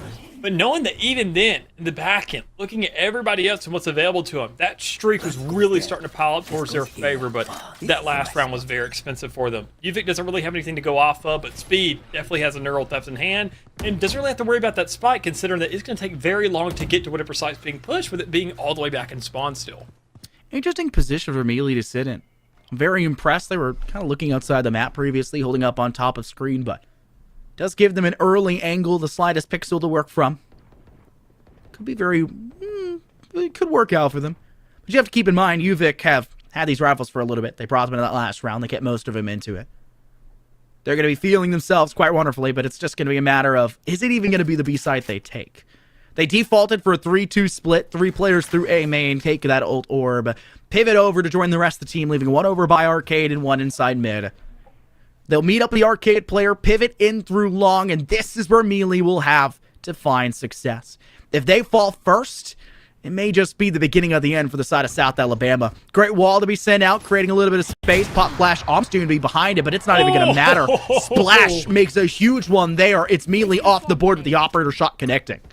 Yeah, big there. Opening pick underway. Get into taste of your own medicine. There's no better way to put somebody down than to make them understand the pain that they put everybody else through in the meantime. Regardless, speaking of pain, it's going to be an absolute pain to get onto the site. So much just information, so much detail already going ahead and being invested in a site like this. South Alabama doesn't really have too much of an opportunity. But hey, we already saw a little bit of a mistake being made that first time the spike was planted here. So maybe just give it another shot. But there is no operator, but there is a player on the flanks. This is big. Already 1-2 underway for Molten. Looking for a free third, just kind of hiding behind that pillar, saying peekaboo, I'm waiting for you to tap it. Doesn't matter. An easy one to go underway. Speed only has 5 bullets, but has 0 HP remaining, as we see now UV getting their second underway. So 2 back-to-back. This money's starting to pile up into their favor, and they still hold on to the operator, which is pretty big if Splash can actually get the full effect out of it. The eco is finally starting to feel a little bit stringent here, Dallas, to the side of South Alabama. After having the solid 3-0 start, they were still able to comfortably buy in round 4, and same thing could be said for round 5. Round 6, though, things kind of get a little uncomfortable. Melee is going to opt for a Vandal alongside Soft Armor, the only player to go for a full rifle. The Bulldog, yes, a rifle, though obviously not as good. That'll be in Speed's hand. Speed has done great so far, being the top frag for the side of South Alabama. They'll need a little bit more than that. They'll need teammates to clear an elbow on that B side, and maybe teammates to watch out through A main, as it seems like UVic are once again bringing that pressure early, that 3-2 default split they're working with, leaving one inside mid place, the other one with Spike not far behind. And once they've gotten the full information that there is not a huge amount of, I would say, contested force for this A side, they'll send themselves through the gates. Lockdown goes down. And that will funnel the few remaining players of South Alabama away from this objective and hopefully give them the safe space to swing forward. Big stance here coming out from the side of UVic. Obviously, to get themselves some pressure on site. They have so many ultimates to work with in the meantime, but South Alabama has just as much, if not more, for that retake. But we're seeing one kind of be going ahead and popped a little early. That null command, after everything's already been invested, you're looking to go ahead and get that. And just as Mando's looking for that frag, trying to get that plant to be delayed, and you do exactly that. Good stance so far. You were just buying time for the rest of your team, but it doesn't matter when Stark is basically in your spawn, mowing through all of you. 4K deny. NECC will strip away the life there of Star Oak. Spike does eventually go down, maintaining that UVic will get the extra credits in the back pocket, and it will be a 3-3 score table right now, as UVic will manage to find themselves recovering after the onslaught of rounds from South Alabama right off the rip. Much needed timeout, I think, as well, Dallas, to talk things through. They've got 4 ultimates. They got to decide which rounds, how they want to use it, when would be the perfect time to use it, and to really stop these first bloods that are heavily favoring UVic. Melee over on that B side, getting taken down by the operator. The picks over on A as they swing in towards site. Maybe a one-and-done kill in return for South Alabama. There's not a lot of early round impact coming out for the defense, and that ultimately leads into a spot where they've got to rely on UVic shooting themselves in the foot, like planting Spike too deep into B side and not being able to stop the defuse, or just overextending for swings where South Alabama theoretically have a gun advantage because they are very confident in the way that they frag. That just has been non-existent in these last 3 rounds, and South Alabama has not diversified their approach to those retakes, and it has cost them dearly. And that's another one of those situations where you got to start considering what your composition is going to do as a counteraction to that, because we haven't really seen the resources available for there. I haven't seen the Gecko, excuse me, really start to pop off in the respect where I'm expecting it to. And I mean, that's not a diss on South Alabama at all. I mean, we could be proven wrong eventually, no matter what. I mean, NECC's still hitting the shots. I mean, everybody on South Alabama is, but as you mentioned, it comes under this first blitz. How do you start preventing that? Start finding your own impact. Well, this is a very good start, I'll admit. Having that Astra, having that Cypher combine themselves on the A site. You know, there's a default for that utility every single round in terms of what Cypher provides, and you're going to shoot those angles immediately. You need to have a backup plan, and well, the one thing you can't counter and can't shoot is going to be those Astra stars. So it's going to be a great way to really cover things up and give yourself some nice backup, knowing that even then, with shots already raining through, hearing what's going on there, you're going to have a nice idea of where these players are going to be looking to hit. Still, with the Bladestorm kind of being there in the back end, you know that even then it's already pushing up towards B. They are checking off boxes, and they're doing it finally on a round that's actually giving themselves a little bit of leeway, considering that UVic can play a lot more aggressive with the momentum they got. It's going to be very interesting to see if we see UVic continue to pressure over towards that A side. I would dare say their high tide placement on A is infinitely better than the one we've seen over towards B. Yeah. B's a bit too open to make full use. You can cut off both Flower and over towards just back spawn, towards dugout. There's a lot of things that UVic were doing wonderfully for that denial, but gotta get your ones. It works out here for South Alabama.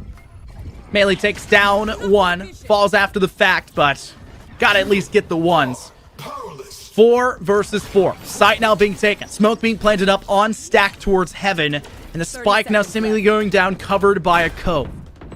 NECC will play within alley, looking for their maybe chance to swing in here as fast as they can, but with that null command that was popped, they really don't have the safe space to do so with the util they want to bring out to the table. Causing a divide, maybe doomed to go out here, but the Thrash will go down first. God. Sorry, not Thrash. Instead, Gecko will go ahead and send out the full util of their Thrash, I gotta say, sorry. Speed finding a big pickup towards Elbow. They're actually clearing that one out this time around, Dallas, but a lot of util still dumped onto this Spike. Makes a denial here for a post plant very easy for the side of UVic. Causing a divide must go down. Mando stuck at a half. Will they have time to get the kill? They can't. Rat will fall short, and UVic will not be allowed to deny this defuse clean by South Alabama. And even then, I mean, massive results there towards the end. You see some last picks try to go their way. Even then, every single player UVic ends up falling at the end of that round and looking to still reinvest. Splash really has an emphasis on that operator and wants to invest it again even after losing it. A very ballsy buy here, considering you're on the attacking side. But hey, I'll go ahead and admit it. You found enough effect with it to go ahead and kind of warrant that. Maybe not of your own volition, but when it's picked up for sure. Knowing South Alabama, though, at a point like that, I'm surprised we didn't see a second Thrash. I'm surprised we didn't see a lot more aggression through that wall. But hey, it worked out for them because they said, you know what? You know what UVic has a tendency of doing? Not checking that Spike. And when they wall themselves off, or we wall it off for them, they're still going to be pretty darn afraid. So we did see that effect go underway once more, giving South Alabama their guaranteed 4th. But man, they invested everything for it. A lot of investments. They still have the neural theft, I guess, but just a bit of information. Yay. Cypher got his buff, right? Dallas, he's fine. It's like, they're pushing A because I'm already dead. Hey, guys, they're on the A site.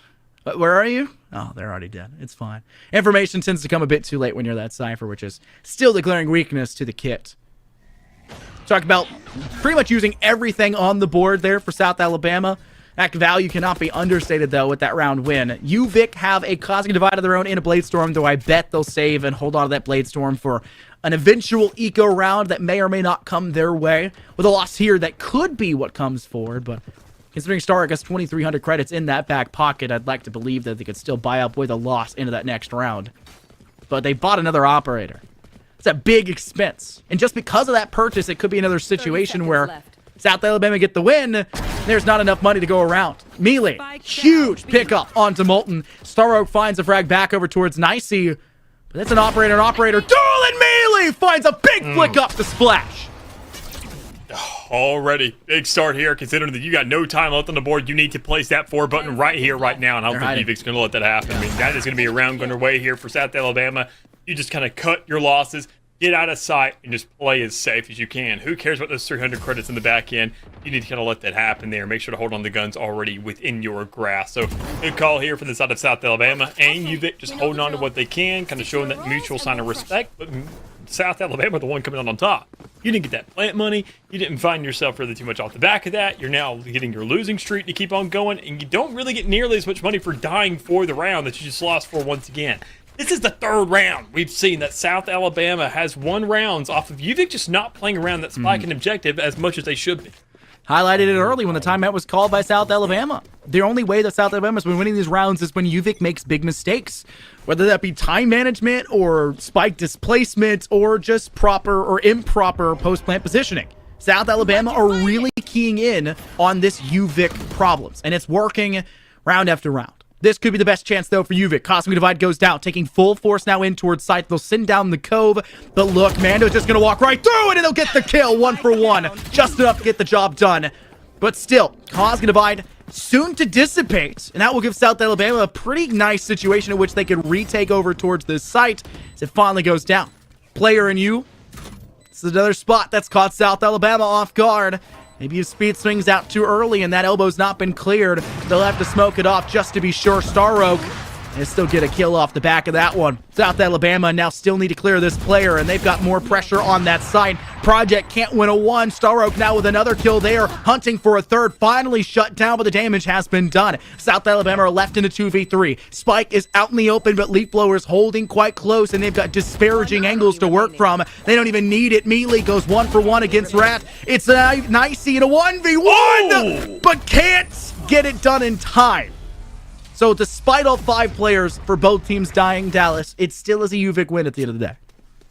I do like that participant there. Going ahead, the late wingman, sure, but I do, this is a situation you're saying, go ahead, buddy, take care of this thing. I'm going to brag out and do my job. But definitely not a result there that you're looking for with the round being lost, but you made darn sure it was expensive inside of you black. So good stance there from the side of South Alabama, but still, I mean, keeping this game as close as possible, back and forth, back and forth. I mean, a margin of 1, a delta of 1 better yet for UVic. And knowing that this game could go in either direction, it's kind of what we're looking at. And knowing that South Alabama, this is not their map pick, keep in mind. This is where they're supposed to kind of already feel things out. We talked about the aspect and the elements of mistakes being made by UVic. And funny enough, let's go ahead and call back to every single cast I've had ever talking about Ascent. That map is all about a team's mistakes. So UVic obviously slipped up a little bit more than they should here in this entire series. They got ample time to start making up for it. Also point out here, Dallas, South Alabama bringing out the Gecko. They're really building for a post-plant team. They're really building for a team that can bring gun nuts and use utility as a great way for a post-plant or a plant scenario when it comes over to their attacking half. And while I haven't seen the attacking half yet for it, it's doomed to go through with a couple rounds more left in this half. And South Alabama, though they do have that 1-round lead like you mentioned, it's been very close. And UVic are a team that does not let this lead stray ahead of them or stray too far away from them so far on this map and have been very good for their money value, so to say. They're going to take a full stack of 4 over to that B side to play from long. This ramp, very dangerous to step down from if there was an operator at hand for South Alabama, but unfortunately that is not the case, and Healy will have a tough time to deal with it. 0 pointed away, no tailwind now available. Smokes to give some safe space. But a fragment will be the thing that effectively zones them away first and foremost. Speed's in a very dangerous spot, but it's Project that actually gets that first blood. Player by screens, it's Leaf Blower. The bottom frag for last map steps up big here in this one, taking 2 straight to the afterlife and giving that safe space needed for UVic to go for that spike placement within their cove. Yeah, already looking at their way here for this next couple round, trying to see what's going to happen here with these trades going their way, but UVic knowing they're coming out on top, it's another good stance for them. I mean, 3-2, you got to find and make sure to play off these smokes because they're both still available. You got the duelists just pushing right up into your face, and there's not much you can do when you got a jet inside your grill. So already tying things up, U-Black with 2 ultimates to carry on to the next one. That Reckoning, especially with the effect it's had on A site just so consecutively, they could definitely guarantee themselves a 6. Even halftime, possibly. The 6-6 split, we highlighted that was definitely doable on that first map we casted. Icebox, technically the second map. It makes things difficult when you think about it like that. We almost saw 6-6 come to fruition on our second map. UVic had managed to pull back somewhat of a return, but unfortunately, once again, let things kind of get out of their control. This may be the best chance possible, though, for UVic to reach 6 first, as South Alabama are coming into this round with a bit of an eco. They have been very good with their economy rounds, their thrifties they brought forward on Icebox, but obviously, with the scoreline we've been seeing and just how close this game has been on this map here, Pearl, I don't think that's going to be the same case. I don't think they're going to have the same level of success. It's going to be a much tougher battle here for this thrifty. Guardian is in hand for Mando. That is pretty good range here, good value for that. But I think once those shots get sent forward and UVic hear the rifle, they may opt to avoid it if they were to have intel that it's mostly sheriffs elsewhere and they just haven't poked and prodded anywhere else. And so they may just assume that's what they brought and that's what they all have on the board. Yeah, I mean, just slow and steady here. UVic, I mean, you got to respect the kind of approach that they're taking. But once again, you get these situations where I think they're going to be waiting for the last second to be kind of popping these ultimates. As I mentioned, still that Reckoning sitting in hand. UVic knows they have just so much success on this site.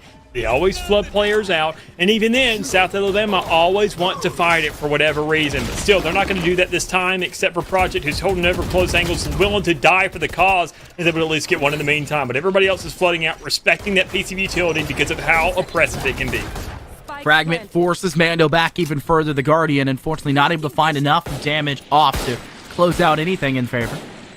But with Spike down, someone in the open, it's going to be a pretty weird split right now for UVic here in their post-plant defense. 2 players over by Sewer. They're going to have a crossfire angle to work with. Great neural theft to gather that information. Nicey steps forward with a frag here on to Leaf Blower. The mosh pit works wonders. Now they just have to worry about the 2 players closer towards Sewer. Splash makes an impact on to Mando. Rats alongside them, but got to deal with that thrash, and it's just enough to maybe create some space, but it's not fast enough. Throw that wingman down. Have a person there to disguise as well. It's just remaining of Splash. They'll spray through one, but it's not good enough, and it will be just enough for South Alabama to close and secure to reach 6. They'll sneak a thrifty again. Round in the half. Off the back of that wingman, and Nice able to go ahead and frag out there towards the end. I mean, that is going to be a huge stance. I talked about that ultimate. I said that this is going to be UVic's round to guarantee themselves a 6. Problem is, they just couldn't step up and make sure to stay alive in those circumstances and get those frags off when necessary. And it really stings knowing that you don't really have too much to work off on the back of that because, well, Molten just doesn't have a buy period. Another player, your entry fragger, doesn't have full armor. You have a KJ shutdown. You got blades. Honestly, it'd be better for start and just kind of go ahead, go for a bulldog and the blades because now you're rushing in with half armor once again if you do decide and opt to use those in the meantime. But still, already counteraction the blaze storm coming through. It's the last round. If you got them, grill them. Throw it down and see what you can find in effect. And Stark already starts off with 1.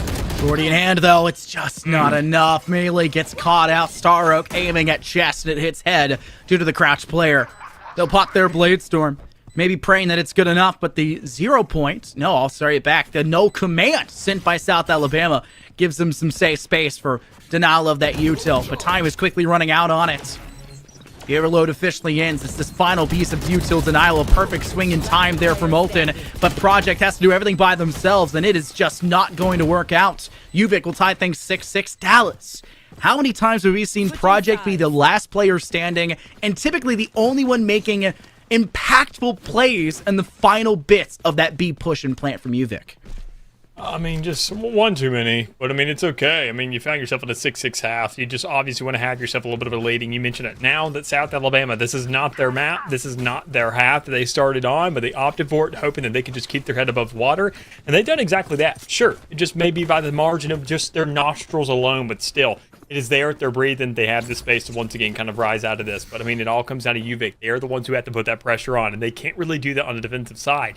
They had to show their dominance on this map initially, immediately off the get-go, and say, look, this is our spot. We're running the harbor. We're able to push things off. We have the Astra. This double controller setup is going to have to be oppressive as can be. And it just really wasn't there with too many fall throughs, too many rounds, 3 in particular, that were given up just by free defuses. You can't let it happen because this scoreline would be very, very different. And you'd have the 9-3 that you were looking for. But hey, you get a time here, you get a time right now. Pistol rounds are always a little bit of a toss-up. If you can grab this one, you can safely say you probably have a second.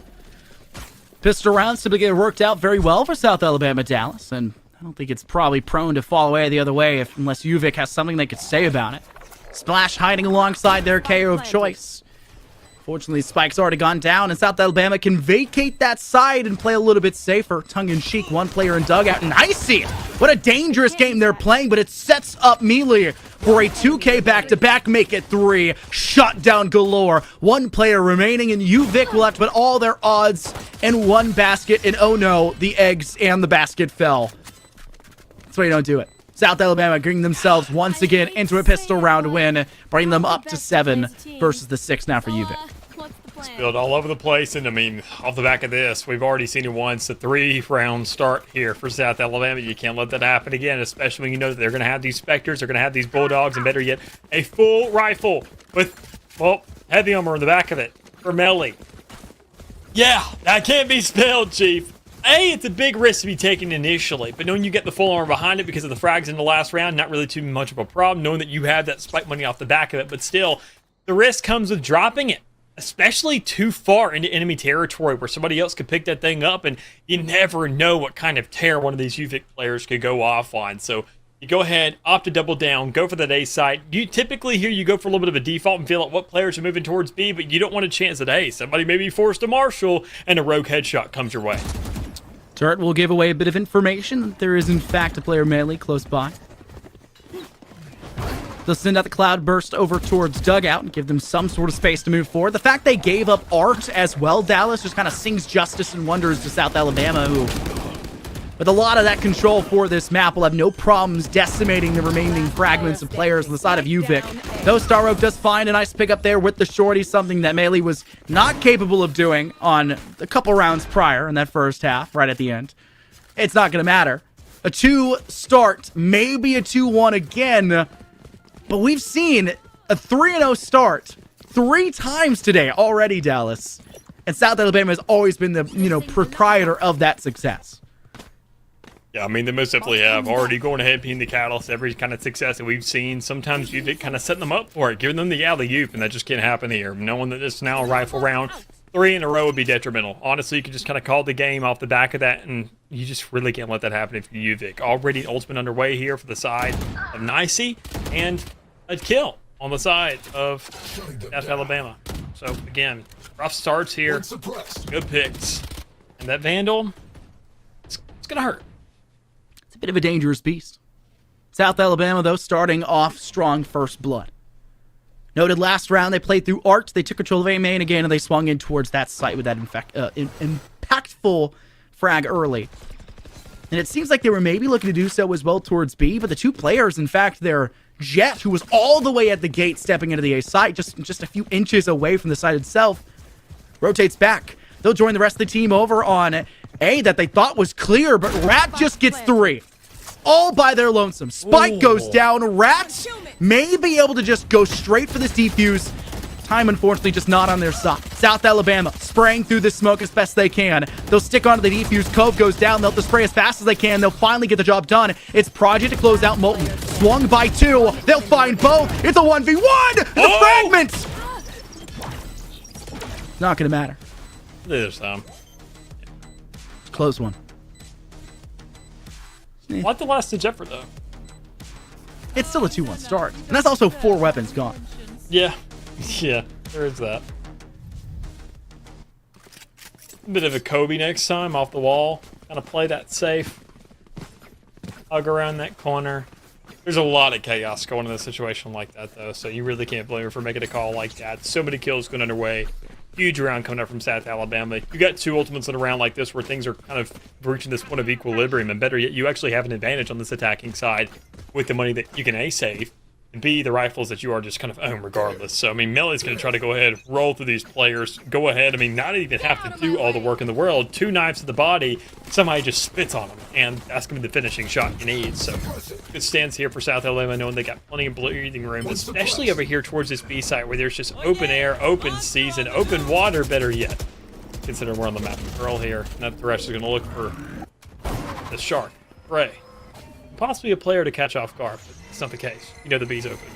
Yeah, Thresh is a little bit hard to find impact when there's no players nearby to really hit with it and get that detained. Nicey, though, still finds a kill. Mando will join in for a second. MVP Lay still hunting for the possibility of a kill. There it is. Head lopped off the shoulder, Molten. And this round has been opened up at the seams for South Alabama. A giant gaping wound that is this UVic defense. 4 players dusted, leaving just Rat all by themselves, and they'll scurry their way back towards defender spawn and all the way back over to the A site. This is just not the round for UVic, and that will give South Alabama a 9-7 scoreline. And they're opting to save this rifle, and a lot of the time we see this, Dallas, saving a rifle, the rest of the team is going to feel pressured to buy up, and if the eco isn't there to match, and I don't think it will be, considering Rat has 0 credits to their name, it's going to put them in a very big downward spiral. They'll just continue to cascade loss where they try and meet and match, and it just becomes a very rough guesstimation for credits and economy. It's going to have to be another round like the last one that we just saw, where once again, South Alabama, they're going to have themselves the upper hand. Rat's going to have to get a 3K on site, and even then that's going to be off the back of South Alabama opting to say, you know what, let's rotate here. That's not going to be an option they were really concerned with. Knowing that the majority of the team is going to be dead, and knowing the majority of them don't really have buys, you're going to be forcing these problems down their throat even more so. I mean, considering that obviously, wherever you see that Astra, it's going to be a little bit of a skinny pickle, but I mean, it doesn't matter too much. You can make the rotate off that. Better yet, you can just not worry about your problems at all, because everybody's going to be B, and, well, all the defenders are going to be A. So you just got to play this big old game of ring around the rosy that it just consists of the entire map, and say, hey, we can just rush this side as fast as we want to, knowing they probably don't have the weapons behind it. But still, South Alabama want to be very precarious here because, well, it's a grand finals. You don't just throw your life down the lane. Can't always trust everything to the old age-old strategy, Alice, of run it down. That always can't work wonders. Look at what we're seeing come out for UVic, though. They moved all the way through AMA, and they're trying to meet everyone as close as possible. They want to take advantage of those classics alongside the rifle from Rat. Thankfully, they didn't really fall victim to the kind of meet and greet strategy of that economy. Oh, and it's already just falling apart at the seams. What they have brought has not been working wonders. Rat finds a nice pickup with that Phantom. The only player who had a proper rifle in their hand. The Stinger they had previously had also fallen to the floorboards. Now in the hands here, their Jet of Stark, who can find a kill, but that is it. Leaving just Rat in a 1v3. Still pretty good, all things considered, for UVic and where they tried to play from with all 5. But it's just not going to do enough, and it's going to be another round here for Rat where they just say, hey, I got a rifle still, guys. We're totally fine. Let's just hold it for the next. Able to go ahead. One more round on the board. Considering, I mean, obviously that you're going to be saving that Phantom for the next one, not in UVic. Over and over and over again, we're seeing these same results, and now South Alabama are up 3 inside this series or this map that are yet just because. So, I mean, knowing that your backs are against the wall here, this is these rounds where you're saying, okay, we have to invest for something in the long scheme here, and it's just not really working out for you. It's a gamble that you're having to start to win, and knowing that you are now been taking plenty of gambles, considering we are on map number 3 of what could be anything out of 5, knowing it can close out in 3. You're taking a lot of gambles just to get here, and none of them are really worked out. So there has to be a point where you have to stop kind of considering, you have to start doing. And honestly, we've seen these players and their potential and their clips to where they can say, oh, we can frag out, we can hold down these sites. You got to lock in and do that a lot more because there isn't really any more margin for error. This is double digits checkpoint or chokehold situation. And if South Alabama win this thing out, especially off the back of a first blood, it's not going to look too happy for you. MVP Lee already knocking the KO off the board. That is a null command no longer available. Dizzy tossed over the top here, and South Alabama have control now over towards this site. MVP Lee dropping down over towards Crouch, and has to do with the 2 players heading over towards Spawn. Will catch out their doppelganger of Star Oak, now netting a second kill to them. Maybe not aware that there's in fact an Astra just mere meters away from them in that previous position. Rat, fitting their name aptly, holding in the tiniest little dugout, scurrying to safety. but it is a full 5 versus 3. And South Alabama have been pretty darn good on these retakes, Dallas. It is hard-pressed to see if they will allow retakes to go back the other way. Rats! Gotta check your corners. You can't be the only one scurrying about. It's nicey to find that pick up a second to their name, make it 3. It is a full house buddy ace between them and MVP Lee. South Alabama will, in fact, continue to breach past that double digits checkpoint or chokehold. Yeah, big sense here already, once again, going underway, crossing that threshold and having 2 ultimates on the rear end of it. Meanwhile, UVic has all 5, but they don't really have a full buy on the back of it.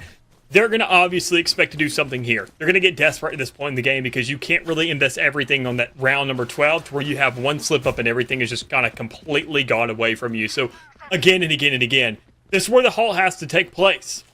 I've said it again and again and again for rounds and rounds, and it has even gone ahead and overcame the entirety of maps, as we have seen it pursue in that last map as well. You have 2 timeouts. You could have taken any of those at any point in the second half, but knowing that it's robbed away from you, that's not an opportunity you have. It seems like I think had a tech pause there for a second, so I mean that could have been something for you to work off of. But I mean, it's just enough to go ahead and kind of give yourself a second to say, what's going on here? What can we do in retaliation? And it feels like it's a hole that you've already dug yourself where you're not quite sure. It's hard to climb out of a grave, Dallas. I don't know if you've ever been to a graveyard or seen the digging process. You dig a big grave. You go deep down there. And right now, UVic are in a pretty darn deep hole. Thankfully, this one is still climbable. You got 4 other teammates alongside each player to, bring you up and help you climb out of that kind of divoted point you're hidden. You got 4 ultimates on top of that to help you do so as well.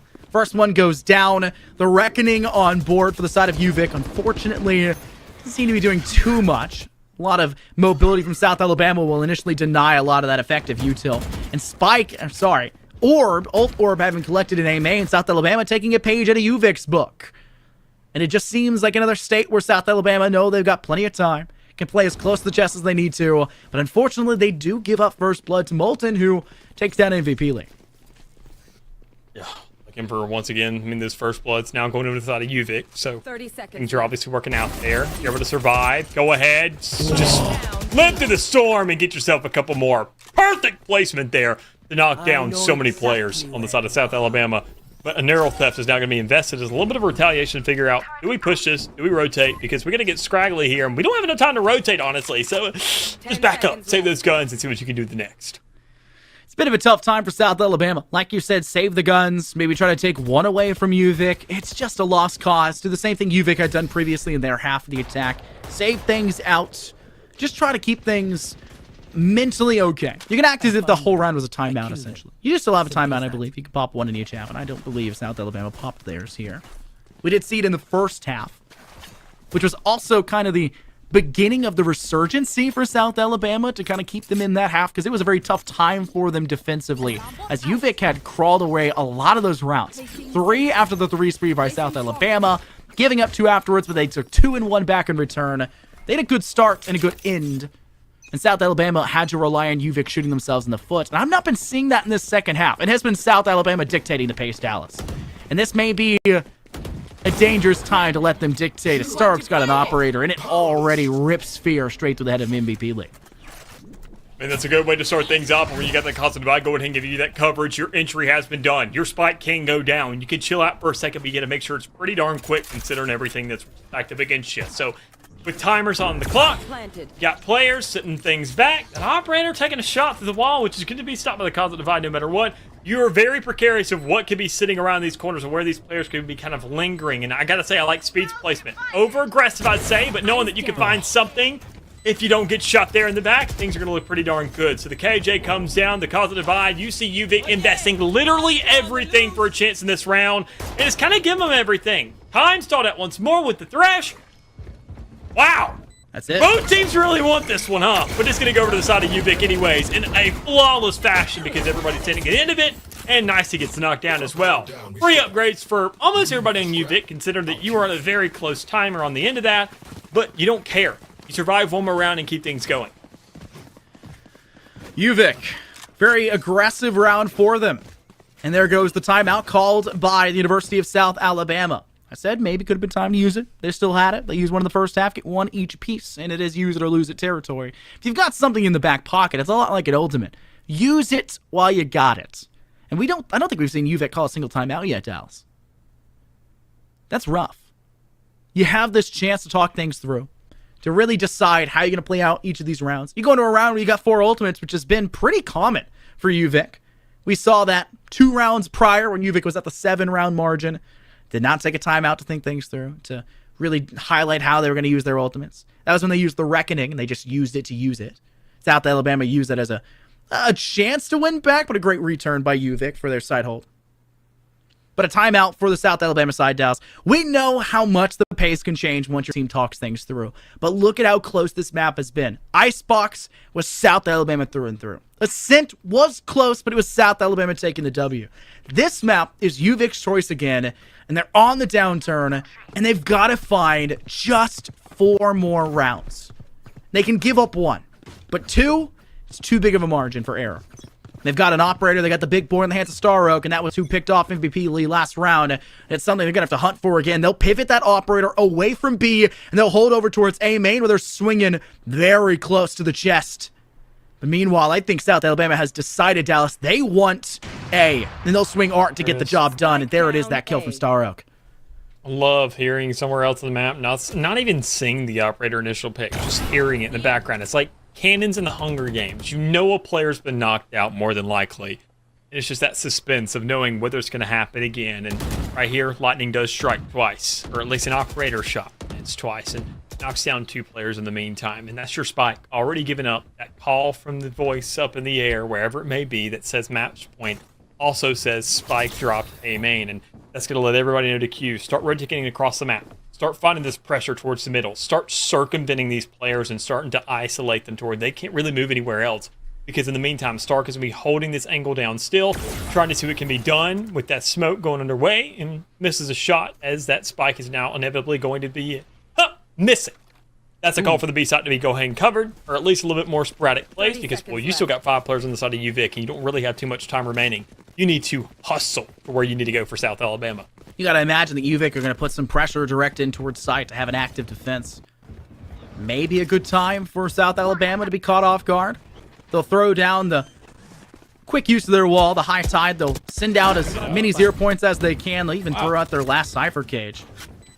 Spike still managed to go down. UVic were not as active in their defenses as I kind of anticipated. And in fact, they're going to go full-blown here, sending out the null command. They're going to force South Alabama to a gun-up engagement, 0 point as well. Why do you need that when you just got the null command popped? They'll swing rapidly. Speed is at least good for 1, but that will be it. South Alabama have to strip this operator from UVic's hands. It is egregiously powerful in the right hands, and Star Oak has been those hands. And we saw it as well, pretty effective in the early stages in the hands of your KJ. But now, back in the hands of Jet. Who else better than a Jet to hold that big boy sniper? And it is working, and South Alabama have no answers. I mean, you get to this point in the game where you consider that, all right, a Jet with an operator is probably the best sentinel in the game, knowing that Chamber's now kind of dead, thankfully. So, I mean, you got to look at it from a objective point of view. From South Alabama, you got to give them credit where it's due, knowing that they said, okay, operator is definitely a lot more powerful towards that B site. We're going to start to push A here because that's what we need to go ahead and circumvent around, and they did exactly that. But once again, that wild card of that round said, hey, there's a operator on the A site now, pushed up towards spawn. So they obviously take the appropriate measures to check that this time, knowing that you can't give up space for free, and you really can't take any of it for free either. It's a rough lesson to learn. But now, you're pushing into this A site. This site has been the one I think South Alabama could have the best shot on with how aggressive they are and how much chaos they like to ensue, but they haven't really been able to succeed in that just yet, as we do see a 1-for-1 trade going through. Wingman getting that spike down. You can play things safe and steady and work on this post plant now. Splash is zoned away from that mosh pit, or because of that mosh pit, unfortunately, still holding out there. Splash takes a nice pick over towards Nicey. A second one! MVP Lee off the board. Pop Flash sent around that corner. Project needs to clutch up big. It's a 2v3. You're stuck on site. You're trapped, and it's done and dusted. A horrible hole from South Alabama in that post plant. Overextension, not taking back through hall, not sitting in main. No one over by sewer or by Art's entrance.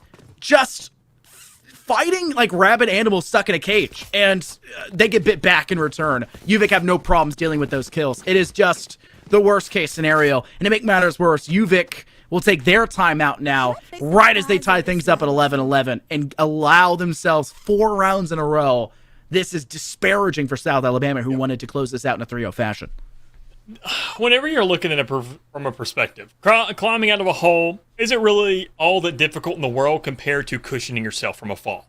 And South Alabama is looking at that right now. They had a lead. They were sitting on clouds. They were looking like they're going to be raised up to just kind of find themselves a free win here. But knowing that you're falling, I mean, you were right at the point of a plane and things are just crashing down for you. The only thing you got available to you is a parachute or just a free fall. I mean, you can either go ahead and find a way to stop that decline and hope that, hey, maybe somebody picks me up in the middle of the air. What's going to come along? A blimp? Another plane? Maybe what is this, Battlefield? No, this is VALORANT. That's not something that's going to happen to you. You need to make sure that you can just find your way to standstill. A miracle has to happen, better yet, because looking at so many rounds go in this direction for them. This is a momentum shift that happens in the late stages of the game. We can see those 10 times over in the early stages on that first half, going back and forth, back and forth, back and forth. And when you finally look to kind of get comfortable, there's also just as much of equal risk to get complacent. And we've already seen that. Look at those 5 rounds nearly in a row with that little interruption in that third, but you won 3 in a row. What happened there? UVic didn't make very many adjustments. They're just winning these retakes that much more so, even after your timeout gone underway. So what's happening?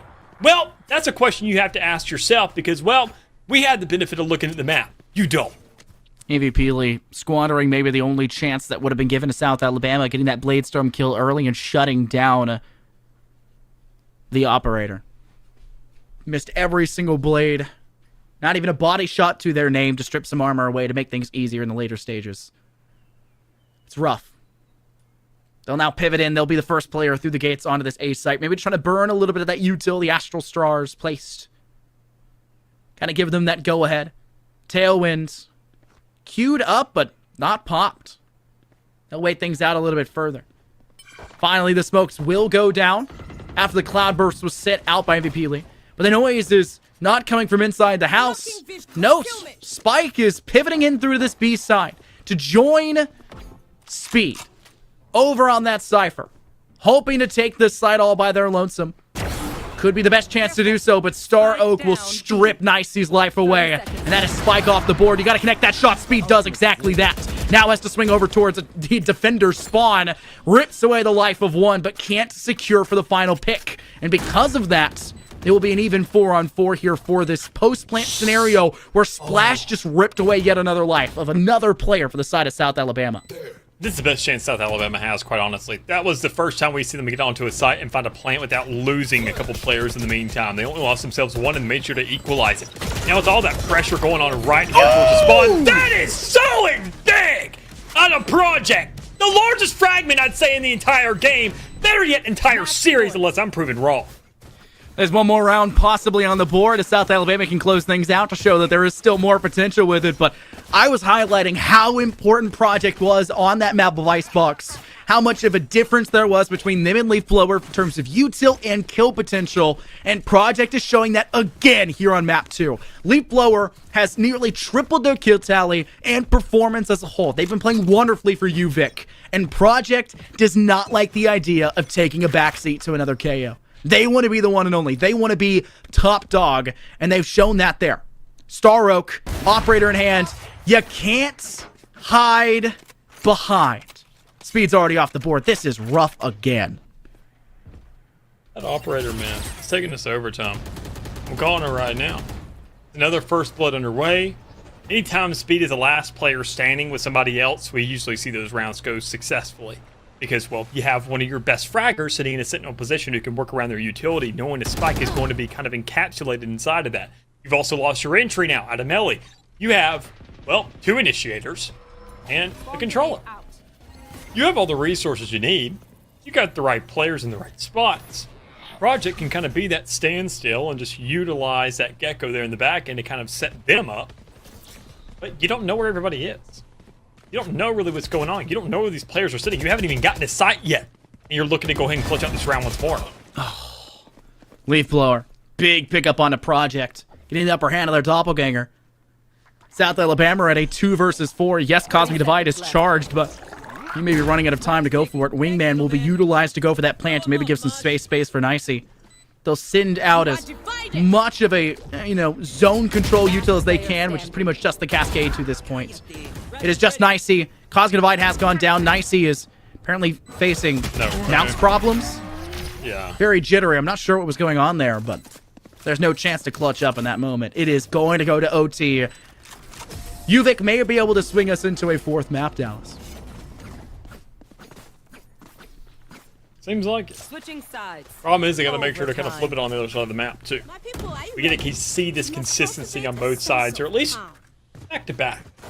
Get yourself a little bit of a one-off round, better yet.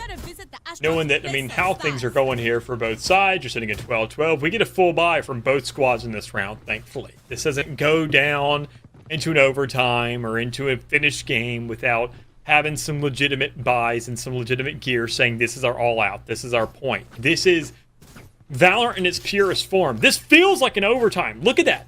Every single player is there. So, looking at overtime, seeing how plays work out, and knowing that you have to get it consistently. You're going to do it again and again and again and again. Well, I want to see UVic better yet find themselves another aggressive start. We haven't seen that confidence out of them during the entirety of their attacking side. South Alabama have always gone for the retake.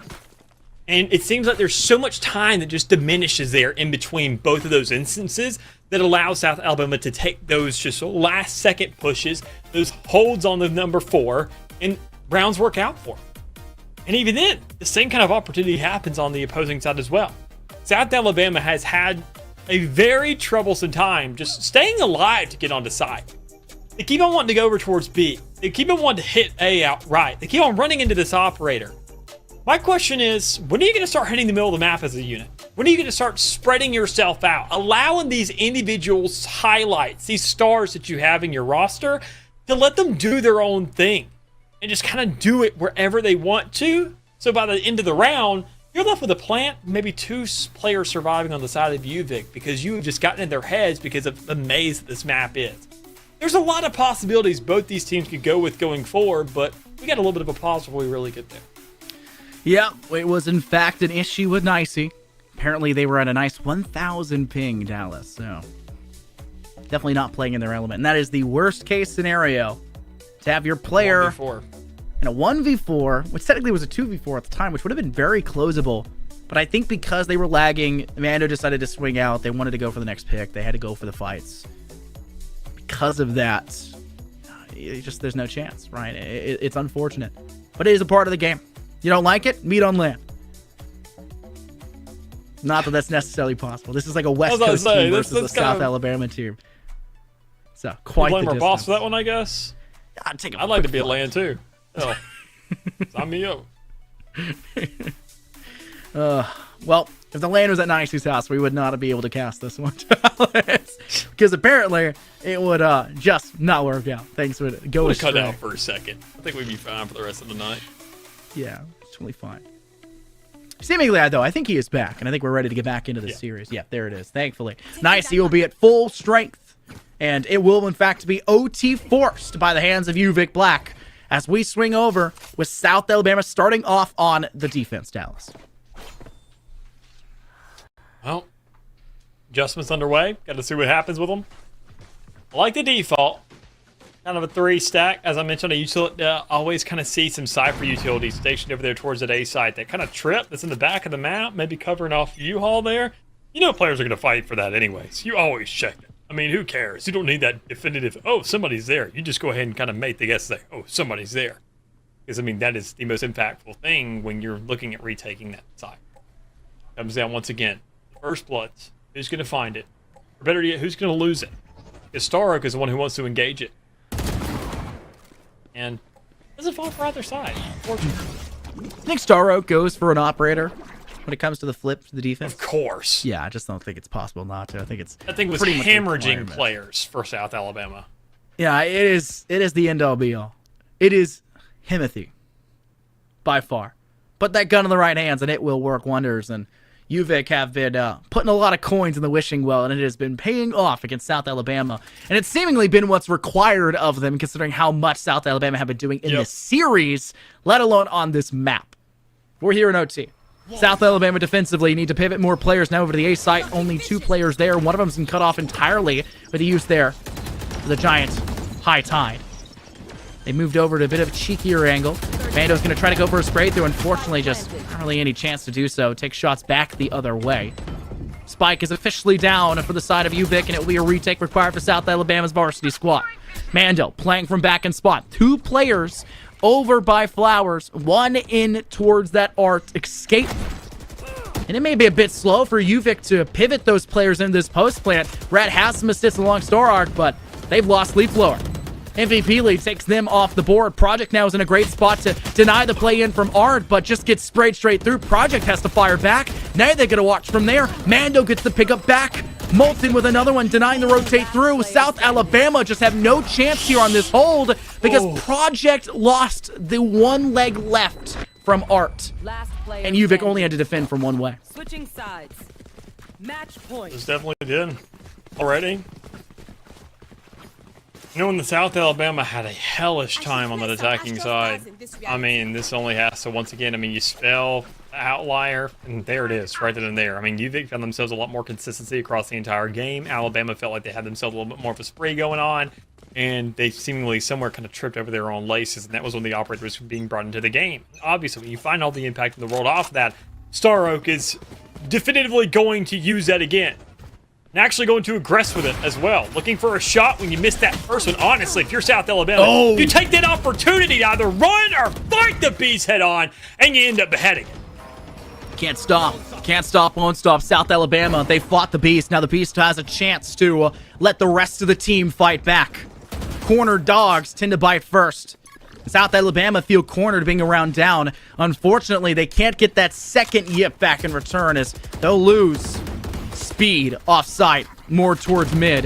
Player in alley was able to do so. Project and MVP lead, find a pick a piece. Nicey goes down, but it is still South Alabama with a man advantage up to this point. You can't play in the open. Project giving Rat a free kill, but now it is just Rat standing. Gotta make the call out to your team. Thankfully, MVP Lee steps up and their name aptly fits. A 4K to do wonders as they'll tie things up and force another full round of OT. There it is. One more going underway. That operator that caused you so much problems finally got ahead and cut off. And thankfully, because, well, there was no money there to go ahead and buy the armor in the back end. And you can go ahead and kind of make a little bit of a testament to that. But still, that first initial shot was much more impactful. Already, though, I love seeing that little wingman on the treadmill with the pull from the star. That was enjoyable to watch. But, I mean, regardless, you got to look at this game and even then seeing how enjoyable it is. I know these two teams are going back and forth. 2 outlying rounds. Both teams are seeming a little bit more weaker, I would say. Both won, actually. So now, I mean, you're right back to tried and true. You get right back to the pattern of things. South Alabama, obviously, a little bit of a wake-up call. This is your Roses moment. You got to wake up and smell them because, well, you're in overtime, Chief. You had all the opportunity and all the time in the world when you had that lead that you were playing with, and none of it seemingly gone. You got to step things up, and Speed is in the perfect position to possibly do that if that spike goes down. There it is. One pick away, the second one off the back of it. That is a stamp for a first couple. Oh, Speed almost had a chance for a third. Splash able to save grace, so to say, here for South Alabama. Trying to keep in this live. Star Oak back and elbow cleared. South Alabama had so many problems previously with Star Oak in a post-play situation there. Finally dealing with them effectively so. Splash holding over by Pillar. Trying to spray down. They don't simply have the proper positioning for that. They'll have to spray down the wingman to do so. But Rats all the way atop of B. Deals justice. Mando sticks to half. They're out of smokes. They have to go for these kills. They'll go past that point. They'll body block in front. It's Splash with the easy clear. South Alabama just got robbed, and UVic are criminals. They'll climb up to 14 and getting back again with that first round in OT.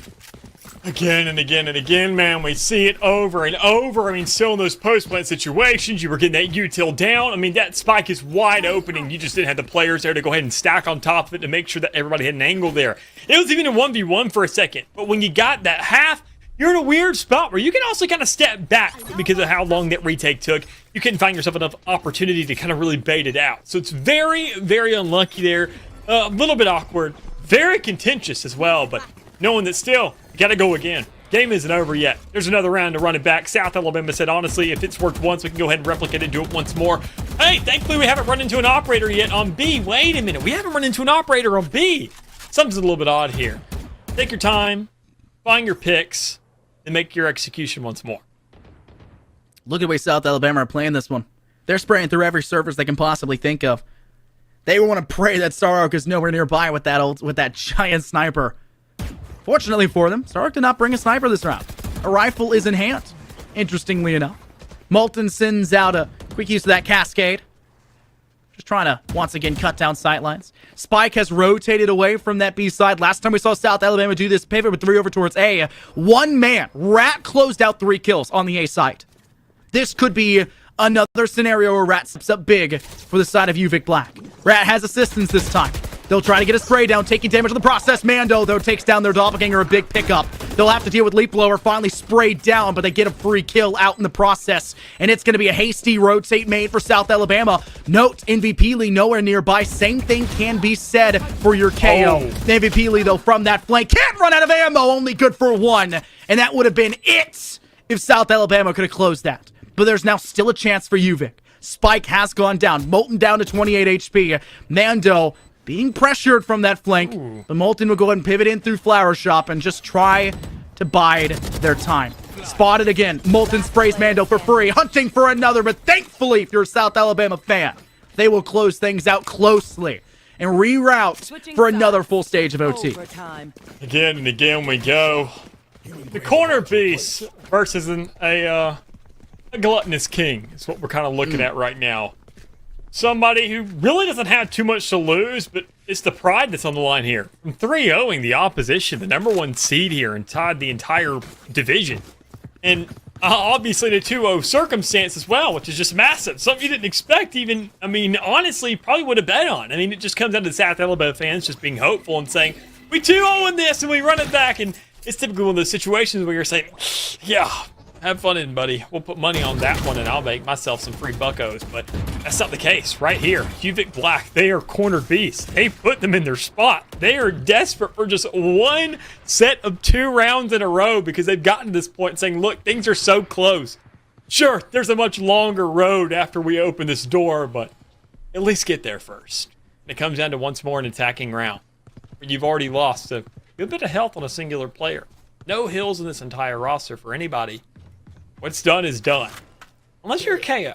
You can't go down and, get up. You got the ultimate, but we're in overtime now. You're going to get 3 picks to, well, earn that, Joker.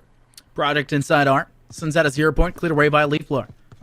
Nice, he could lose this firefight. Does get spotted. May need some very quick assistance to come out. They'll send out their Dizzy, but it gets sprayed down, and that will be a free pickup for UVic Black.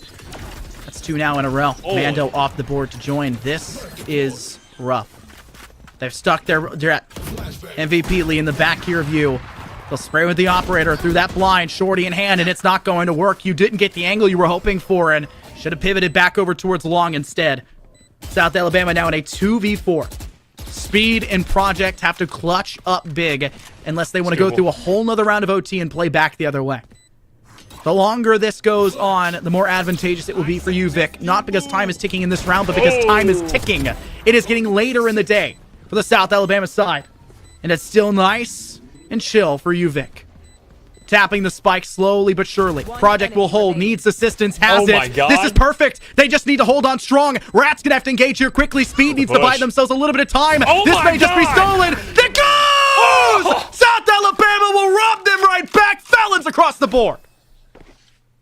Everybody in the mood to just tap that button, and I can't blame them. You're in a situation where it's life or death, and you die for the cause. Plain and simple. That's the first defensive hole we've seen out of these teams in general. I talk about an outlier. I mean, it always came down to an even game, obviously. 6-6. Defense was, well, everybody was screaming, but nobody was receiving. But finally being put on the board for one side. Those defenders winning things out. That defuze going off. This is the opportunity you have to nail it down. The opportunity you have to seal the deal and close out this entire series. You don't know the night going on later, you can call it right now. It's 11:40 here in Central Time. I'm sure Alabama, they're feeling this exact point, but they also lost a player, so that kind of, I don't know, time zone may start hitting them, at least when it comes down to these initial picks, if they're not handed over to them. Imagine a whole nother map and then maybe a 5th as well, Dallas. This could get worse and worse, and all things considered, it's a different kind of beast. It's finals week coming up as well for these college players. And, oof, the later it gets for South Alabama, more tough it gets out of game as well. They're still going to hit this B side, though. They're hoping that that operator has pivoted over to the A side, and it has, but they need to make quick work in towards this site. The placement of those constellations has swung back over to Star Oak that they maybe need to stick on to this B site and defend this one actively. The util has been dumped. Stark's going to hold from back. They get there just in time, and South Alabama will bleed yet another player. Project, though, stepping up big, refragging back. Still a one-man disadvantage, but a fragment placed over towards Alley may just buy them enough time. NECC, looking for the safe space to plant, has just not been given it. They're being very careful right now. They'll have to send out a cascade. Player up in heaven. Fragment will go, but they get away just in time. But the same thing can't be said for NECC. No post plant here now. Spray through the cove. Buy time. This is in bronze plant. There is no great way to hold on to this one, and it is just speed now all by their lonesome. Locked in, spotted. A whole nother set of OT may have to come forward, and that will be the case as UVic will find themselves a defensive round win. We go again. Round 31 underway. Overtime. Finally, 2 defensive wins for both teams. So finally showing that, hey, we're a little bit flexible somewhere.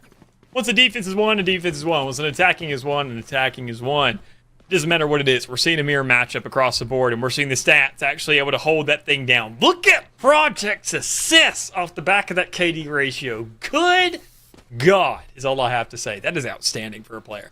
That is how you can tell that somebody was affecting every single round, which you are, KO. You're supposed to be the Russell Westbrook of the group. You're supposed to get triple doubles every single map. But, I mean, considering that we're now in overtime and you're leading the board in terms of kills for your team, because Stark is the one leading the entire lobby, and Rat right behind him, that's where things are starting to kind of twist things up. Knowing that the majority of this, it felt like, was made with an operator, that shows that, you got to find a way to start countering that a little more consistently, and it seems like all they had to do was just kind of barrel stuff it. Knowing that you're in this overtime situation, you don't have the money to buy up the armor, so things are much easily taggable. But I gotta say, the one thing that needs to really start playing out here is the middle of the map. I said it earlier, looking at it right now, still some presence. We're seeing free kills for both the defending sides over and over again, right there through that alley leading over towards B. These players need to start keeping their eyes on that. They need to start working around the middle of this map and start finding more control so that element of confusion can actually start to take place here, because everything just seems very outright match face-to-face, trading shots, finding kills, and somebody always comes out on top with a little bit of a streak. We need some curveballs. We need some wild cards here, and that's just what we would see in an overtime. We're still not sensing that just yet. Point out, apparently there was a plant bug in that last round. That's why we did not see NECC go for the initial stick. Couldn't do it. Something was going on. So it feels like, or seems like, we're going to be rolling back that round, and South Alabama will get another reattempt due to that crazy bug. I mean, we saw it in action. Could not plant. Did not want to go. Visual proof. It's a strange one indeed. They tried 3 times. They tried to put it down so many times. It didn't even feel like 3. I mean, if you were in a grand finals at overtime and you knew that harbor wall was up, you were spamming that button probably hundreds of times. You were breaking your keyboard over with the stakes at hand. How many times has South Alabama now reached a point where something goes wrong right at the precipice of sending us out? Stop giving so much responsibilities to NECC. And it's like, I guess that's what it is. It's always NECC that gets the hand. The ping the first time. The ping was not the problem the second time. It's crazy, though. Like, crazy. South Alabama, I don't know. Something's gone wrong every time. Something has happened every time. And it's just been a problem. They get a reattempt, though. I believe. That's as far as I know. Try things again. Yeah, it's been called out. Plant bug is confirmed. That is rough. It's really unfortunate. Hey, maybe they won't lose a first blood. Maybe they won't get sniped down, Dallas, with the operator right off the rip. Or maybe they lose 4 players to the operator. Yeah. There's some moments like this where, like, right, hey, that LAN client, maybe that special client we got, we can like run things back, load it through and whatnot. I get everything set up perfectly another way. We've been begging for that for R6 for a while. Have more than one observer, an actual working client. It's not happening, Dallas. It's not happening. It's like asking for the VCT API. It's not happening. We can't ask that at Ubisoft. Let's be real here. They're too busy making Assassin's Creed. They don't care about Siege. They made Redfall. Or at least they're the client that launches it, supposedly. I don't know why. Even then, I mean, keep in mind, like with Riot, they put, over the titles that already exist, they put other titles in the back end. I mean, that MMO we're looking forward to, that I am foaming at the mouth for, we're going to see that probably once I have a wife and kids, or grandkids better yet. and I'll just rot away in Let's my not rely chair. on miracles here, Dallas. That's fair. Fighting game hopefully has a little bit more potential to it. That'll still be. I'll give it 3 years if I really want to put an actual 3? wager on it. I feel like it'd be sooner. I feel it'll be a while. If we're at a state where it has a definitive announcement from Riot for confirmation, I would assume that it would come out a little bit sooner. Maybe. They may do the same thing they did for Valorant, right? Of a pre-release in the alpha, then do a couple closed, and open. We got a lot of issues going on. We're focused back in the game for just a moment. We are, in fact, rolling back. We will be redoing that round. And on top of that, someone, I don't know who, Observer has not confirmed that with us, someone on UVic is taking IRL physical damage. Tick damage. They're standing in a snake bite. They got a nosebleed right now. So they're going to have to get that solved first and foremost. I'm not going to make this about me, but I do definitely understand that problem. I think it was like third same grade, way. had nosebleeds, finally got my nose cauterized 2 summers ago. Best decision of my life. Wish I could do that. Every time I go to Florida, I have to bring ice packs to put on the back of my neck. Otherwise, I'll pretty much bleed out. Yeah.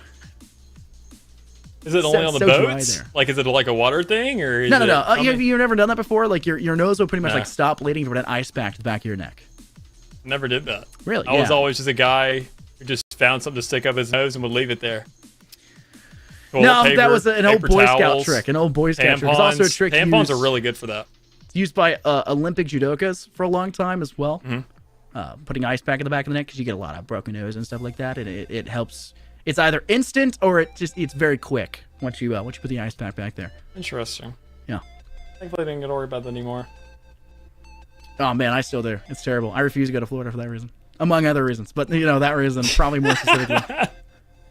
So it depends on how close you grew up to it. Knowing you're over there, kind of in the North Alabama area, a little bit of a different geography and whatnot. It's especially humid different there. culture, It's I would dry. say. It is dry. Yeah. I sniffle a lot. I go. It was enjoyable, so though. Honestly, that's North what does it. Alabama, kind of that South Tennessee area, really beautiful in terms of kind of how things are. Really windy. You do find yourself a nice couple of days. Whenever rain comes through, a nice breeze is behind it. In Florida, it's something you got to be built for, man. Growing up in South Georgia, you're not too far off. Everything's just humid, 24/7. It's just like whenever everybody else is getting snow, you're like, hey, cool, great for you. Over here, it's just wet. It's Well, wet South Alabama has to do with 24/7. that as well, right? They're over by Gulf Shores, like right next to Gulf Shores. I mean, they're in Mobile. They're less than like a 45-minute drive from Gulf. Surprised they're not the ones with nosebleeds then. Yeah, no, Gulf Shores isn't actually that dry. It's actually very wet there. Because it's the ocean. Usually that's when the humidity, though. It's actually weird how nosebleeds work. It's the 'cause it can be, like, dryness that opposite. causes the nosebleeds, though. It's the dryness that causes the nosebleeds. It's also like soft tissues, though, that can just basically like burst, though, from a flow guess. of blood. It's crazy. It's like, depending on what side of the spectrum you're on, you can really kind of one way or the other. Too dry, too wet, doesn't matter. It can't be too anything. It's annoying, but I understand.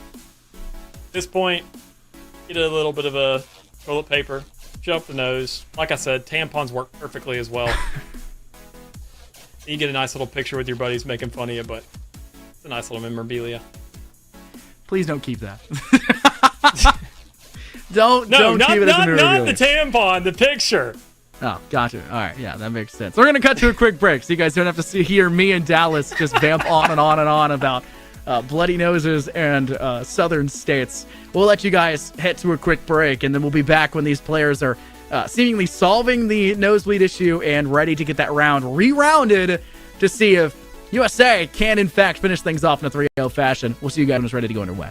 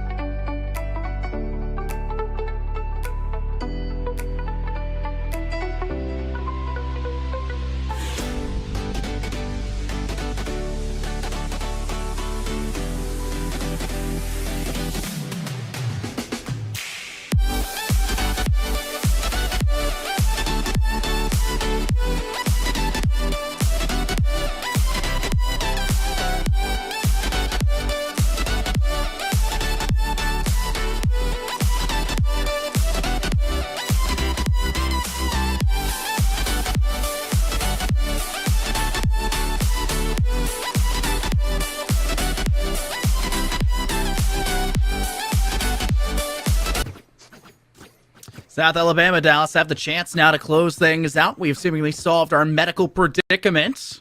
Had to get out the old medical team to get things solved.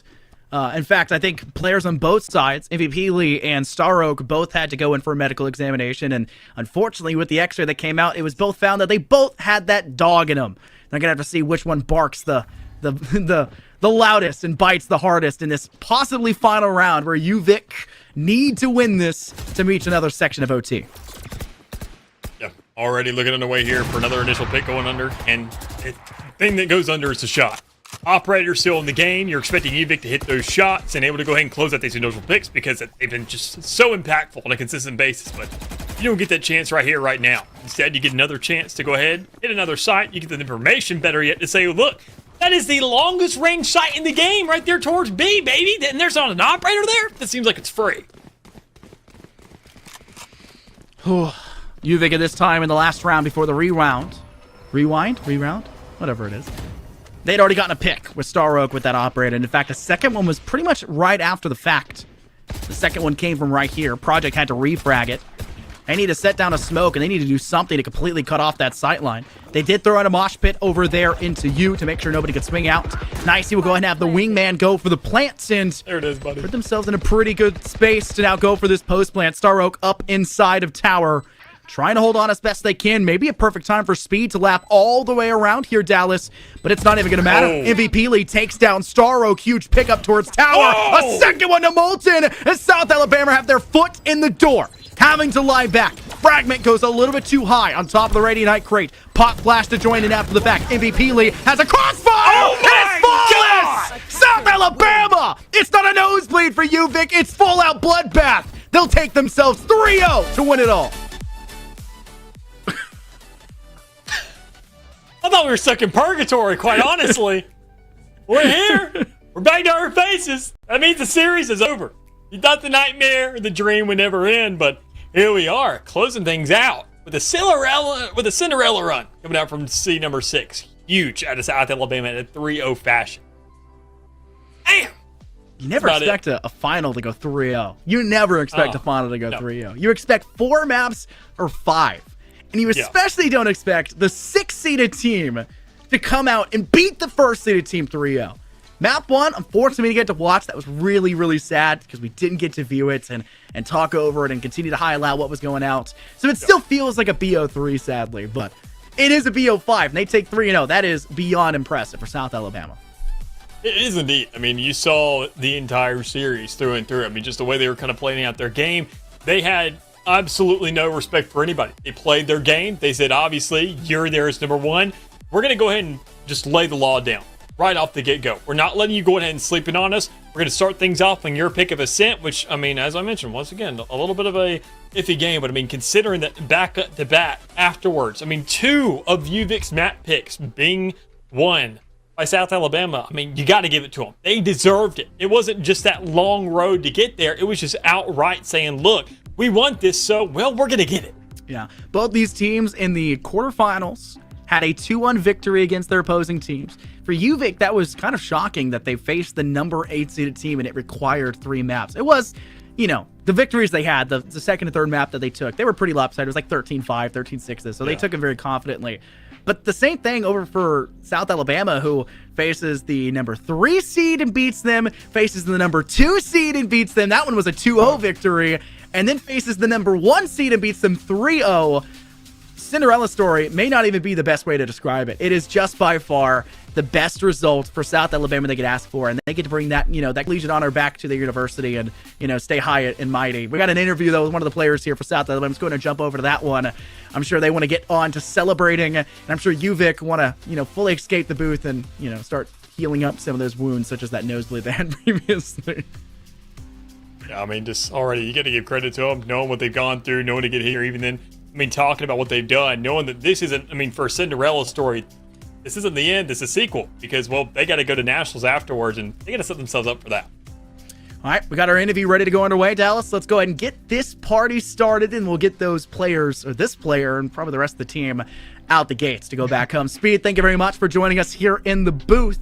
It's a pleasure to have you. You guys had a wonderful series. 3-0 as the bottom seed in your bracket side. taking a victory against number 3, 2, and 1. And the number 3 seed was the only one who took a map off you. How are you feeling after this kind of series? Man, you know, it's one of the most rewarding feelings, you know, to know that you know, you spend an entire season with these guys, and you know, you're training every day and practicing every day, and everything just kind of comes together and works out in an amazing way. I could not be more proud of the guys on my team, and I wouldn't want anybody else doing it with me here.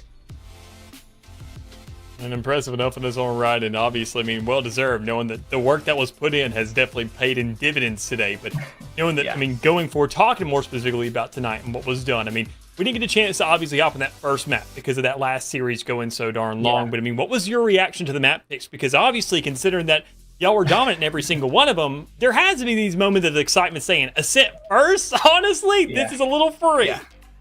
Yeah, absolutely. You know, our two strongest maps that I would say by far were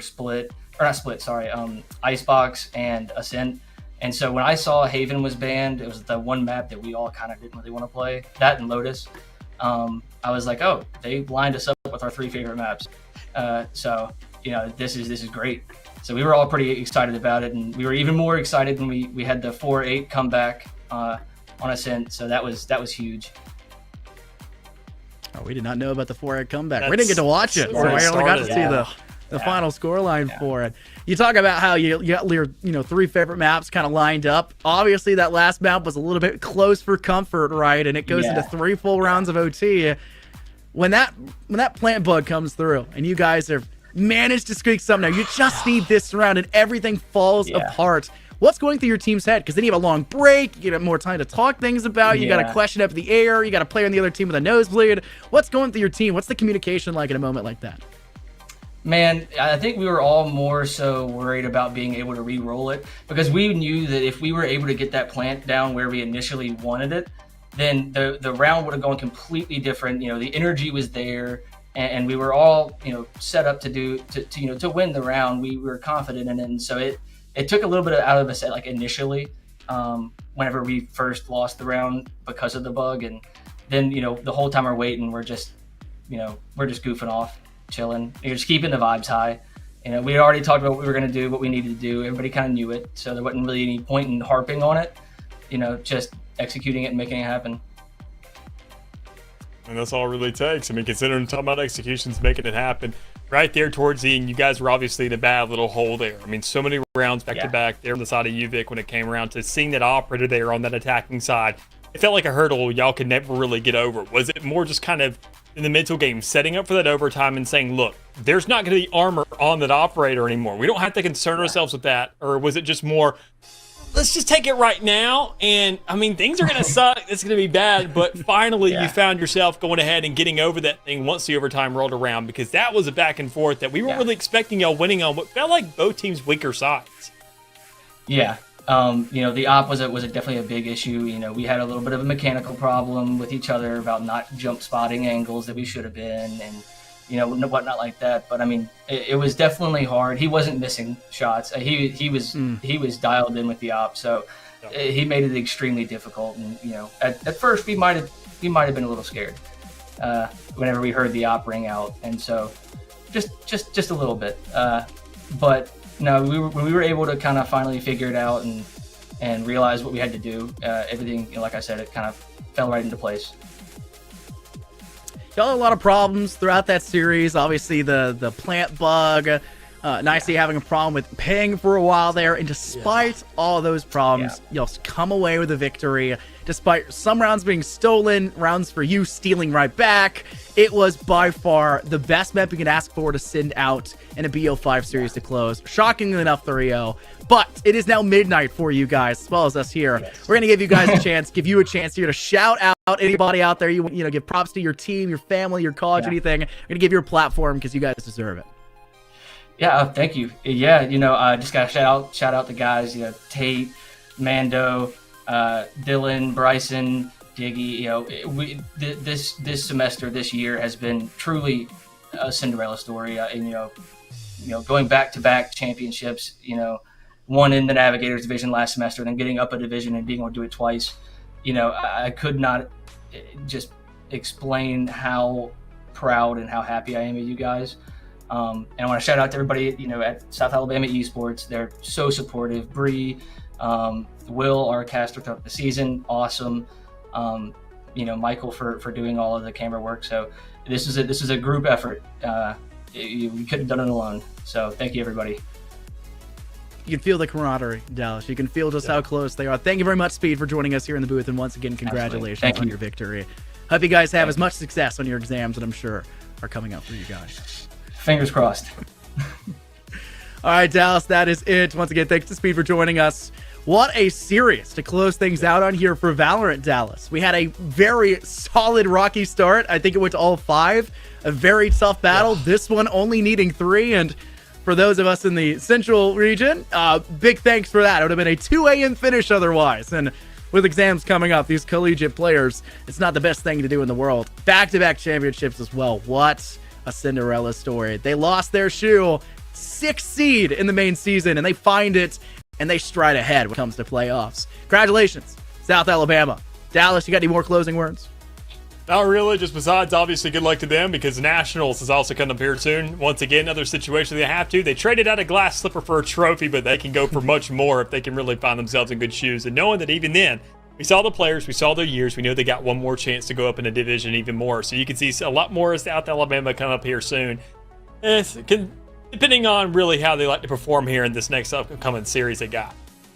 All right, well, that is it from us here in the booth. Big thanks to everybody watching out there. Big thanks to both these teams for showing up and putting on such a great fight. Congratulations again, University of South Alabama, for your victory. And congratulations to the second-place team of UVic Black, who still put up a great fight, just barely couldn't close out to come out in first like they were seeded originally. Make sure to check out everybody behind the scenes out on Twitter. Mine's down below my tag down in the corner. Same thing over there with Dallas down below his. Make sure to check out our producer and as well as our observer. I'm sure if you put the command over in the chat, you can do it, but it is Storm Warrior as well as SGK Carroll.